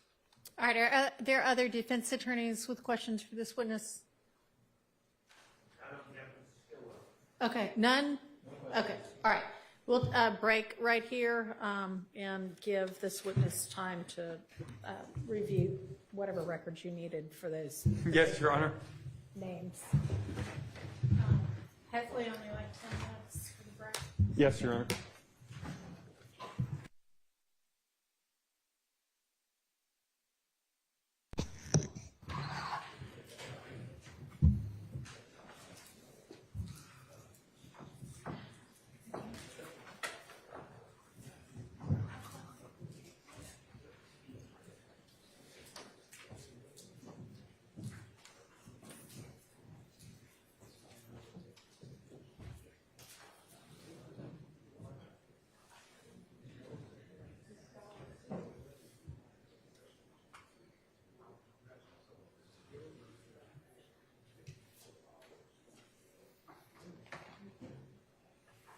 And you're welcome to just stay here and do that since all those boards are right. I'm going to run to the restroom and then come back. Yes, Your Honor.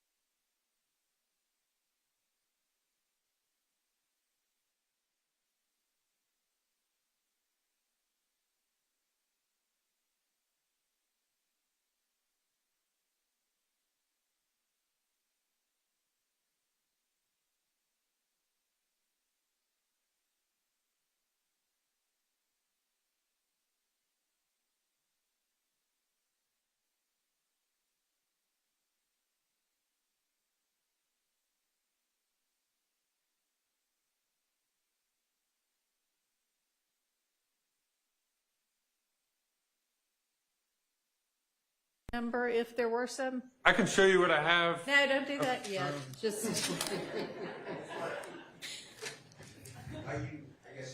I can see, I've reviewed, did you review all of I those reviewed the things? calls. Okay. I can tally up. If you give me like just 1 minute, I'll tally them up just in case. I reviewed all the calls, man.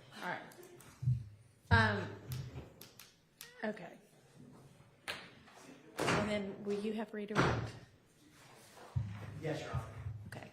And then you'll have your next witness ready. Excuse me, Your Honor, I'm sorry. I left out just 1 or 2 questions, less than a minute, if I could just do that. Come on. Thank you. Your Honor, just Yes. so the agent is fair to him, can you also, I think I asked this, but just say who called, who initiated? Well, your question was, did Mr. Williams' cell phone ever initiate any calls to any of those? So,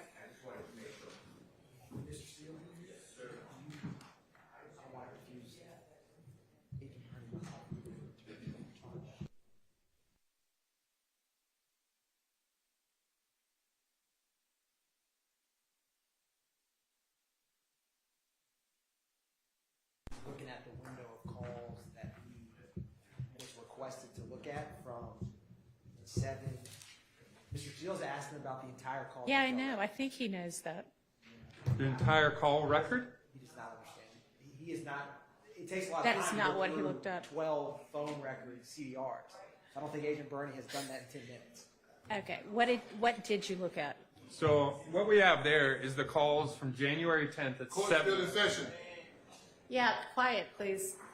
7:29 p.m. to 6:30 a.m.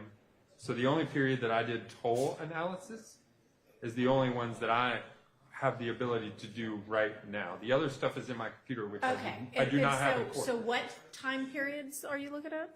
From January 10th of 7:29 p.m. until the 11th at 6:30 a.m. Okay. Is that the question that you asked, Mr. Steele? No, but, you know, to be fair, Your Honor, with the agent's permission, with the court's permission, I'll ask that, and then Agent Burney, I believe, is coming back, and if it's not too much of a Is task, he? otherwise the records are in, it's very Okay. easy to sort them. You're coming back some other time? I believe so, Your Honor. Okay. That's the way we're doing this case, apparently. Okay, that's fine. He's plotted records. Okay. On multiple- All right, that's fine. And, okay, we'll just do what he's figured out for now, and then And we'll make it clear. you can ask him.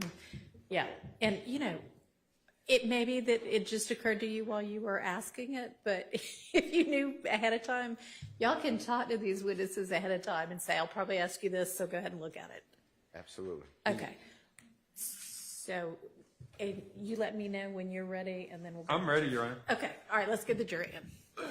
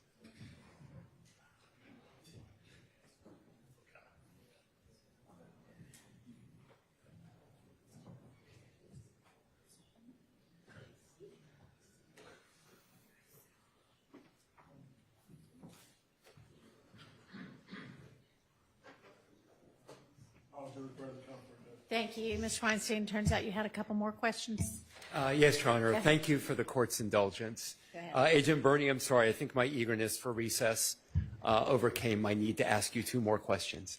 No problem, sir. My first question is, we're talking about drive tests. You were not asked to do a drive test in 2016, correct? I was not. I was not involved in the case until, again, at the earliest 2022, I think. And you haven't seen any drive tests that may have been performed back at that time, correct? I do not. No. Okay. Also, you were not asked to consider any cell phone records of my client, Diamante Kendrick, correct? Not during this time period, no. Let me clarify to make sure we're clear.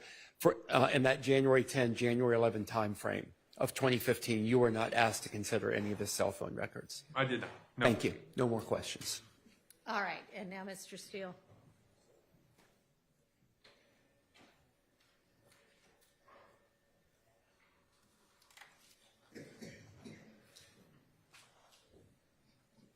Agent, I asked you some questions. Were you given enough time to review your notes? I was. Or the records, I guess. Okay, and tell us what you did, if you don't mind. Tell the jurors. Yep. So what I did was review the cell phone records, the toll analysis, who called who at what date and what time, that I had already prepared from 7:29 on the 10th to 6:30 a.m. on the 11th. And to be fair, and you weren't asked to do it, but to be fair, the records, let's say, for Mr. Jeffery Williams really go from January 4th, 2015 to January 15th, 2015. Is that fair to say? It is. All right. But for purposes of timing, just today, and you're going to come back, can you answer the question, and we'll just go in person order, if that's okay, and you could designate the order if it's easier. Did Mr. Williams contact Mr. Copeland? When I say Mr. Williams, let me change it. Did Mr. Williams, according to the records, did the phone associated with Mr. Williams initiate the contact with Mr. Copeland's phone that's associated with him? Initiate contact. So you're only asking about, did the device associated with Mr. Williams, 3904, initiate or place an outgoing call to any of these names you're Or a text message. Okay. Well, we would only have calls in this case, I believe, and there were no outgoing calls from the 3904 to Mr. Copeland's 5991. And just, if you have it done already, it would be great. Does Mr. Copeland's cell phone records associated with him, does that ever call Mr. Jeffery Williams during this time period that you have? Yeah, so again, the time period of 7:29 on the 10th to 6:30 a.m. on the 11th, there's no contact between those two devices at all. What's the next one if we want to go in your order? Otherwise, I'll give you the name. I have the device associated with Mr. Treadwell. And that's Kelvin Treadwell, fair to say? Yes, sir. And did you know him to be working for Mr. Williams at that time? Objection, Your Honor. Lack of foundation. Well, he can say, I have no idea. Overruled.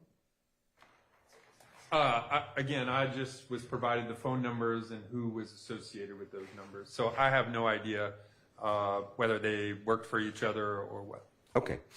Mr. Treadwell and Mr. Williams, you could give them, but clearly we saw in your charts that there is communication between those two devices according to the records. Fair to say? There is. There's 10. Go ahead.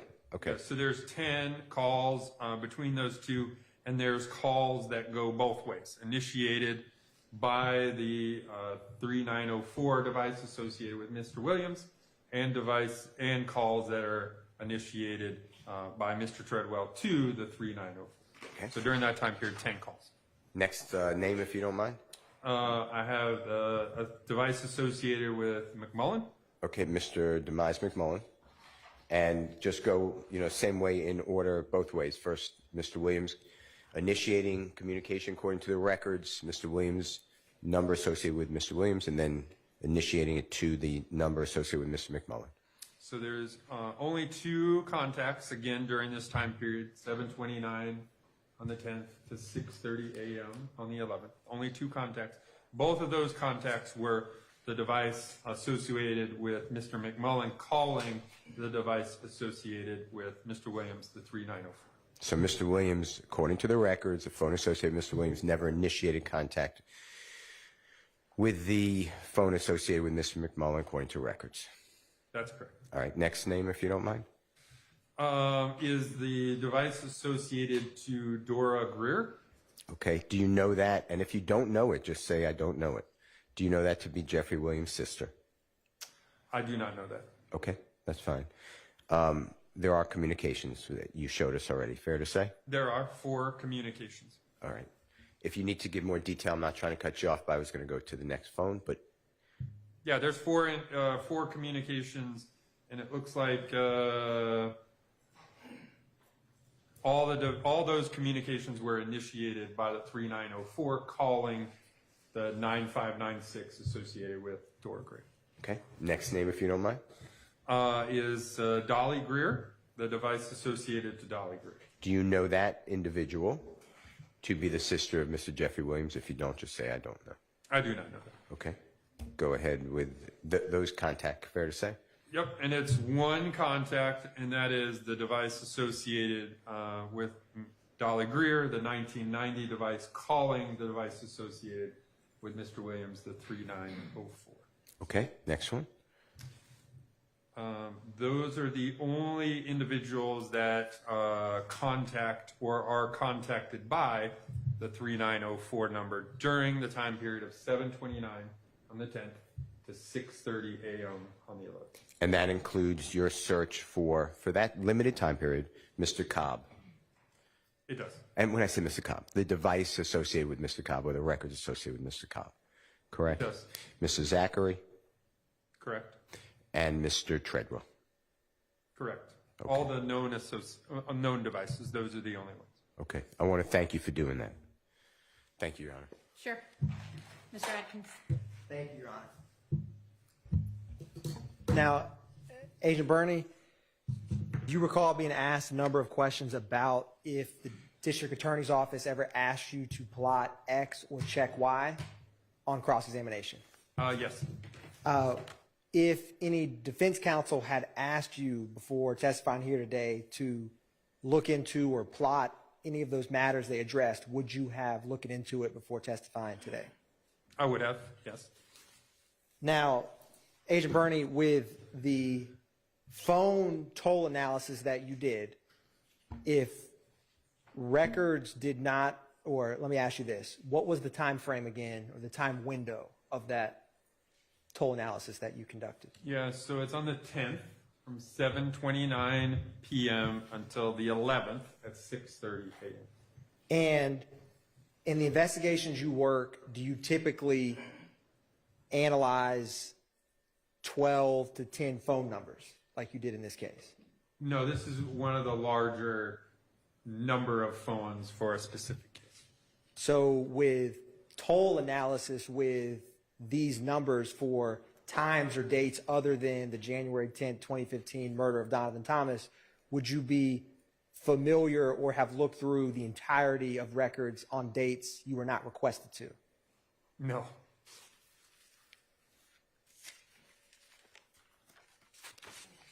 And Agent Burney, do you recall on cross-examination you were asked a number of questions about factors that go into cell towers and location? By the phone, yes. And things such as terrain and wave frequency, things of that nature. Do you recall that on cross? I do. Now, how long has the Federal Bureau of Investigation used call detail records in investigations? Oh, CAS started up in 2009 because, we started using them. So 16, 15 years.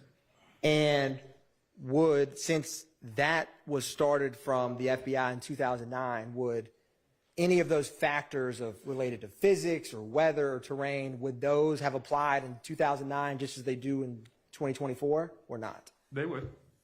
And have you either directly or as part of an investigation physically located someone based off call detail records in a non-criminal case? Overruled. In a non-criminal case, such as a natural disaster or something like that. I have. And did you, in those cases, rely on call detail records like the nature you used for the murder of Donovan Thomas on January 10, 2015? I have, yes. And the most recent being the Bureau just used. Your Honor, the state feels given some of the cross-examination, it is relevant. Questioning the science behind it. Sustained. Agent Burney, are historical cell site tower analysis reliable? They are. Overruled. Agent Burney, can you explain to the jury how you're able to state that historical cell site analysis to include tower information is a reliable method to use? Yeah, Objection vague. Overruled.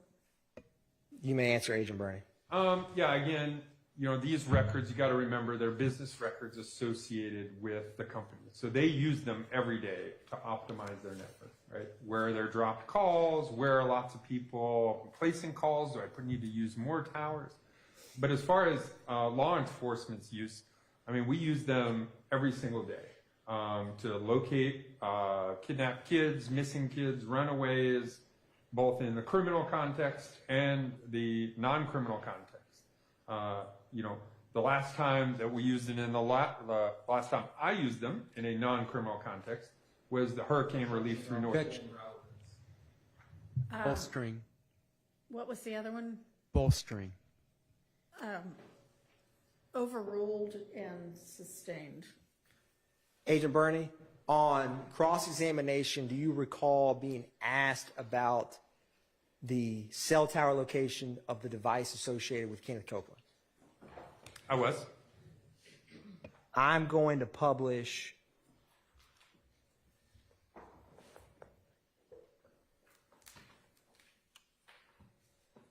States Exhibit 332 Yankee, page 10. If you have that before you, Agent Burney, it's going to come up on the screen.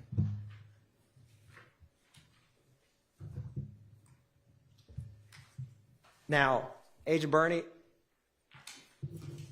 do you recall being asked on cross-examination about a gap in time in Mr. Copeland's records? I do. And do you recall being asked if the phone was on or off? I do. Do you recall being asked?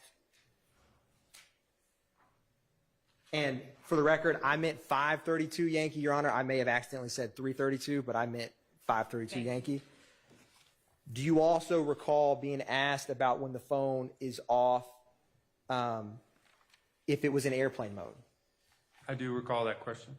And what is the gap of time, as depicted in page 10, between the 7:01 p.m. call and the 7:24:09 call?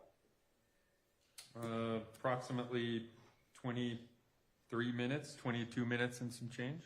Now, Agent Burney, I am going to go to slide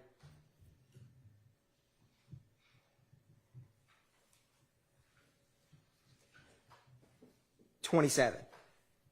Do you see a gap in time in the phone associated with Defendant Williams between 7:03 and 7:29 p.m.? I do. Is that gap shorter, the same, or longer than the gap in time in the phone associated with Copeland's records we just discussed? Maybe a minute or two longer, 24 minutes maybe. And would the same questions posed to you apply in terms of, are you able to say if the phone was on or off for the phone associated with Defendant Williams in this time with the call detail records? Again, you cannot. It's just based on activity on the network. And so we can only see when there's towers and sectors used, where the device is. And Agent Burney, do you recall a conversation about the duration or length of the call at 7:29 p.m.? I do. With the toll analysis that you created in the Excel spreadsheet, did you make that document? I did. And for the calls on that toll analysis, did you, for each of the calls on there, calculate the duration depicted the same for the calls you looked at? As in, would how you calculated the duration on that call be any different than how you would calculate the duration on any of the other calls on those boards or the Excel spreadsheet you created? No, they're the same. Again, I review the records based on the caller and put that in as the duration. And Agent Burney, do you recall on cross-examination the question was asked about if the phone had fallen and hung up accidentally or something of that nature? I do. After this call, when is the device associated with Defendant Williams show movement? As in, how many minutes after this call is there a separate tower from this device after this incoming call from the phone associated with Demise McMullen? Yeah, so the next activity where we can definitely see that there was movement was at 7:33, so approximately 4 minutes later. And Agent Burney, you were asked on cross-examination about toll analysis or who was contacting who. Do you recall? I do. Now, Agent Burney, I am going to publish what has been already admitted as State's Exhibit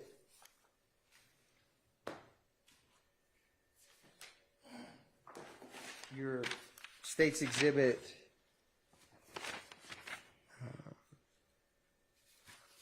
one brief moment, Your Honor. The toll analysis you conducted in this case.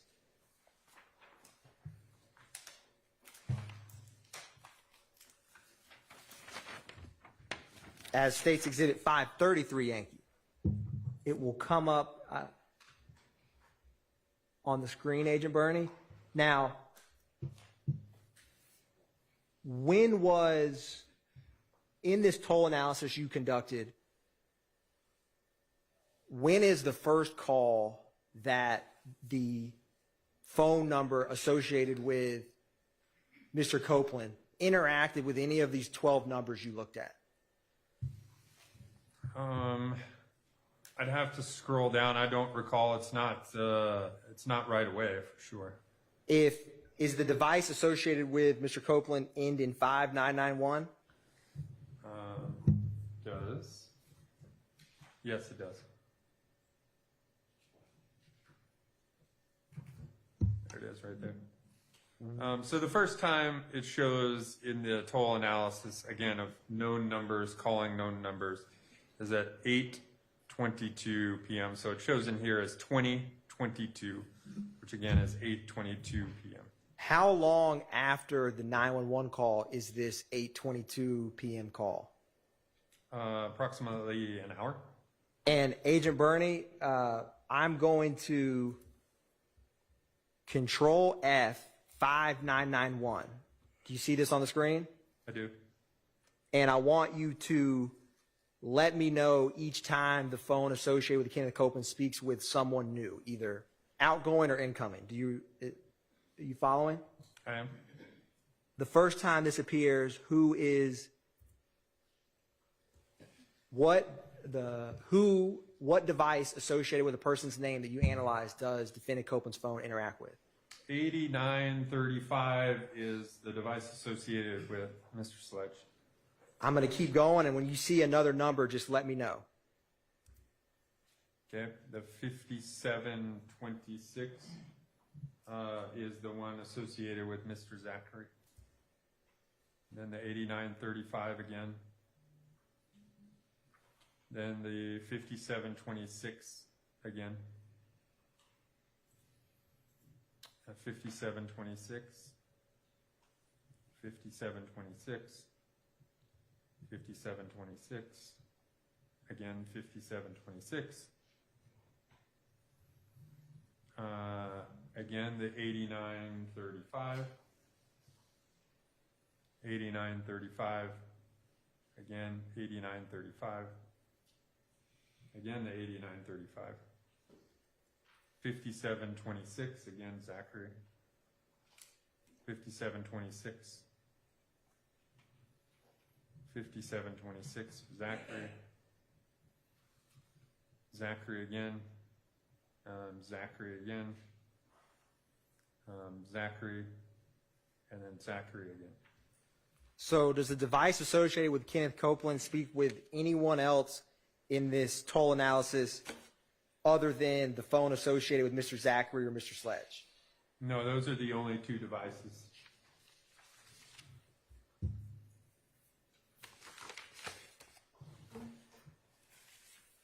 And do you recall being asked on cross-examination if Mr. Copeland had, or if you had ever been requested to analyze another phone? I do.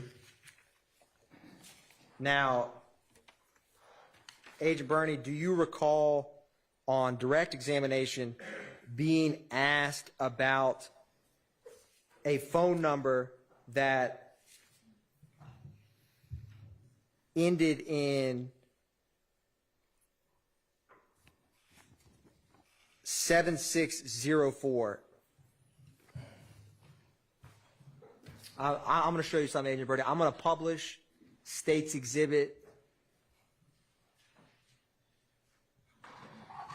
532 Yankee.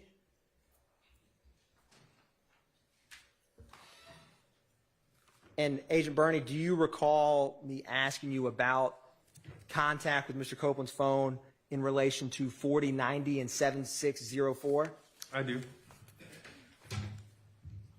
Now, does the phone associated with Kenneth Copeland at 5991 communicate with this 7604 or have calls either incoming or outgoing? Several.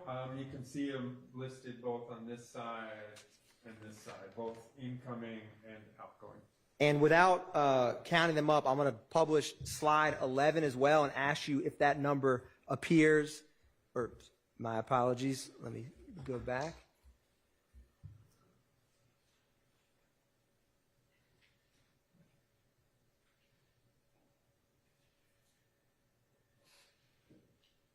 And then I'm going to publish slide 12. Do you see that 7604 on this slide? I do. You can see it right here, 7604, incoming call. And is there more than one? There's two of them. Now, Or three of them, my apologies. Agent Burney, I'm going to show you what's already been admitted as 518 Yankee Alpha.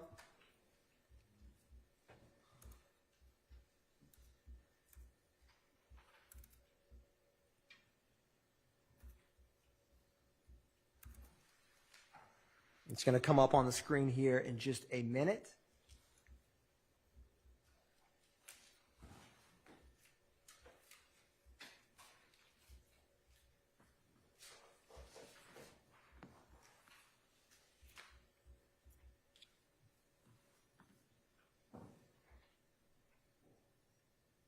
Let me know when you can see this, Agent Burney.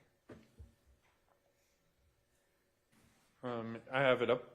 And what is the last four? Is this the same phone number you see that is associated with, or that I've been asked you about on the records in Mr. Copeland's phone? It is.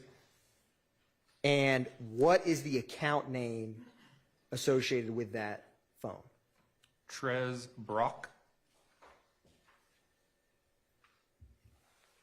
If you were to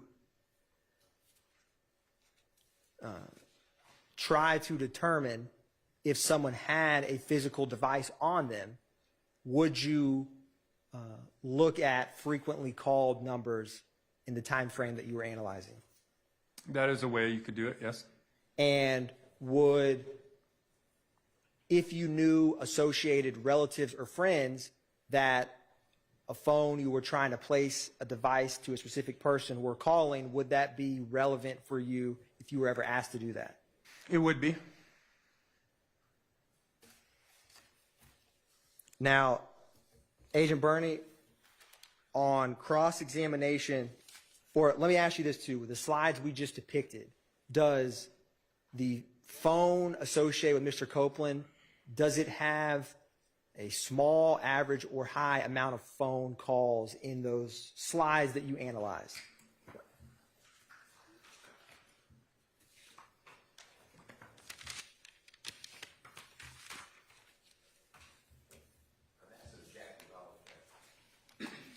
That's subjective, is that what you said? I'll ask another question. Sustained. Agent Burney, with the 3 slides you plotted, pages 10, 11, and 12, related to Copeland, do you have those before you? I do. Does the phone associated with Mr. Copeland, does it between those 3 slides have either incoming or outgoing calls from similar numbers, as in the same numbers? It does. And is there 1 call? Is there 2 calls? Is there 10 calls? On average, between those 3 slides, how much calls, either incoming or outgoing, ballpark, is there from the device associated with Mr. Copeland? There's several. Maybe around 10. The second slide has maybe 8. The third slide probably has 10, and the fourth slide has probably close to 20. Does it appear from that, what you just articulated, that that phone is being utilized in that window of time plotted on those 3 calls? Yeah, there's a series of both incoming and outgoing activities. Now, do you recall also on cross-examination being asked about if Mr. Copeland's phone was hit near the crime scene? Correct. And do you recall discussing a call at 7:28 p.m. in his records? I do. Was that 7:28 p.m. before or after the 7:22 911 call of the murder of Donovan Thomas? That's after. And Agent Burney, do you also, or let me ask you this, as a FBI cast agent, when you review cases, you've been asked a lot of questions about hypotheticals. Do you recall that on cross? I have. Is it difficult for you to speak in absolute terms when reviewing call detail records? Yes. So if someone asks you a question, if a hypothesis is feasible or possible, how do you answer that question with your training and experience? Yeah, obviously I take what they asked and obviously look at all the pieces we have, pieces of evidence or information that we have in order to formulate my opinion to answer the question. So, based on time, locations, distances, all of those things, I take all of those things into account when formulating my opinion in response. Now, Agent Burney, I am publishing 532 Yankee, page 10.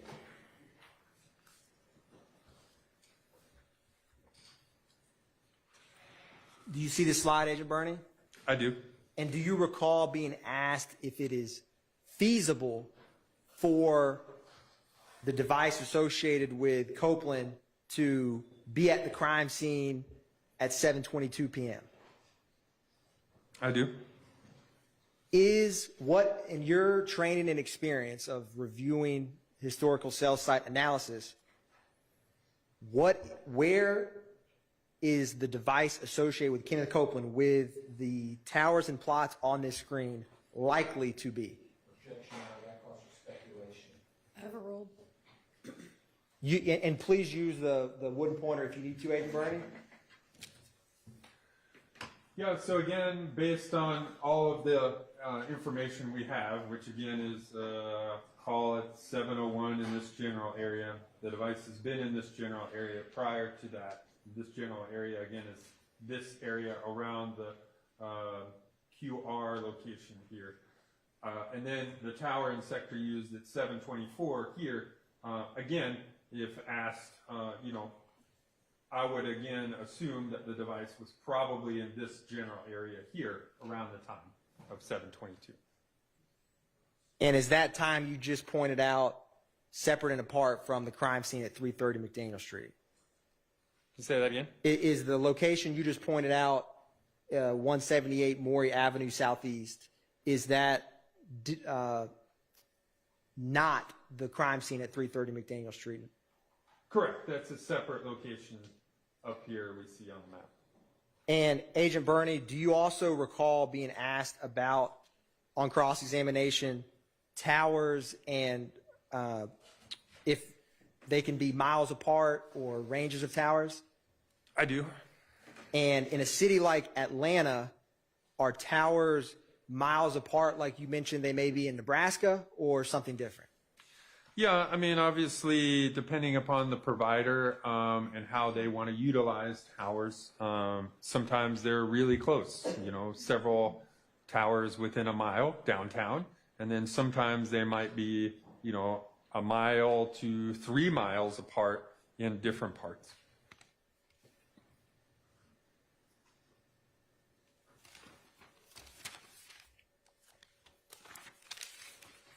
One brief moment, Your Honor.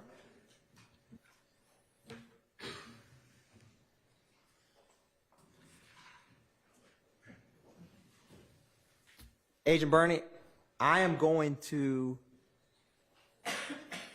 publish the toll analysis spreadsheet we were just discussing.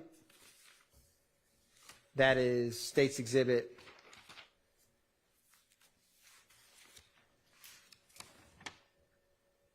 .533 Yankee. Do you recall there was discussion about the 2920 number and the last name Williams? I do. Do you see that 2920 number on the toll analysis you were requested to conduct on this case? I do. And who is the name associated with that? It's Brian Williams.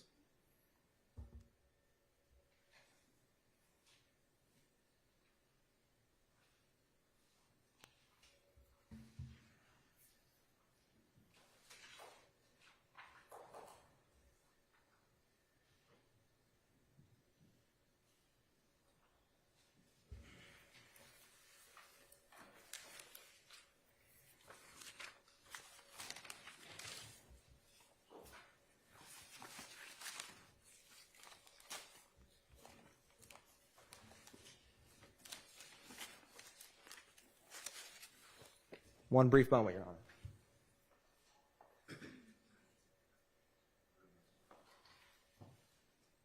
Thank you, Agent Birdie. No further redirect from the state. Raycross.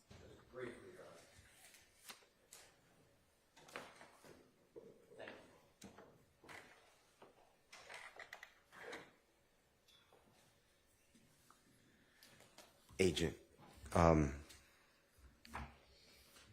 when there is somebody missing and you assist successfully in locating them from phone records, is that true? Yes, sir. How old are those phone records that you're using? Yeah, most of the time, we get phone records as soon as we can. So, you know, obviously we're looking for individuals. If they go missing today, we're getting the records today or tomorrow. Okay. Not 8 years later. Is that fair to say? Again, when we work Amber Alerts and missing kids, no, but we do work cold cases where we assist in locating pieces of evidence using old records, unfortunately. Now, today's records, cell phone companies changed. I don't know if it's mandated, you tell the jurors, but now they give a distance from the cell tower where the device made a connection to the tower. Is that true? So there's different records. So the CDRs are the same. The call detail records have, you know, who called who, what date and time, and then the tower and sector used. Those are still all the same for the CDRs. There are now new additional records called timing advance records. And those are records from the phone checking in with the network. And those include the tower, the sector, side of the tower, and a distance that device is away. The difference is call detail records kept for a long period of time, the shortest being Verizon at 365 days. Timing events kept for a much shorter time because there's just so much data. Verizon, the shortest, keeps it for 7 days. And when you say 7 days, does that mean today is the 14th day of October 2024? Verizon keeps today's records until next Monday, the 21st day of October 2024. Fair to say? Yes, sir. And then tomorrow, today's records would fall off, and then it would be kept from the 15th, Tuesday the 15th of October, until Tuesday the 22nd of October. Is that how it works? Yes, sir. It's a rolling calendar, just like you explained. Okay. Is that similar to, if you've done this work, surveillance cameras? I have. Is that similar?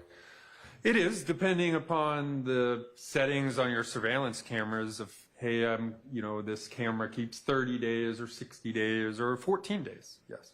And then as the 14th day comes up, then the first day's gone, and then it goes from originally day 2 to day 15, and then day 2 is gone, then day 3 to 16. Correct. All right. Now, let me ask you this.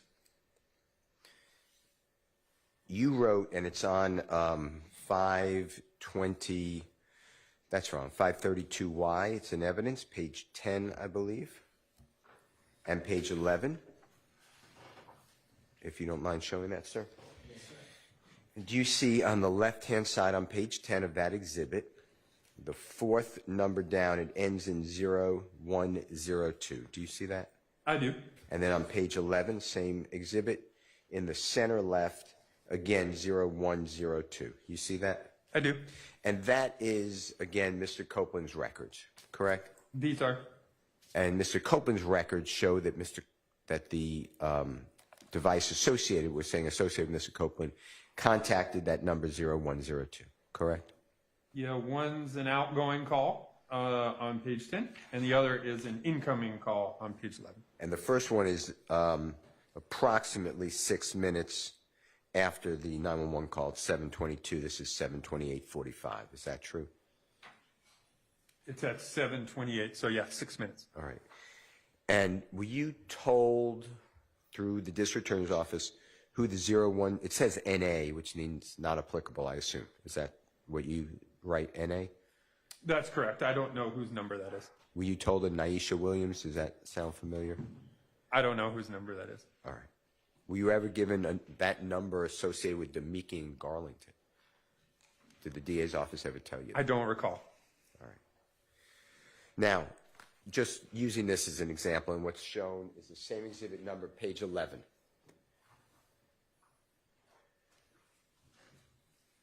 May I approach, Your Honor? You may. Do you mind if I approach? Mm-hmm. I use the pointer. Just tell me if this is wrong. I'm not saying today's records. I'm not using today's record. But in 2015 January, if a call was, this would be the cell tower where the big circle is, correct? The dot is, yes, sir. Or the dot. And then you just were kind enough to give us an estimate of the sector. Correct. In that area. And that call, the handset, the cell phone as we all call it, that could be, according to these records, it could be right here, almost the person touching that cell tower potentially, correct? Yes, sir, could. It could also be out a mile or more from that cell tower. Fair to say? It could. Depends on, again, the phone's going to pick the tower with the best signal. And as it gets closer to other towers, that signal may change. So if it's closer to another dot, which is a tower, it may use that one. Okay. But generally, all you're doing, and I shouldn't say all, you're doing great to assistance to everybody. But you're just telling me, you want to make it clear to the jurors, if it's using this cell sector and this cell tower, ladies and gentlemen, it could be anywhere within the range that goes out. But that's the best or strongest signal to that handset at that time. Correct. And again, I'm testifying to a general area. I just want to make that clear. Thank you. Your Honor, I have no other questions. All right. Anybody else with recross questions? No, Your Honor. No. Okay. All right, Special Agent Bernie, thank you for your time. It sounds like we may see you again, but for now you are excused. Call your next witness.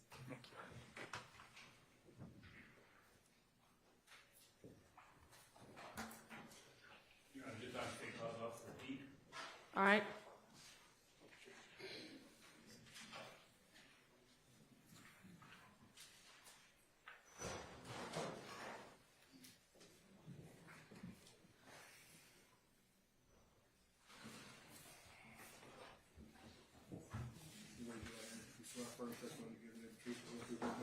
I do.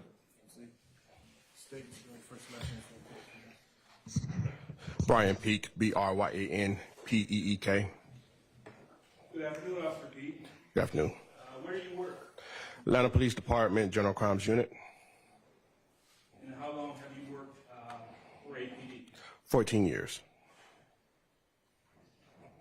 In 2015, what unit were you assigned to? 2015, I was a Zone 5 Field Investigations Team. Now, I want to turn your attention to around midnight, January 8, 2015. Were you working an extra job at an apartment complex on Confederate Court? Yes. All right. And what was the name of that complex? Trestle Tree. And is that located in Fulton County? Yes. And what was your job as security? We were there working an extra job to address any security issues that may arise there during the hours we were there, and any security concerns and answer 911 calls that may come up. Now, you said we. Were you alone or were you with a partner? I was with a partner. Can you describe the complex for the jury? The complex is a fairly older buildings. There's one way in, one way out. You come in from the time known as Confederate Avenue. You approach the gates, you go in the gates. You go in the through the driveway. Once you go through several buildings, you get to the rear of the apartment complex. There's a roundabout or cul-de-sac that you have to go around to go back out following the same path you just used to get in the first place. Yeah, and I may have already asked you, so forgive me. Were you in a marked or unmarked car? Unmarked. And were you in uniform? Yes. Now, geographically, where was your car positioned within the complex? We were in the center of the complex near the leasing office. Was that near the entrance area of the apartment complex? Somewhat close to the entrance, yes. Now, at some point in time, do you hear gunshots? Yes. About how many? About 5 to 6. How far apart in time were the shots? They were pretty rapid succession following each other. And what area of the complex did you hear the shots come from? They came from the gate area. When you say gate area, can you elaborate? Near the Confederate Avenue main entrance gate where you come into the apartments. So after you hear the gunshots, what happens? We see a red Infinity speeding down the main driveway. And where does it go from there? It stops almost in front of us, in front of, I believe, Unit 895. Building 895, I'm sorry. And what happens next? 2 persons exit the vehicle and run into their unit. Did they ever come out of the unit? They did come back out. And who were the occupants? The occupants were, if I can refer to the report so I can get the names. Okay. The occupants were, the front driver was Miss Erica Greer, and the front passenger was Larry Hughes. Now, were either of them injured? No. Without telling me what they told you, did they tell you what happened? They did tell me. Now, did you canvass the area?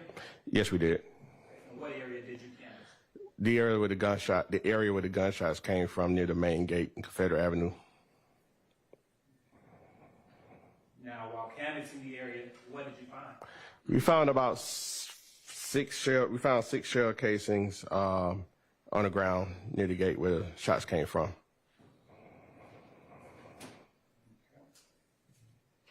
Where were they located? Near the front gate. Did you observe any property damage to the red Infiniti owned by Stacey Adams? Yes. Now, you currently have in your possession what's been pre-marked as State's Exhibit 1 Delta Hotel through 13 Delta Hotel. Okay. Do you recognize those photos?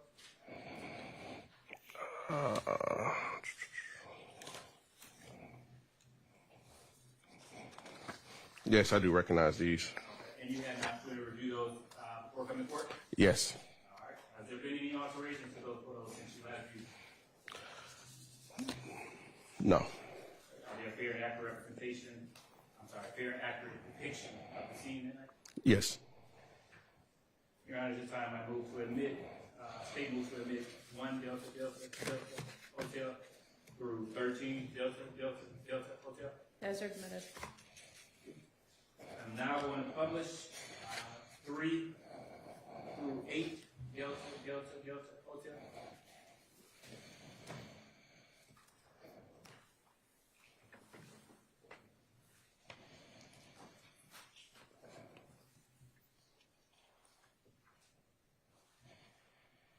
I'm now going to publish 4 Delta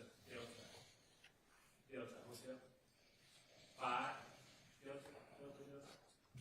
6, 7, and 8.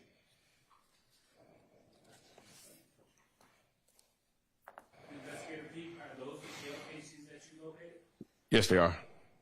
And what did you do with them? Crime scene tech collected them. Did you take any prints? No. Any ballistics tests? No.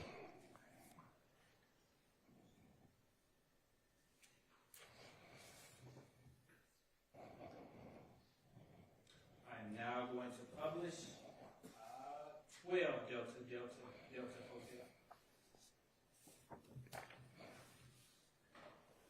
Officer Pete, can you tell the jury what is depicted in 12 Delta?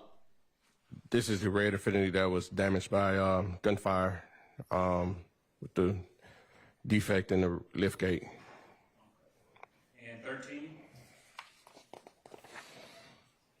Please tell the jury what is depicted in this.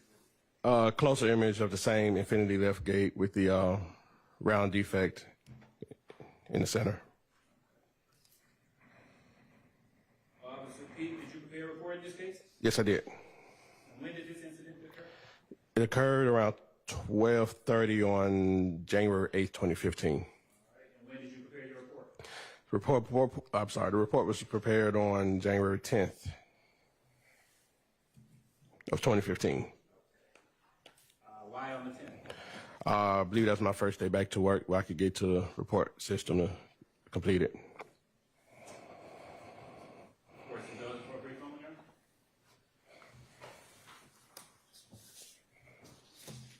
No additional questions? All right, does any of the defense have questions for this witness? Yes, please. All right, go ahead.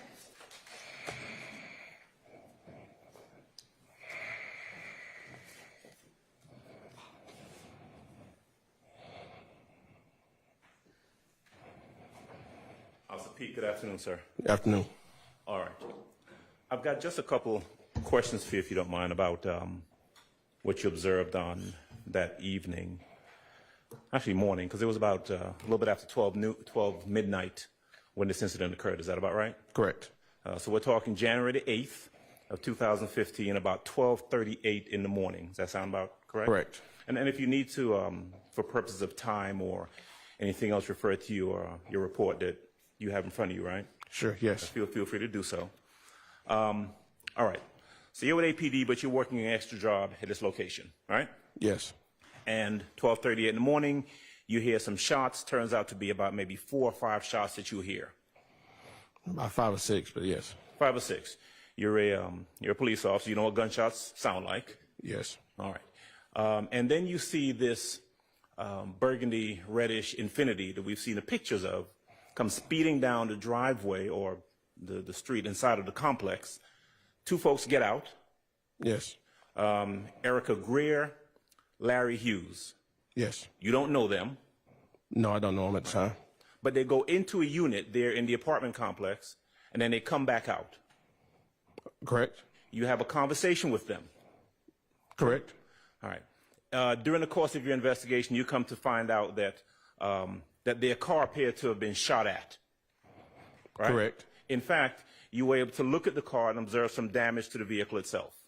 Correct. Later, or as you conduct the investigation, you come to realize that there's another vehicle, I think a black Acura, that has some damage to it as well. True? Correct. All right. One of the things you're trying to find out at that point is what happened, who shot at him, what was going on. Correct? That's correct. You would ultimately end up asking, well, first of all, did other officers arrive at the scene? It was just myself, Officer McGee, and another officer just brought crime scene tape. That's all. Okay. But you would have advised either those officers or other officers about anything to be on the lookout for, right? Yes, I should have, yes. And one of the things that you wanted the other officers to look out for was a white or silver Dodge Charger, correct? Yes, that's in the report. Right. And it's in your report because you were aware, or you became aware during the course of your investigation, that a silver or white Dodge Charger was the vehicle that was firing on the burgundy Infiniti, correct? Presumably, yes. You would later, not later or soon thereafter, go out to the front of the complex where you would see, and either you would collect or crime scene, did crime scene arrive on the scene? Yes. All right. They would collect the 6 shell casings that you found near the front gate. Correct. You know what the caliber of those shell casings were? According to the report, 45 caliber. Okay. So you have some 45 caliber shell casings, and it seemed logical to you during your investigation that someone was shooting a 45 at that burgundy vehicle. True? That's true. And you actually, you had a description of an individual, a black male, who got out of the white Dodge Charger and was shooting at the vehicle, right? According to the report, yes. Okay. All right. Just one person. Yes, that's all I can remember from reading. Okay. So what you know and what you then communicate to other officers or investigators is that there's a shooting that occurred at Trestle Tree, right? That's one.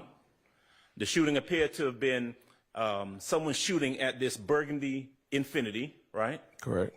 The person doing the shooting would have been a black male coming out of a white or silver Dodge Charger. That's correct. And then leaving the scene. That's correct. They were But left. leaving 45, I'm sorry, I didn't mean to cut you off. Leaving the scene. Right. And leaving some 45 caliber shell casings there at the location. That would be correct. All right. It is fair to say that that was well, you looked for cameras at the location to see if any of this was captured on surveillance cameras, didn't you? I did. There were 2 cameras located at the entrance, but they did not capture, or they didn't face the location where the incident occurred. Am I correct about that? Not sure about that. We didn't have leasing persons with access to the cameras to confirm that. Okay. Bottom line is you didn't see any camera footage of the incident. No, I didn't. You're not aware of whether or not any subsequent officers or investigators procured camera footage of the incident. No, I'm not. All right. No one was arrested that night, No. but that information certainly was turned over to either other investigators or detectives, right? As far as I know. All right. Officer Peake, I think that's all I've got for you. Thank you. Okay, Thank you, Judge. Judge. Sure. Any other defense attorney questions for this witness? No? Okay. Any redirect? No, Your Honor. Okay. Thank you for your time. You are excused. Call your next witness. Thank you. Officer J. Williams.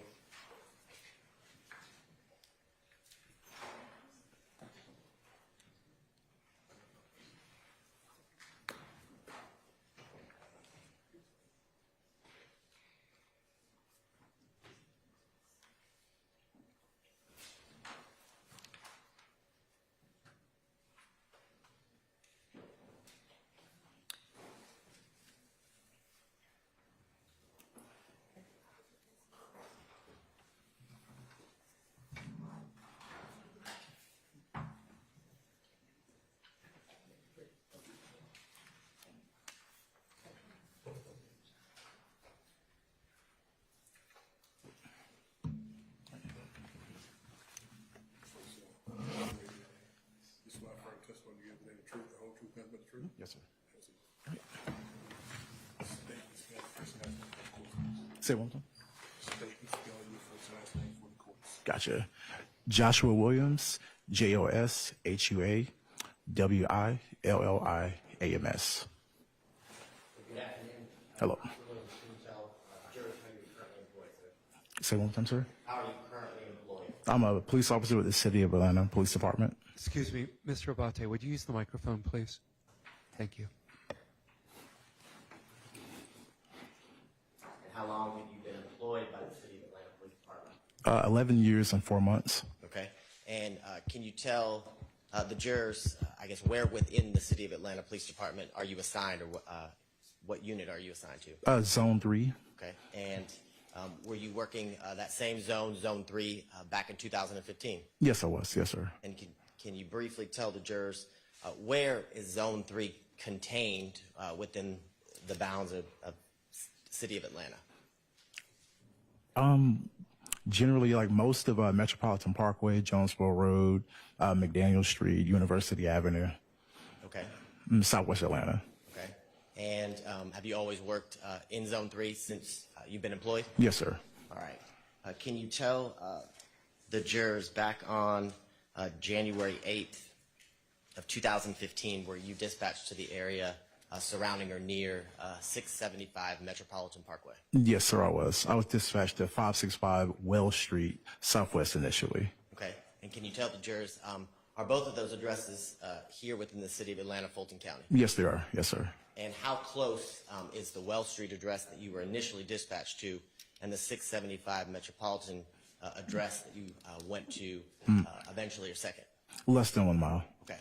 And when you arrived at the Wells Street address, can you tell the jurors what you observed or what you first encountered? Yes, so when I arrived on scene, I spoke with the security guard at the location. She advised that she heard. Don't tell me what the security guard told you.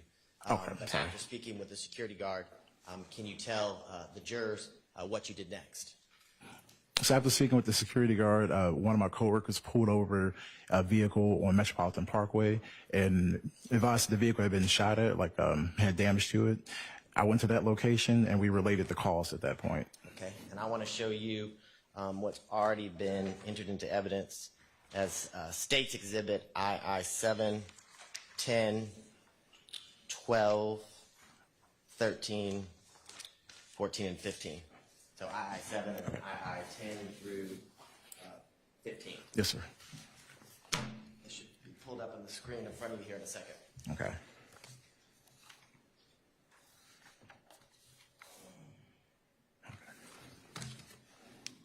Now, in States Exhibit II 7, is that the vehicle that you went to? You said an officer that you worked with called over the radio?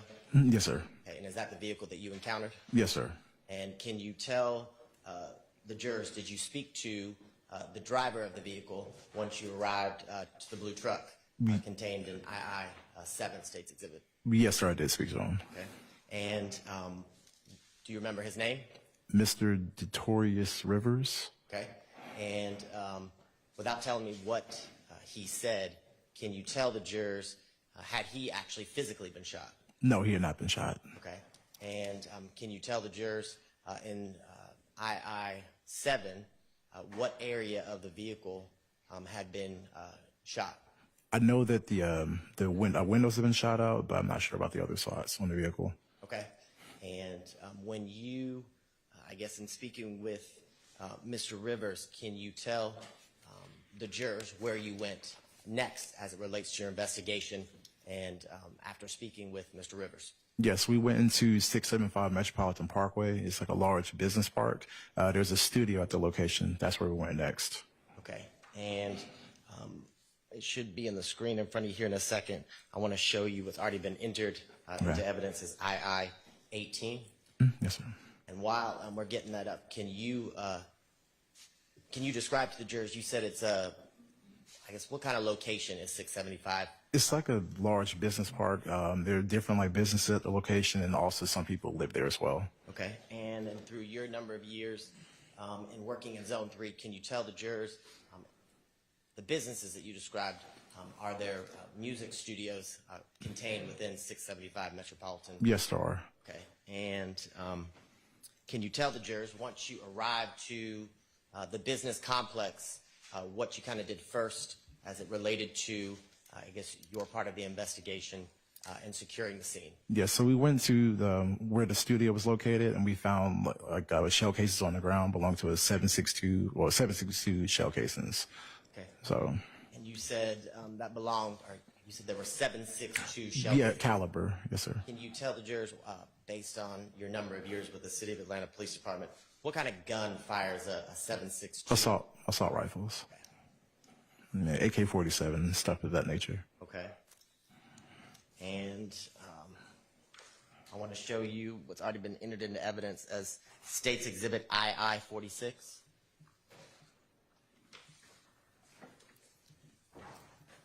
And while we're pulling that up, can you tell the jurors, while you were on scene, did members of the City of Atlanta Police Department's kind of crime scene tech division show up? Yes, they did. They showed up to process the scene, take photos, and collect the shell casings. And were you present during the processing of the scene, whether it was photographing it and or collecting the 762 shell casings? Yes, I was. Yes, sir. And on the screen in front of you, State's Exhibit II-46, are those the 7 shell casings that you described and that were located at the Metropolitan Yes, sir. Shopping Center? Okay. Yes, sir. Excuse me, the Business Center. And can you just describe for the jurors, I know it's not a great picture, can you kind of describe to the jurors where within the complex that we saw the front in State's Exhibit II-7, can you explain to the jurors kind of where in relation to that these 7 shell casings were located? I'm trying to remember, but in relation to the picture you showed, I think it's to like the right side. So you would pass by those doors and go off to the right, and the studio's on the side of that building. Okay. And would this be an area where cars or trucks would park while at the studio or some other business within the complex? Yes, sir. And when you were on scene and you located the shell casings, did you locate any other vehicles or individuals who had sustained gunshots? So no one had been shot, but there was another vehicle at the location that had been shot, that had damage to it. Okay. And can you tell the jurors, do you remember, was it a sedan, was it a truck? It was like a large purplish truck. And in State's Exhibit II-24, can you tell the jurors, is this the large purple truck that you just described? Yes. And do you remember, based on, I know it's been a number of years, where the vehicle has sustained gunshots? Honestly, I do not remember. Okay. And in the next photos, State's Exhibit II-28, should be up on the screen here in a second. Okay. Does that refresh your recollection as to where the purple truck had been shot? Yes, sir. Okay. And while on scene, did you ever have an opportunity to speak with or find out who owned the purple truck? No, I did not. The owner refused to come outside.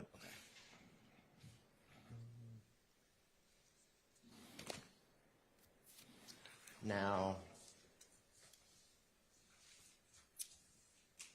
a few days later, on January 11th of 2015, can you tell the jurors, were you dispatched to the area of 215 Hendricks Avenue? Yes, it was. It was 213 Hendricks Avenue. That was the initial location. Okay. And that address, is that here in the City of Atlanta, Fulton County? Yes, it is. And can you tell the jurors, is that address in the same zone that you've been describing, Zone 3? Yes, it is. Okay. Yes, sir. Just to orient the jurors, can you tell them about how far is the Hendricks Avenue address or area in relation to what we were just talking about, the 675 Metropolitan Parkway area? That's about 1.5 miles away. Okay, so pretty close. Yes. Okay. Now, can you tell the jurors during this situation or circumstance you were dispatched, why were you dispatched to the Hendricks Avenue area? So we received a call of shots fired at the location. Some advisor was shooting in the area. Okay. That's why we were initially called out there. Okay. And in a second, we are going to pull up State's Exhibit, I believe it's 1. DDD.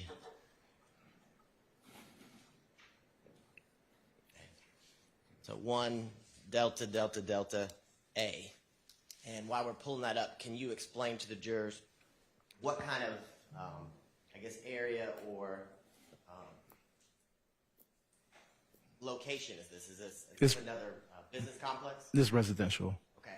And in the screen in front of you, can you tell the jurors, I guess, which house was of interest to your investigation? It's the house on the right. Okay. So if you were to, can you turn around and point to on the screen? What house? The house right here on the right side. Okay. So the one furthest to the right. Furthest to the right, yes, sir. Looking at the exhibit. Yes, sir. Now, can you tell the jurors when you did arrive, did you arrive alone or with other officers? There was multiple officers out there and a supervisor. And can you tell the jurors when you arrived to this location, did you begin to kind of canvass or look for individuals with guns or anything suspicious as it related to gunfire? Yes, we did. We all canvassed the area, and initially we didn't find anything. Okay.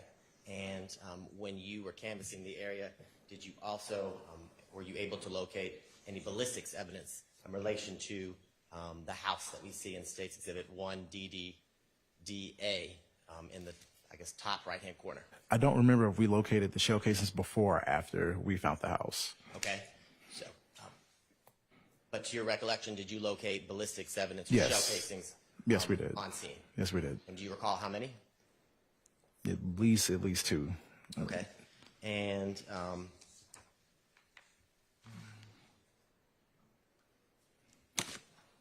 now, while on scene, were you able to interact to or speak with any residents of the house that we've been describing in 1DDDA or anybody who lived in the area? Yes. So one of my coworkers, Officer Pena, he was stopped by 2 people that were inside of this home here, and they told him that the house had been shot at multiple times. And while you were on scene, did members of the crime scene tech division within the Atlanta Police Department arrive to kind of photograph and process the scene like you described earlier? Yes, they did. Okay. And in this instance, at this, I guess, this residential area, this home, had anyone actually been physically shot? No, no one.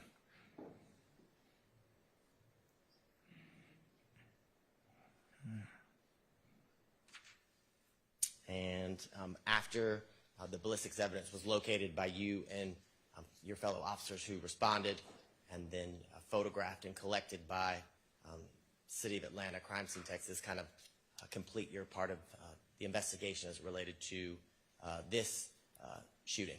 Yes. You got not anything further pending redirect? All right, are there questions for this witness? Okay, go ahead.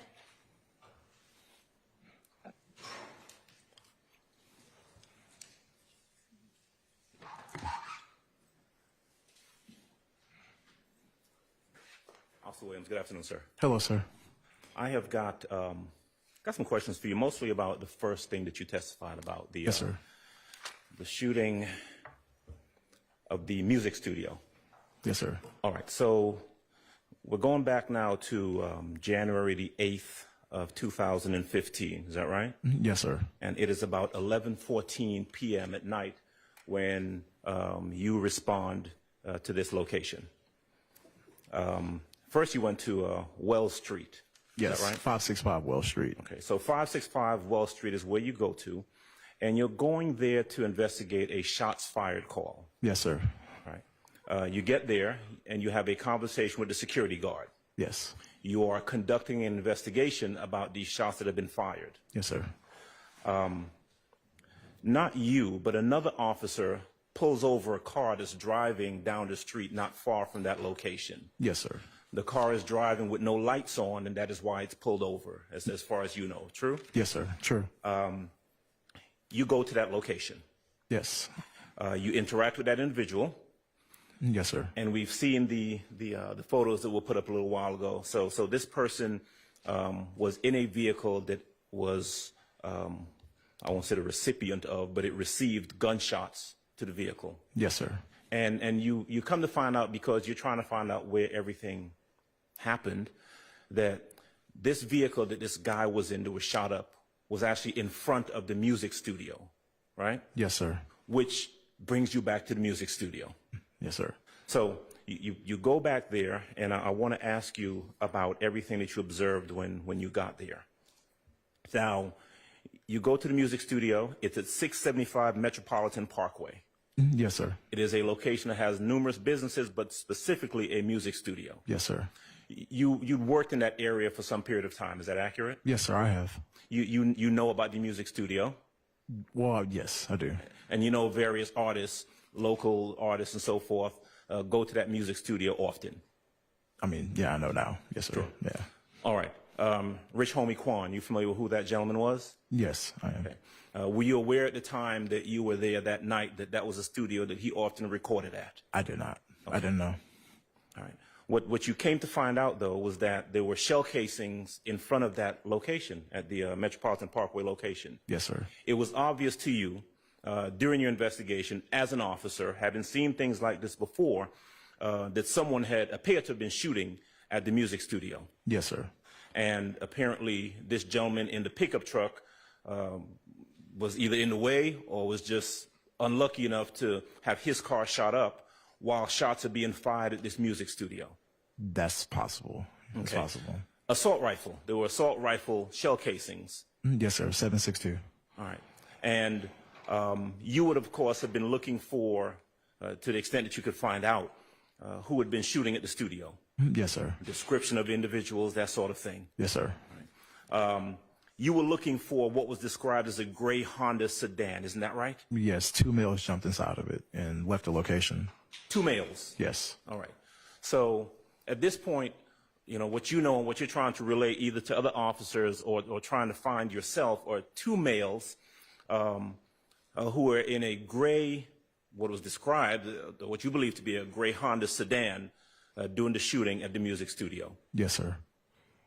At any time then or any time thereafter, did any investigators ever discuss with you anyone who had been arrested or charged with that shooting?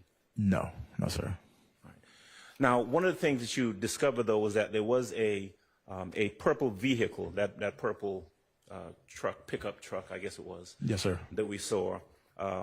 That vehicle had some bullet defects to it as well. It did. Right. Were you able to determine, I know you said that the owner of the vehicle wouldn't come out of the studio to speak to you, but were you able to determine that that vehicle belonged to Mr. DeQuantes Lamar? No. No, sir. Not at that time. You don't know who it belonged to? No, we didn't. Okay.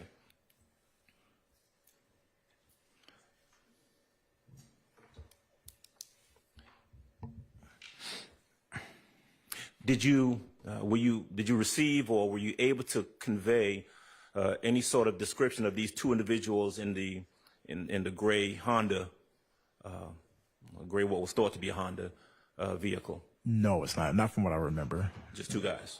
Yes, sir. Okay. Did you have any further involvement with any investigation related to the shooting of that music studio? After that, no, I did not.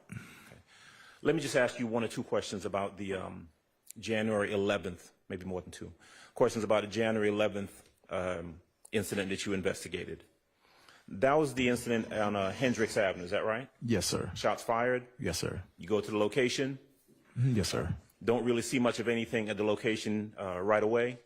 Yes, sir. We didn't. But later on, you come to determine through your investigation that apparently there was a shooting that had taken place at that location. Yes, at 197. Okay. Were you able to, was there a Kenneth Copeland anywhere around that location on that night? Not that I remember. It's been a while. Were you able to determine whether or not Kenneth Copeland or any family members of Kenneth Copeland lived at that location? Not that I remember, no. Okay. Did that name even come up at that point? I don't think so. It's been a while. I don't think so. Okay. You did canvass the area, correct? Yes, sir. No one, to your knowledge, was ever arrested or charged with shooting at that house at any time thereafter? No, sir. Not that you're aware of? No, sir. Okay. All right, sir. Officer Williams, that's all I have for you. Thank you. Yes, sir. Any other defense questions? All right, come on up.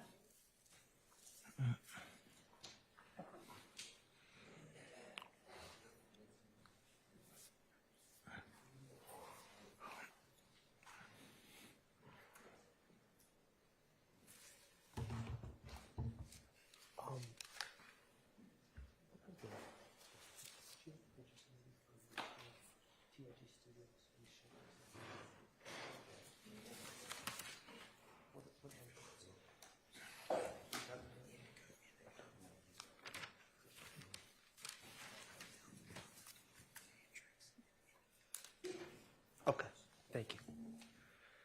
May it please court, Your Honor. Good afternoon, Officer Williams. Good afternoon. Yes, sir. Good afternoon. My name is Max Shard. I represent Shannon Stillwell. Okay. Can you hear me okay with this mask? Yes, sir. I Go can. under the weather. I Okay. can. All right. As I understand, officer, you were dispatched to the shooting at 11:14 p.m. on January 8th, 2015, correct? No, shots fired call. Yes, sir. Yes. Shots fired call. Yes, sir. You went to 565 Wells, and then from 565 Wells, did you go straight to the location where the other officer had that car pulled over? Yes, sir, from what I remember. Okay, Yes, sir. so 675 Metropolitan, the location of the actual the studio, Yes, sir. was the third location that you went to. Yes, sir. Okay. Do you know? Again, we got this 11:14. I think is the dispatch time. Do you Yes. know what time that you arrived at 675 Metropolitan? I do not remember. No, sir. From your recollection of that night, do you have a estimate of the time that passed, or the estimate of the time that you arrived at 675 Metropolitan? I do not know. I mean, it didn't take long, but I'm not sure. I'm sorry. I said it did not take me long to get there, but I'm not sure. Okay, fair Like enough. the actual time period, it's been a long time. So Fair enough. yeah. Was there another law enforcement officer while you were going to first Wells and then to the location where the car was pulled over? Was there another APD officer at 675 controlling that scene, or were you the first one to arrive there as well? I believe I was the first, but I believe I was the first one there. Okay, so is it fair to say, and I'm not putting the blame on you, but is it fair to say that an amount of time passed between the shooting and when you actually arrived at 675 Metropolitan? Yes, sir. Okay.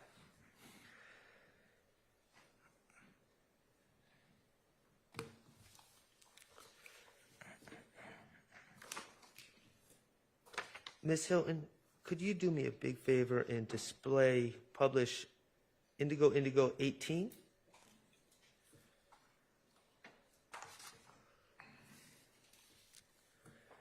Okay, sir, is that showing on your computer? Do you have the- It is. Okay, It is. great. Yes, sir. Thank you, sir. So this is, I see the signage, the Metropolitan. Is this picture what studio do you know that operates at 675 Metropolitan? I didn't know of the name, but we found out it was a music studio like during the investigation. Did you know it to be associated with TIG? I did not. No, sir. Okay. Do you know that at this point? I do now. Okay. Is this picture where it says the Metropolitan, this red building or orangish building, is that the actual studio, or is the studio part of this? No, that's not the actual studio. That's just the front of the building. The studio, I think, was on the right side of the building, like on the side. Okay, so is it fair to say that this is kind of like an office park with several different businesses Yes. operating? There are a ton of businesses. Yes, sir. Okay. So,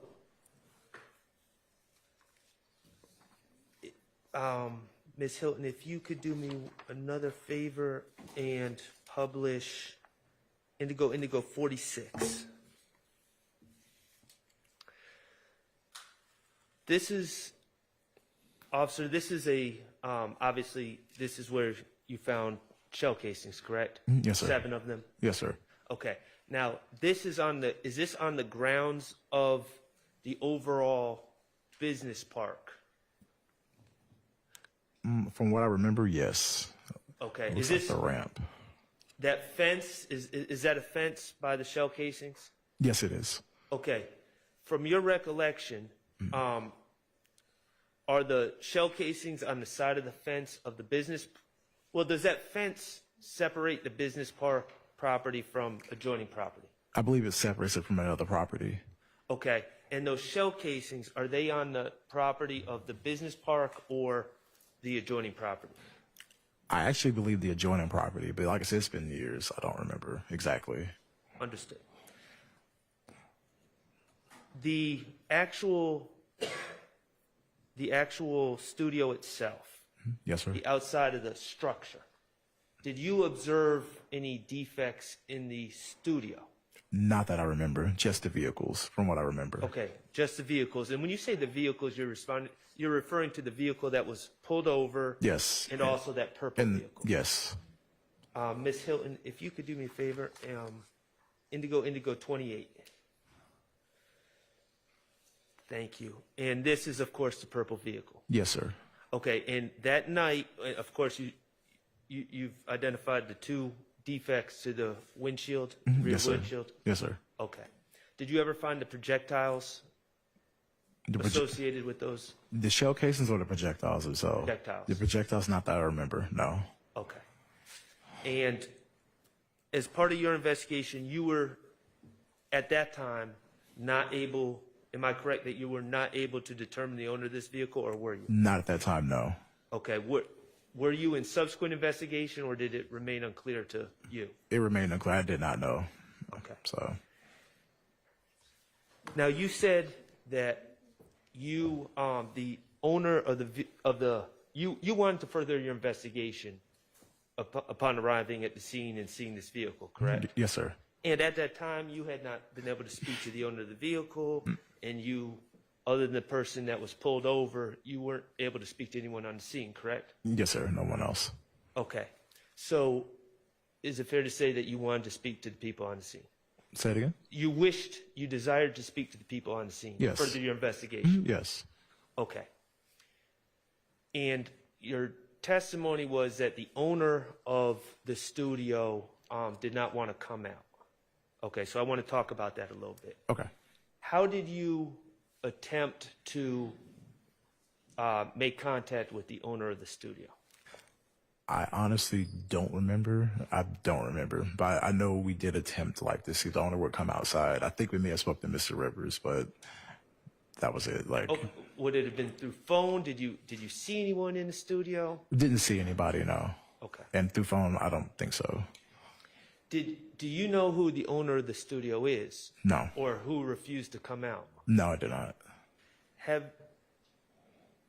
you testified you know of someone named Rich Homie Kwan?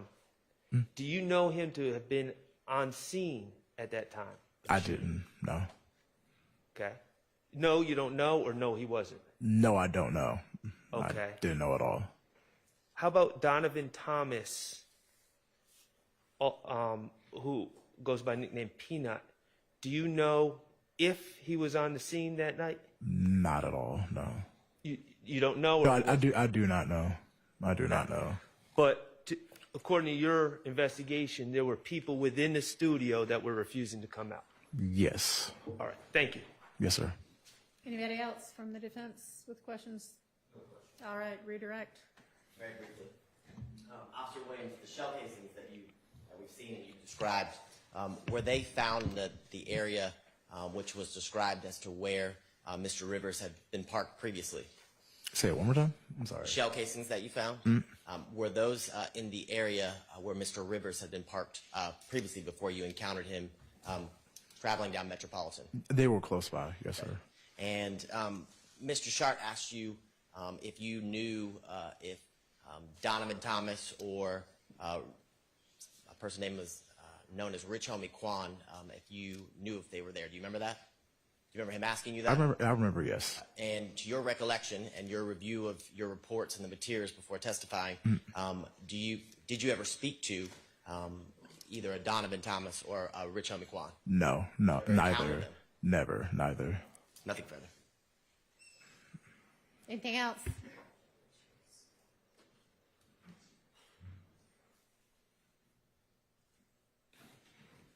So just one quick question. The people that were there, they refused to speak to you, right? The people that were there, from what I remember, we just didn't speak to anyone else there, but I don't know if anyone else refused to come outside. All right, thank you. Yes, sir. All right, thank you for your time. Yes, ma'am. Step down, call your next witness. They can call Officer A. Smith, Officer A. Holt. Okay.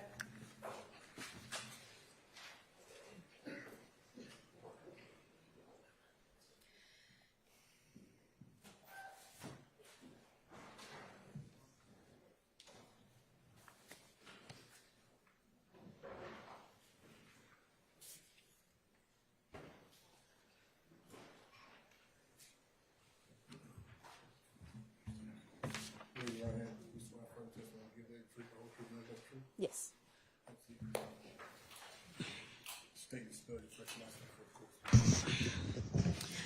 Officer Smith Holt, SMITH HOLT. Officer, You can call me Holt. were you formerly Officer Holt? Mm-hmm. Yes. Yes. Okay. Have you gotten married since April of 2015? Divorced. Okay. Apologize. And can you tell the jurors how you are currently employed? I'm employed with the City of Atlanta Police Department as an officer.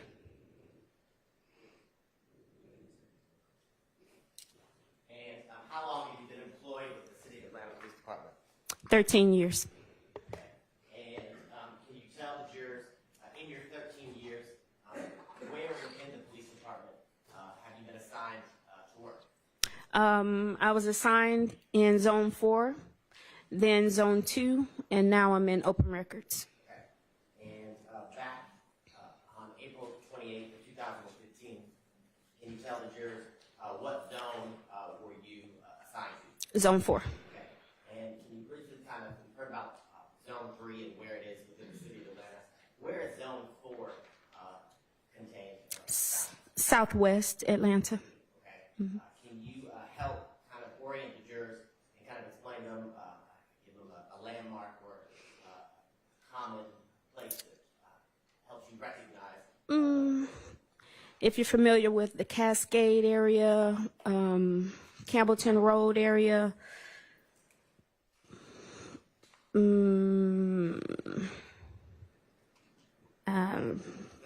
that's good. Okay. And can you tell the jurors how long did you work as an officer in Zone 4? Probably about 5 years. Okay. And during those 5 years, and back on April 28th of 2015, can you tell the jurors what hours or what shift did you work as a patrol officer in Zone 4? Mainly morning watch. Shift would be from 11 p.m. to 7 a.m. Okay. And can you describe to the jurors when you were on duty working 11 p.m.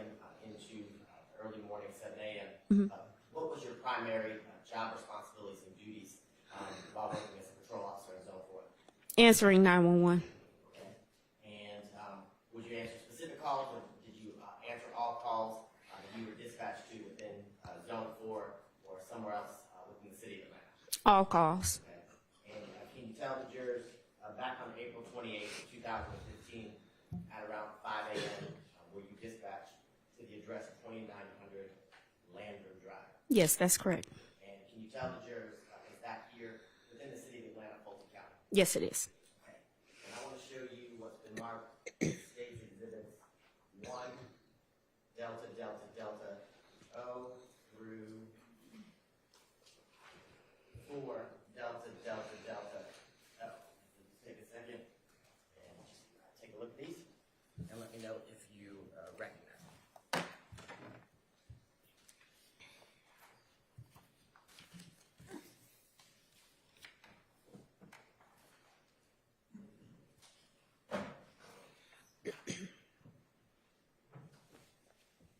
Yes, I do. Okay.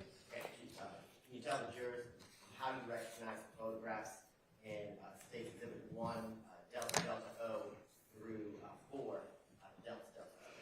This was the call I was dispatched to, 2900 Landrum Drive. I was dispatched to a person shot call.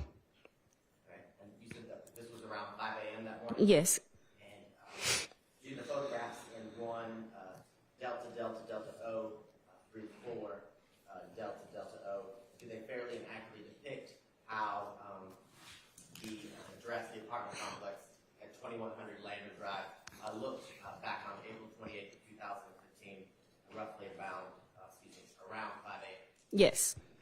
This time around in the state of tender was the marked stakes exhibit 1 DDDO through 4 DDDO.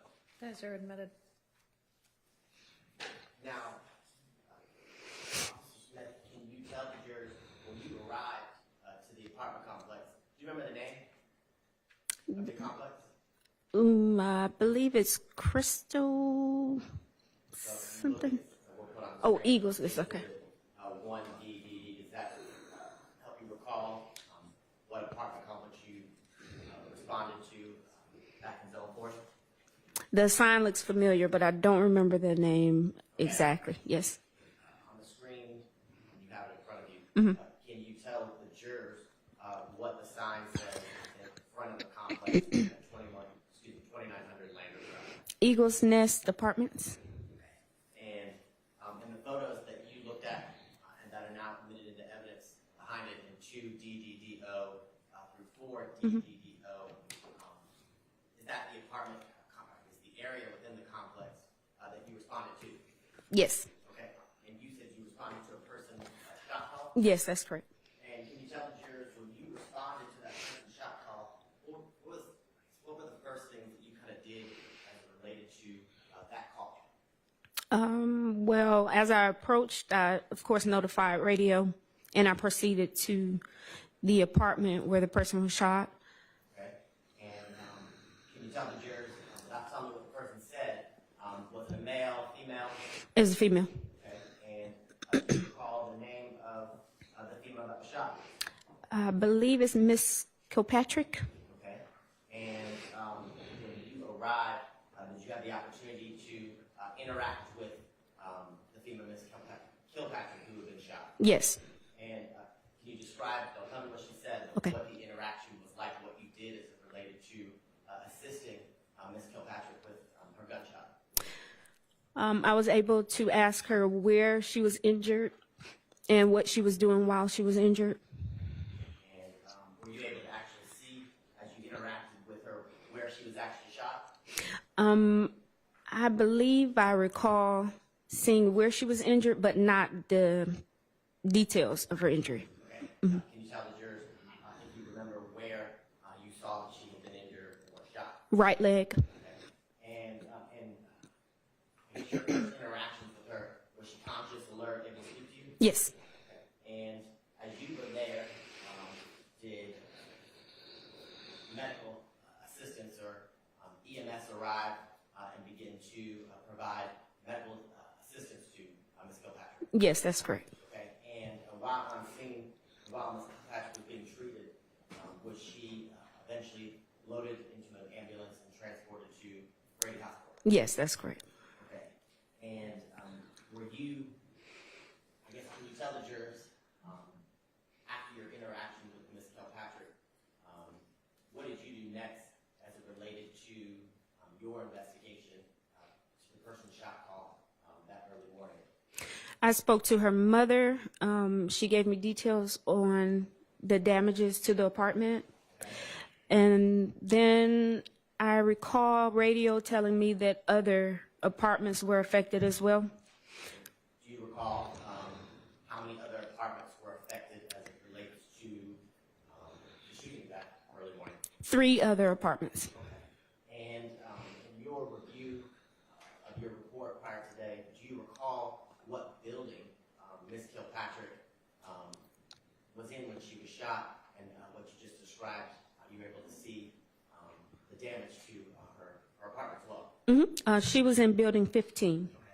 And can you tell the jurors, within this apartment complex, you got building 15, do you know how many buildings were, I guess, contained within the Eagles Nest apartment complex? Total, I'm not sure in total. I believe it went all the way up to the 20s. Okay. So it was a fairly large apartment complex. Yes. Okay. And do you recall when you go into the apartment complex, how far you have to travel in order to get to building 15 that you just described? I don't believe I had to travel far, no. Okay. Mhm. And as you said, you heard over the radio Mhm. other apartments in either that building or other buildings have been damaged. Is that what you said? Yes. Can you tell the jurors where those three other reported apartments that have been shot were located in relation to building 15? If I'm recalling correctly, they're all lined next to each other. Okay. There's 15, 16, and 19. I believe they're all lined together, if my recollection is correct. And because we have a little technical difficulties, I'm going to go old school and for the record as well as for defense counsel, I'm showing 4DDDO to the jurors. Now, Officer Smith, do all the buildings look the same pretty much? Yes. Okay. And if Ms. Kilpatrick, she lived in building 15. That's correct. Can you tell the jurors the other buildings that you, as a part of your investigation, went to where the other apartments had been damaged? I think you said 3. Yes. So the second apartment I went into, that was also in building 15. Okay. The third apartment was in 16, and then the last apartment was in building 19. Excuse me. Thank you. And in any of the apartments in the buildings you just described, so 15, 16, and 19, was anybody else within those apartments, had they, like Ms. Kilpatrick, received an actual gunshot wound? No. Okay. And while you were on scene, can you tell the jurors after locating and observing and doing your investigation related to the damage to those apartments, while on scene, did you locate any evidence of gunfire, ballistics evidence, like shell casings or projectiles? Yes. And can you tell the jurors a little bit about what kind of ballistics evidence you located and where within the area we described in the building 15, 16, 19 you found them? I can recall several shell casings within those apartments. I can recall some walls, windows being shot. That's all I really can remember. I'm sorry. When you say within those apartments, tell the jurors the shell casings located outside or inside? Ooh, I'm sorry.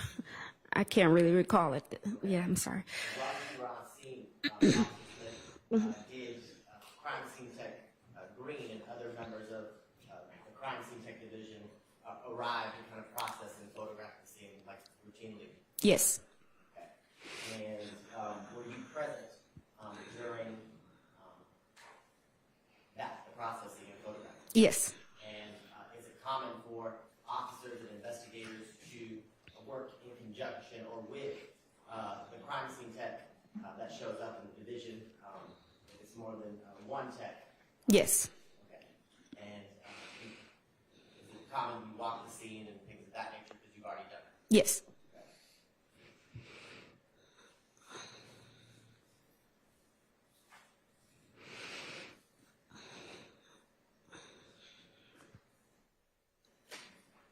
And Officer Smith, after you arrived to the apartment complex at 2900 Langwood Drive and did your investigation you described here before the jurors today, did you take part or did you have any other roles within the investigation? No. Well, thank you for your time. Any further questions? Defense Thank you. questions? Yeah, Mr. Williams, no question. All right, anybody else? None? No, no, okay. All right, thank you for your time. You are excused. Call your next witness. State will call crime scene tech Green.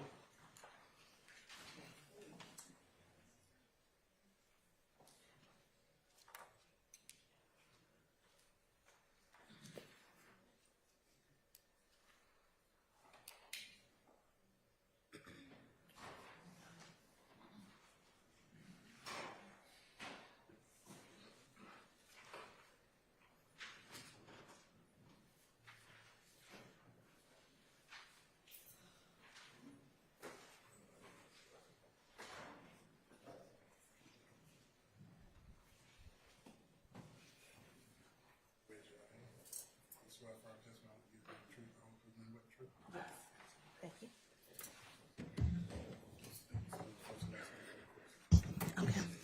Antoinette Green, ANTONETTE GREEN.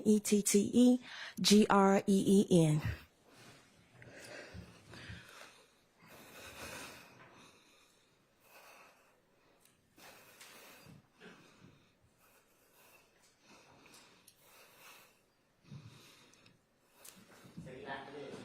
Can you tell the jurors how you are currently employed?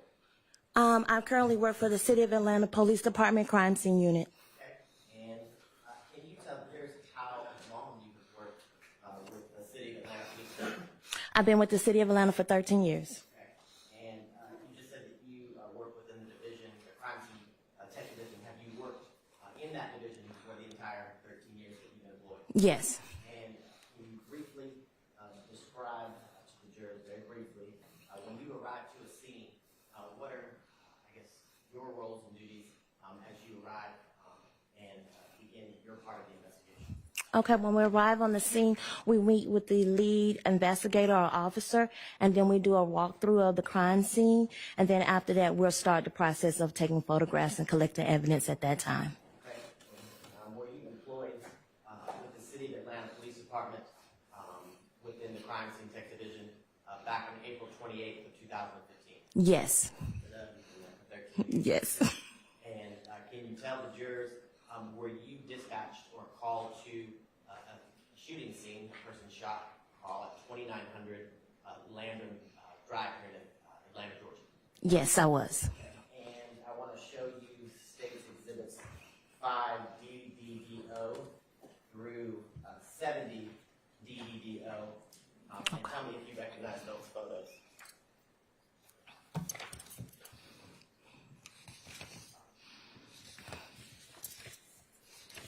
And I know you're looking through them now, but prior to your testimony, have you had an opportunity to go through all the photographs contained in State's Exhibit 5 DDDO and through 70 DDDO? Yes. Multiple letters. Yes. And all the photographs that you're looking at now, that you had an opportunity prior to your testimony to review, do all of the photographs fairly and accurately depict the scene that you arrived to at 2900 Landon Drive on April 28th, 2015, roughly 5 a.m.? Yes, they do. Your Honor, this time, the state defender, the remaining exhibits 5 DDDO through 70 DDDO. They're admitted. Okay, so I want to. Now, when you arrived to the scene, can you tell the jurors, I guess, the first steps you took as it relates to this crime scene? Like I stated before, I met with the lead officer. We did a walkthrough of the scene. She pointed out all the evidence and anything of value she wanted me to collect and photograph. And then after I do that, I go back and I start from the beginning and start taking overalls of the scenes with the evidence and everything. And can you tell me, what do you mean by overalls as it relates to the photographs that you take when you arrive at the crime scene? Okay, overall is general, like a general area of the whole scene depicted in the photograph. Okay. And after you take overall photographs, do you take additional photos of the area against which you just photographed, but kind of closer up? Yes, after I do an overall, I do a mid-range, which is a little closer into the scene, and then I do a close-up of any evidence or anything they want me to be a close-up of. Okay. And when you arrive and begin photographing the scene, do you photograph the scene like as you just described, the overall, the mid-range, and the close-up of potential evidence? Do you do that, I guess, as you find it or as is first? Yes, I do it with and without placards. And you just referenced placards. Can you tell the jurors what do you mean by placards, and what is the purpose of the placards you just mentioned? Okay, placards are the little yellow, I guess, markers with the numbers on it. That's what we consider as a placard. And what the numbers represent is like where we start first and goes up to a series of number of evidence that we have. And I want to show you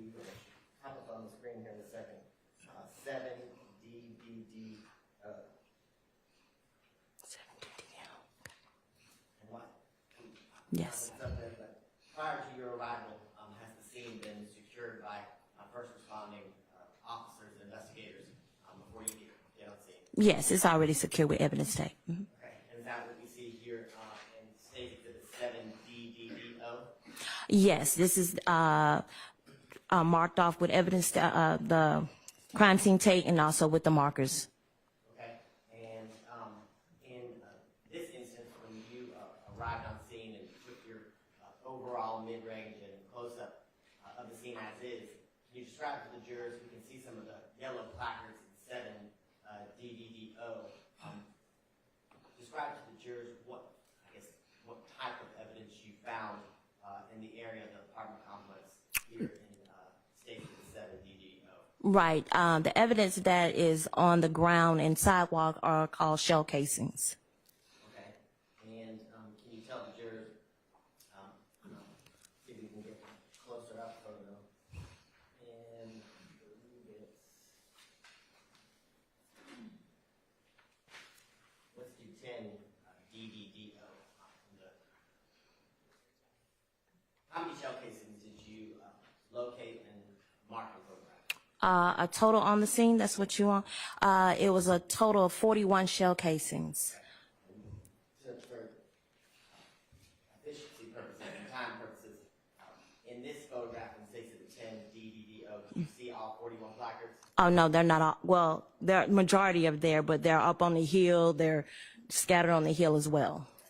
And can you describe to the jurors, you said up on the hill, are we talking to, I guess, Yeah. you're looking at it, there we go. Yeah. State Exhibit 11 DDD? Yes, yes.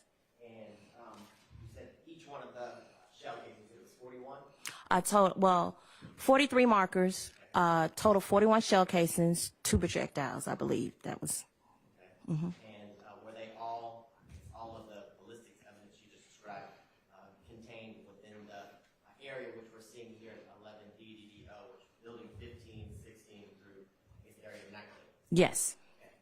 And you mentioned two types of things that you marked and collected. You said shell casings and projectiles. What is the difference between a shell casing and a projectile? Okay, the shell casing is the actual casing that is ejected out from the firearm. It's the little silver shell. The projectile is actually the bullet that goes out of the shell. Okay. And can you tell the jurors, as it relates to the shell casings you just described, were all of the shell casings that you located found, I guess, outside of the apartment complex on the hill or in the area of the sidewalk? Yes. Okay. Now, can you tell the jurors a projectile? What is a projectile? It's the actual piece of metal that is fired from the shell casing. And do you remember or recall where on the scene you located the two projectiles you described?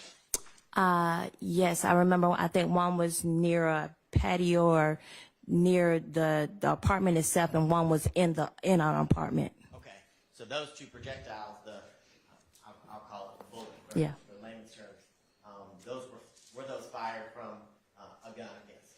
Yes. Okay, and you said those were found in one of the buildings, whether it be 15, 16, or 19, either on the patio or within a damaged apartment? That is correct.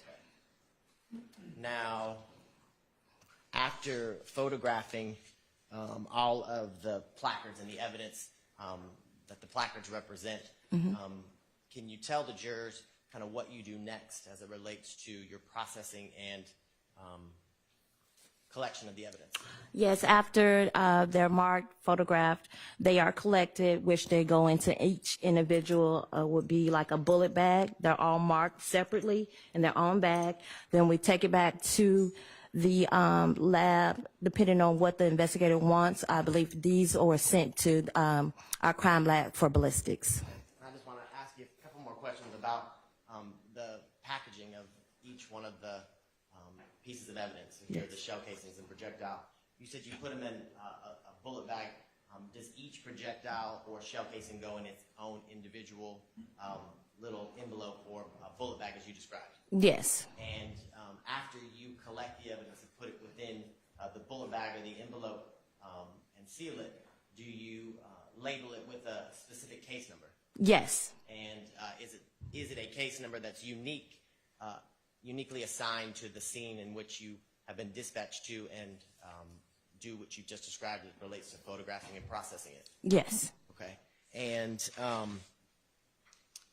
on that bag, we described the unique case numbers on there. Mm-hmm. After you've sealed it, do you sign it, put your name? Yes, I initialed it on the back.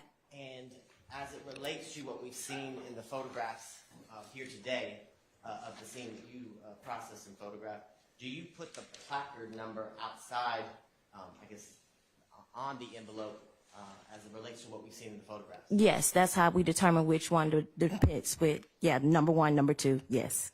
Okay. Seems silly, right? That's a No. silly question. Yeah.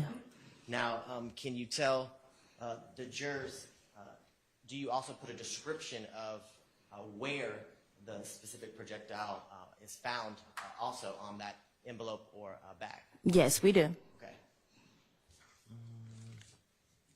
And is that something you do for all evidence that you collect in any scene here at 2900 Landham Drive during the early morning hours of April 28th of 2015? Yes. Okay.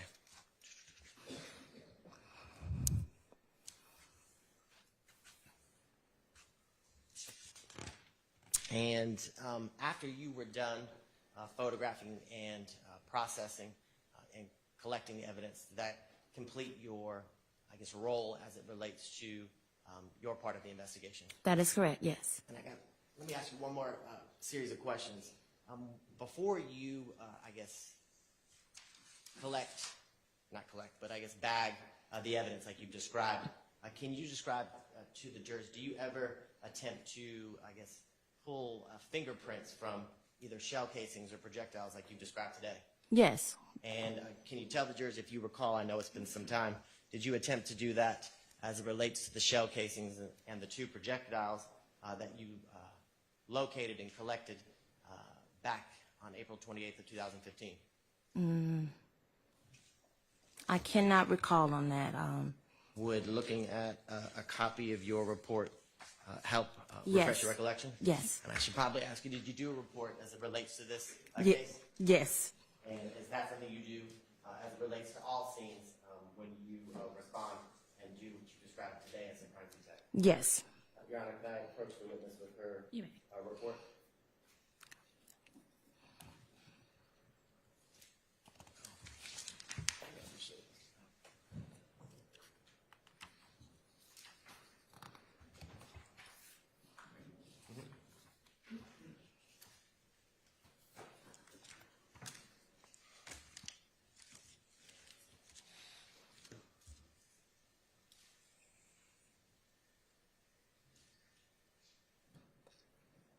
Based on my reports, no, I just did photos and ballistics on the shell casings. Okay.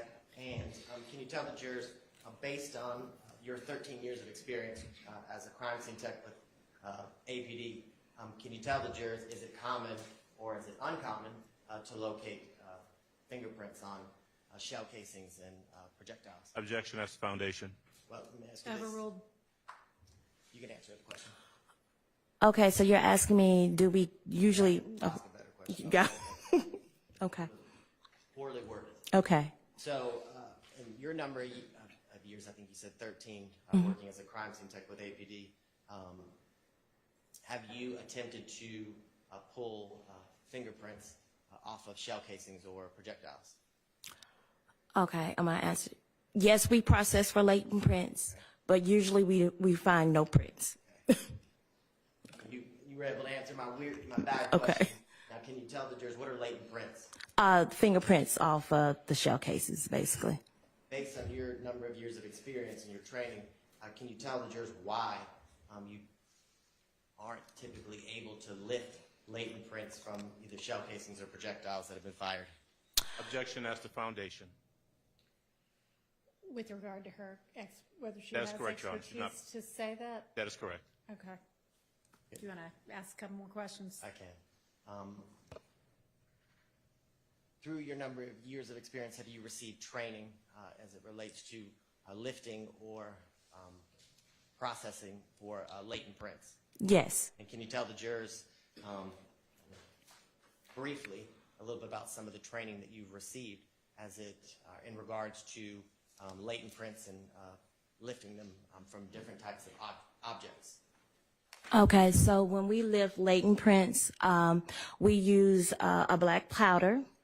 Sometimes, depending on the surface, a black powder is all we use. Sometimes, depending on the surface, we would super glue, basically put it in the chamber, let the super glue heat up. It adhere to the prints on the object. Then we'll go in with a powder to see if it raised, if we have a lift, a print, and then we'll use a tape to lift the print off.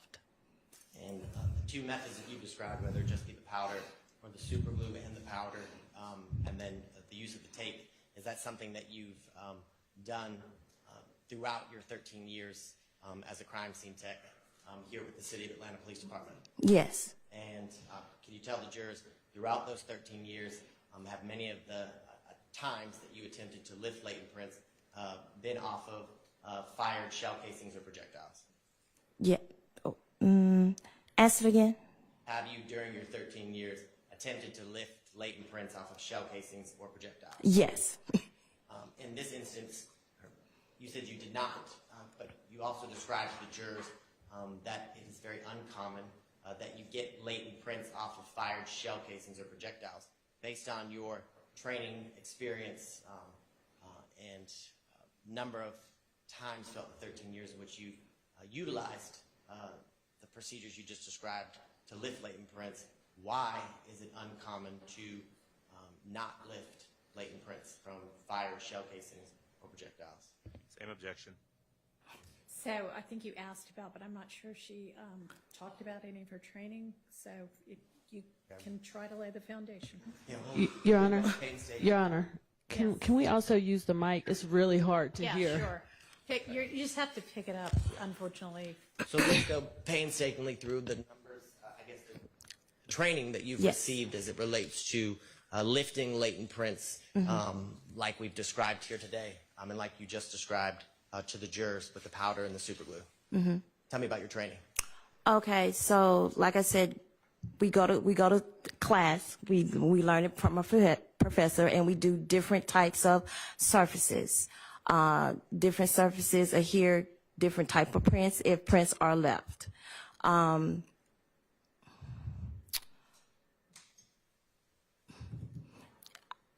I guess for shell casings, you want to talk about the training for shell casings, or?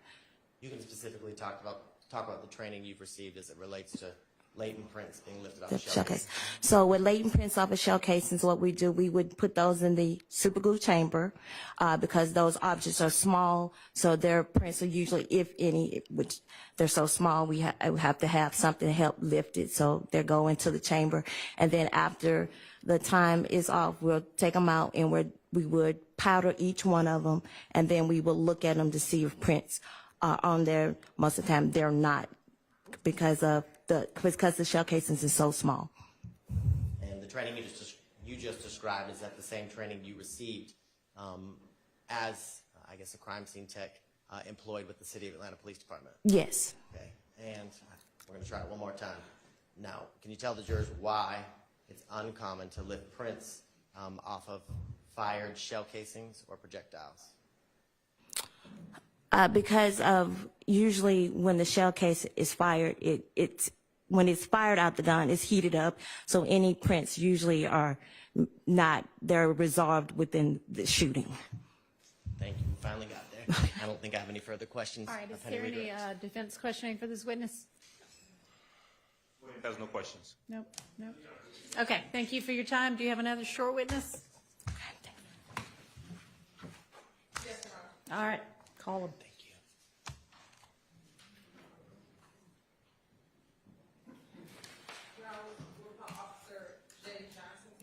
Okay.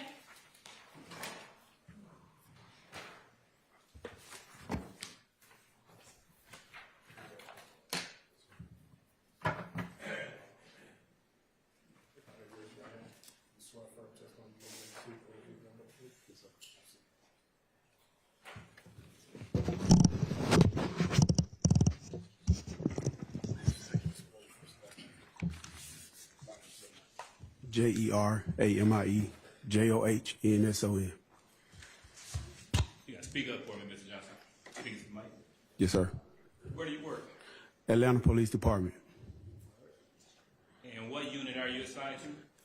Atlanta SWAT.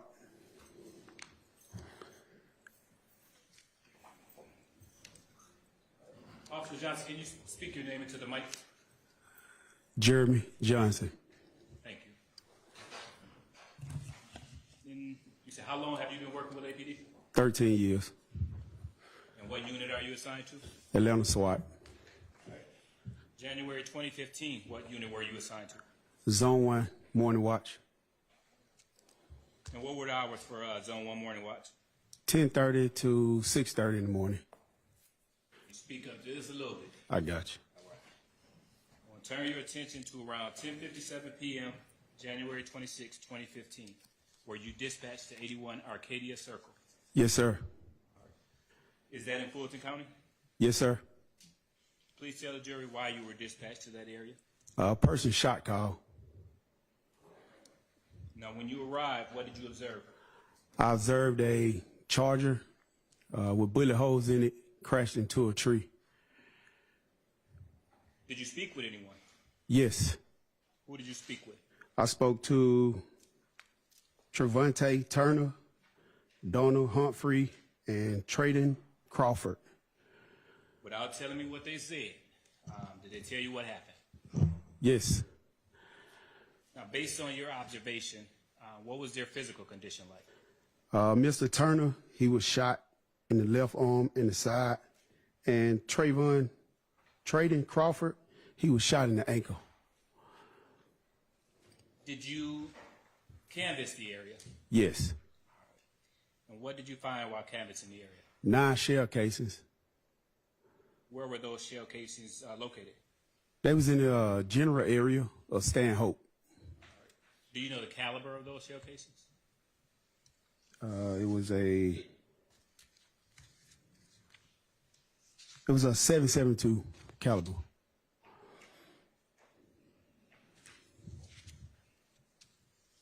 Now, while also canvassing the area, did you notice any property damage to any other vehicles within the area? Yes, it was a Kia. It was parked at 190 Stanhope Circle. And what kind of damage was done to the Kia? It was damaged, gunfire, due to gunfire to the front driver's side window. What about any property damage to any homes within the area? Yes, it was also damage to 186 Stanhope Circle, the front window of the location. I'm now going to go ahead and publish for you what's already been admitted states DDD Charlie 3. I'm sorry, 3 DDD. Yes, See? that's right.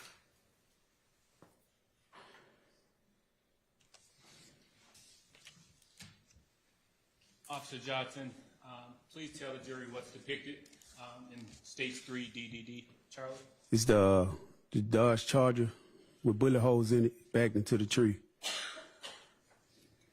And where was that located? It was at Arcadia Circle. I'm now going to go ahead and publish states what's already been admitted, states 26 DDD Charlie. Please tell the jury what's depicted in states DDD Charlie. That's it was a bullet hole right there at the top front window to the right. And what is the address? 186 Stanhope Circle. Now I'm going to go ahead and publish what's already been admitted, states 29 DDD Charlie. Please tell the jury what's depicted in state's exhibit. The gun, the bullet hole in the window due to gunfire.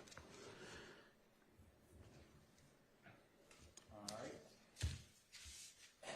Investigator Johnson, do you know what happened with the Charger?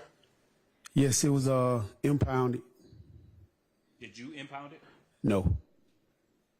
What happened with the shell casings? The shell casing was collected by ID Tech and taken in for evidence. Now I'm going to go ahead and publish 5D, Charlie. And please tell the jury what's depicted in 5D, Charlie. Those were the shell casings were located. What street is that they're located on? That was Stanhope. Officer Johnson, the crime scene's techs come out and process this scene? Yes.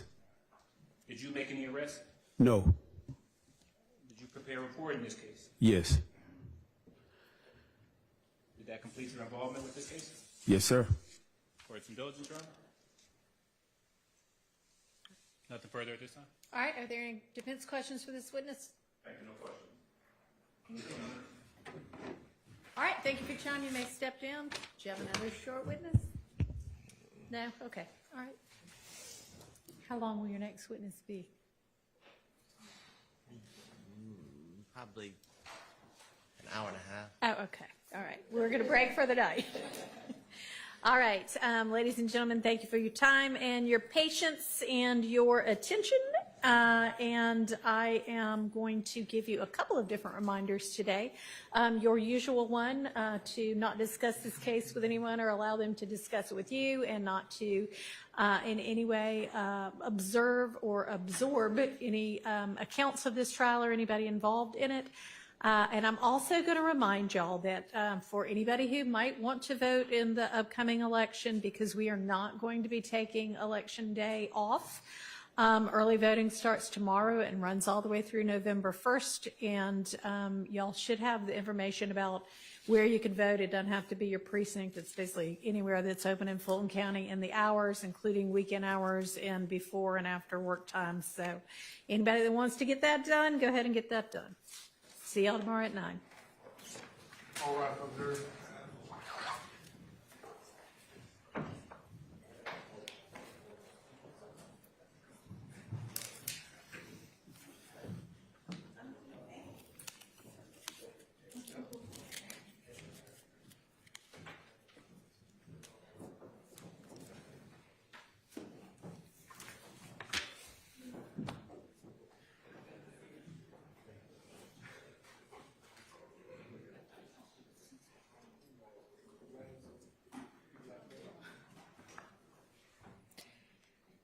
I want to commend the state for the efficiency with which the evidence was presented today. Keep it up.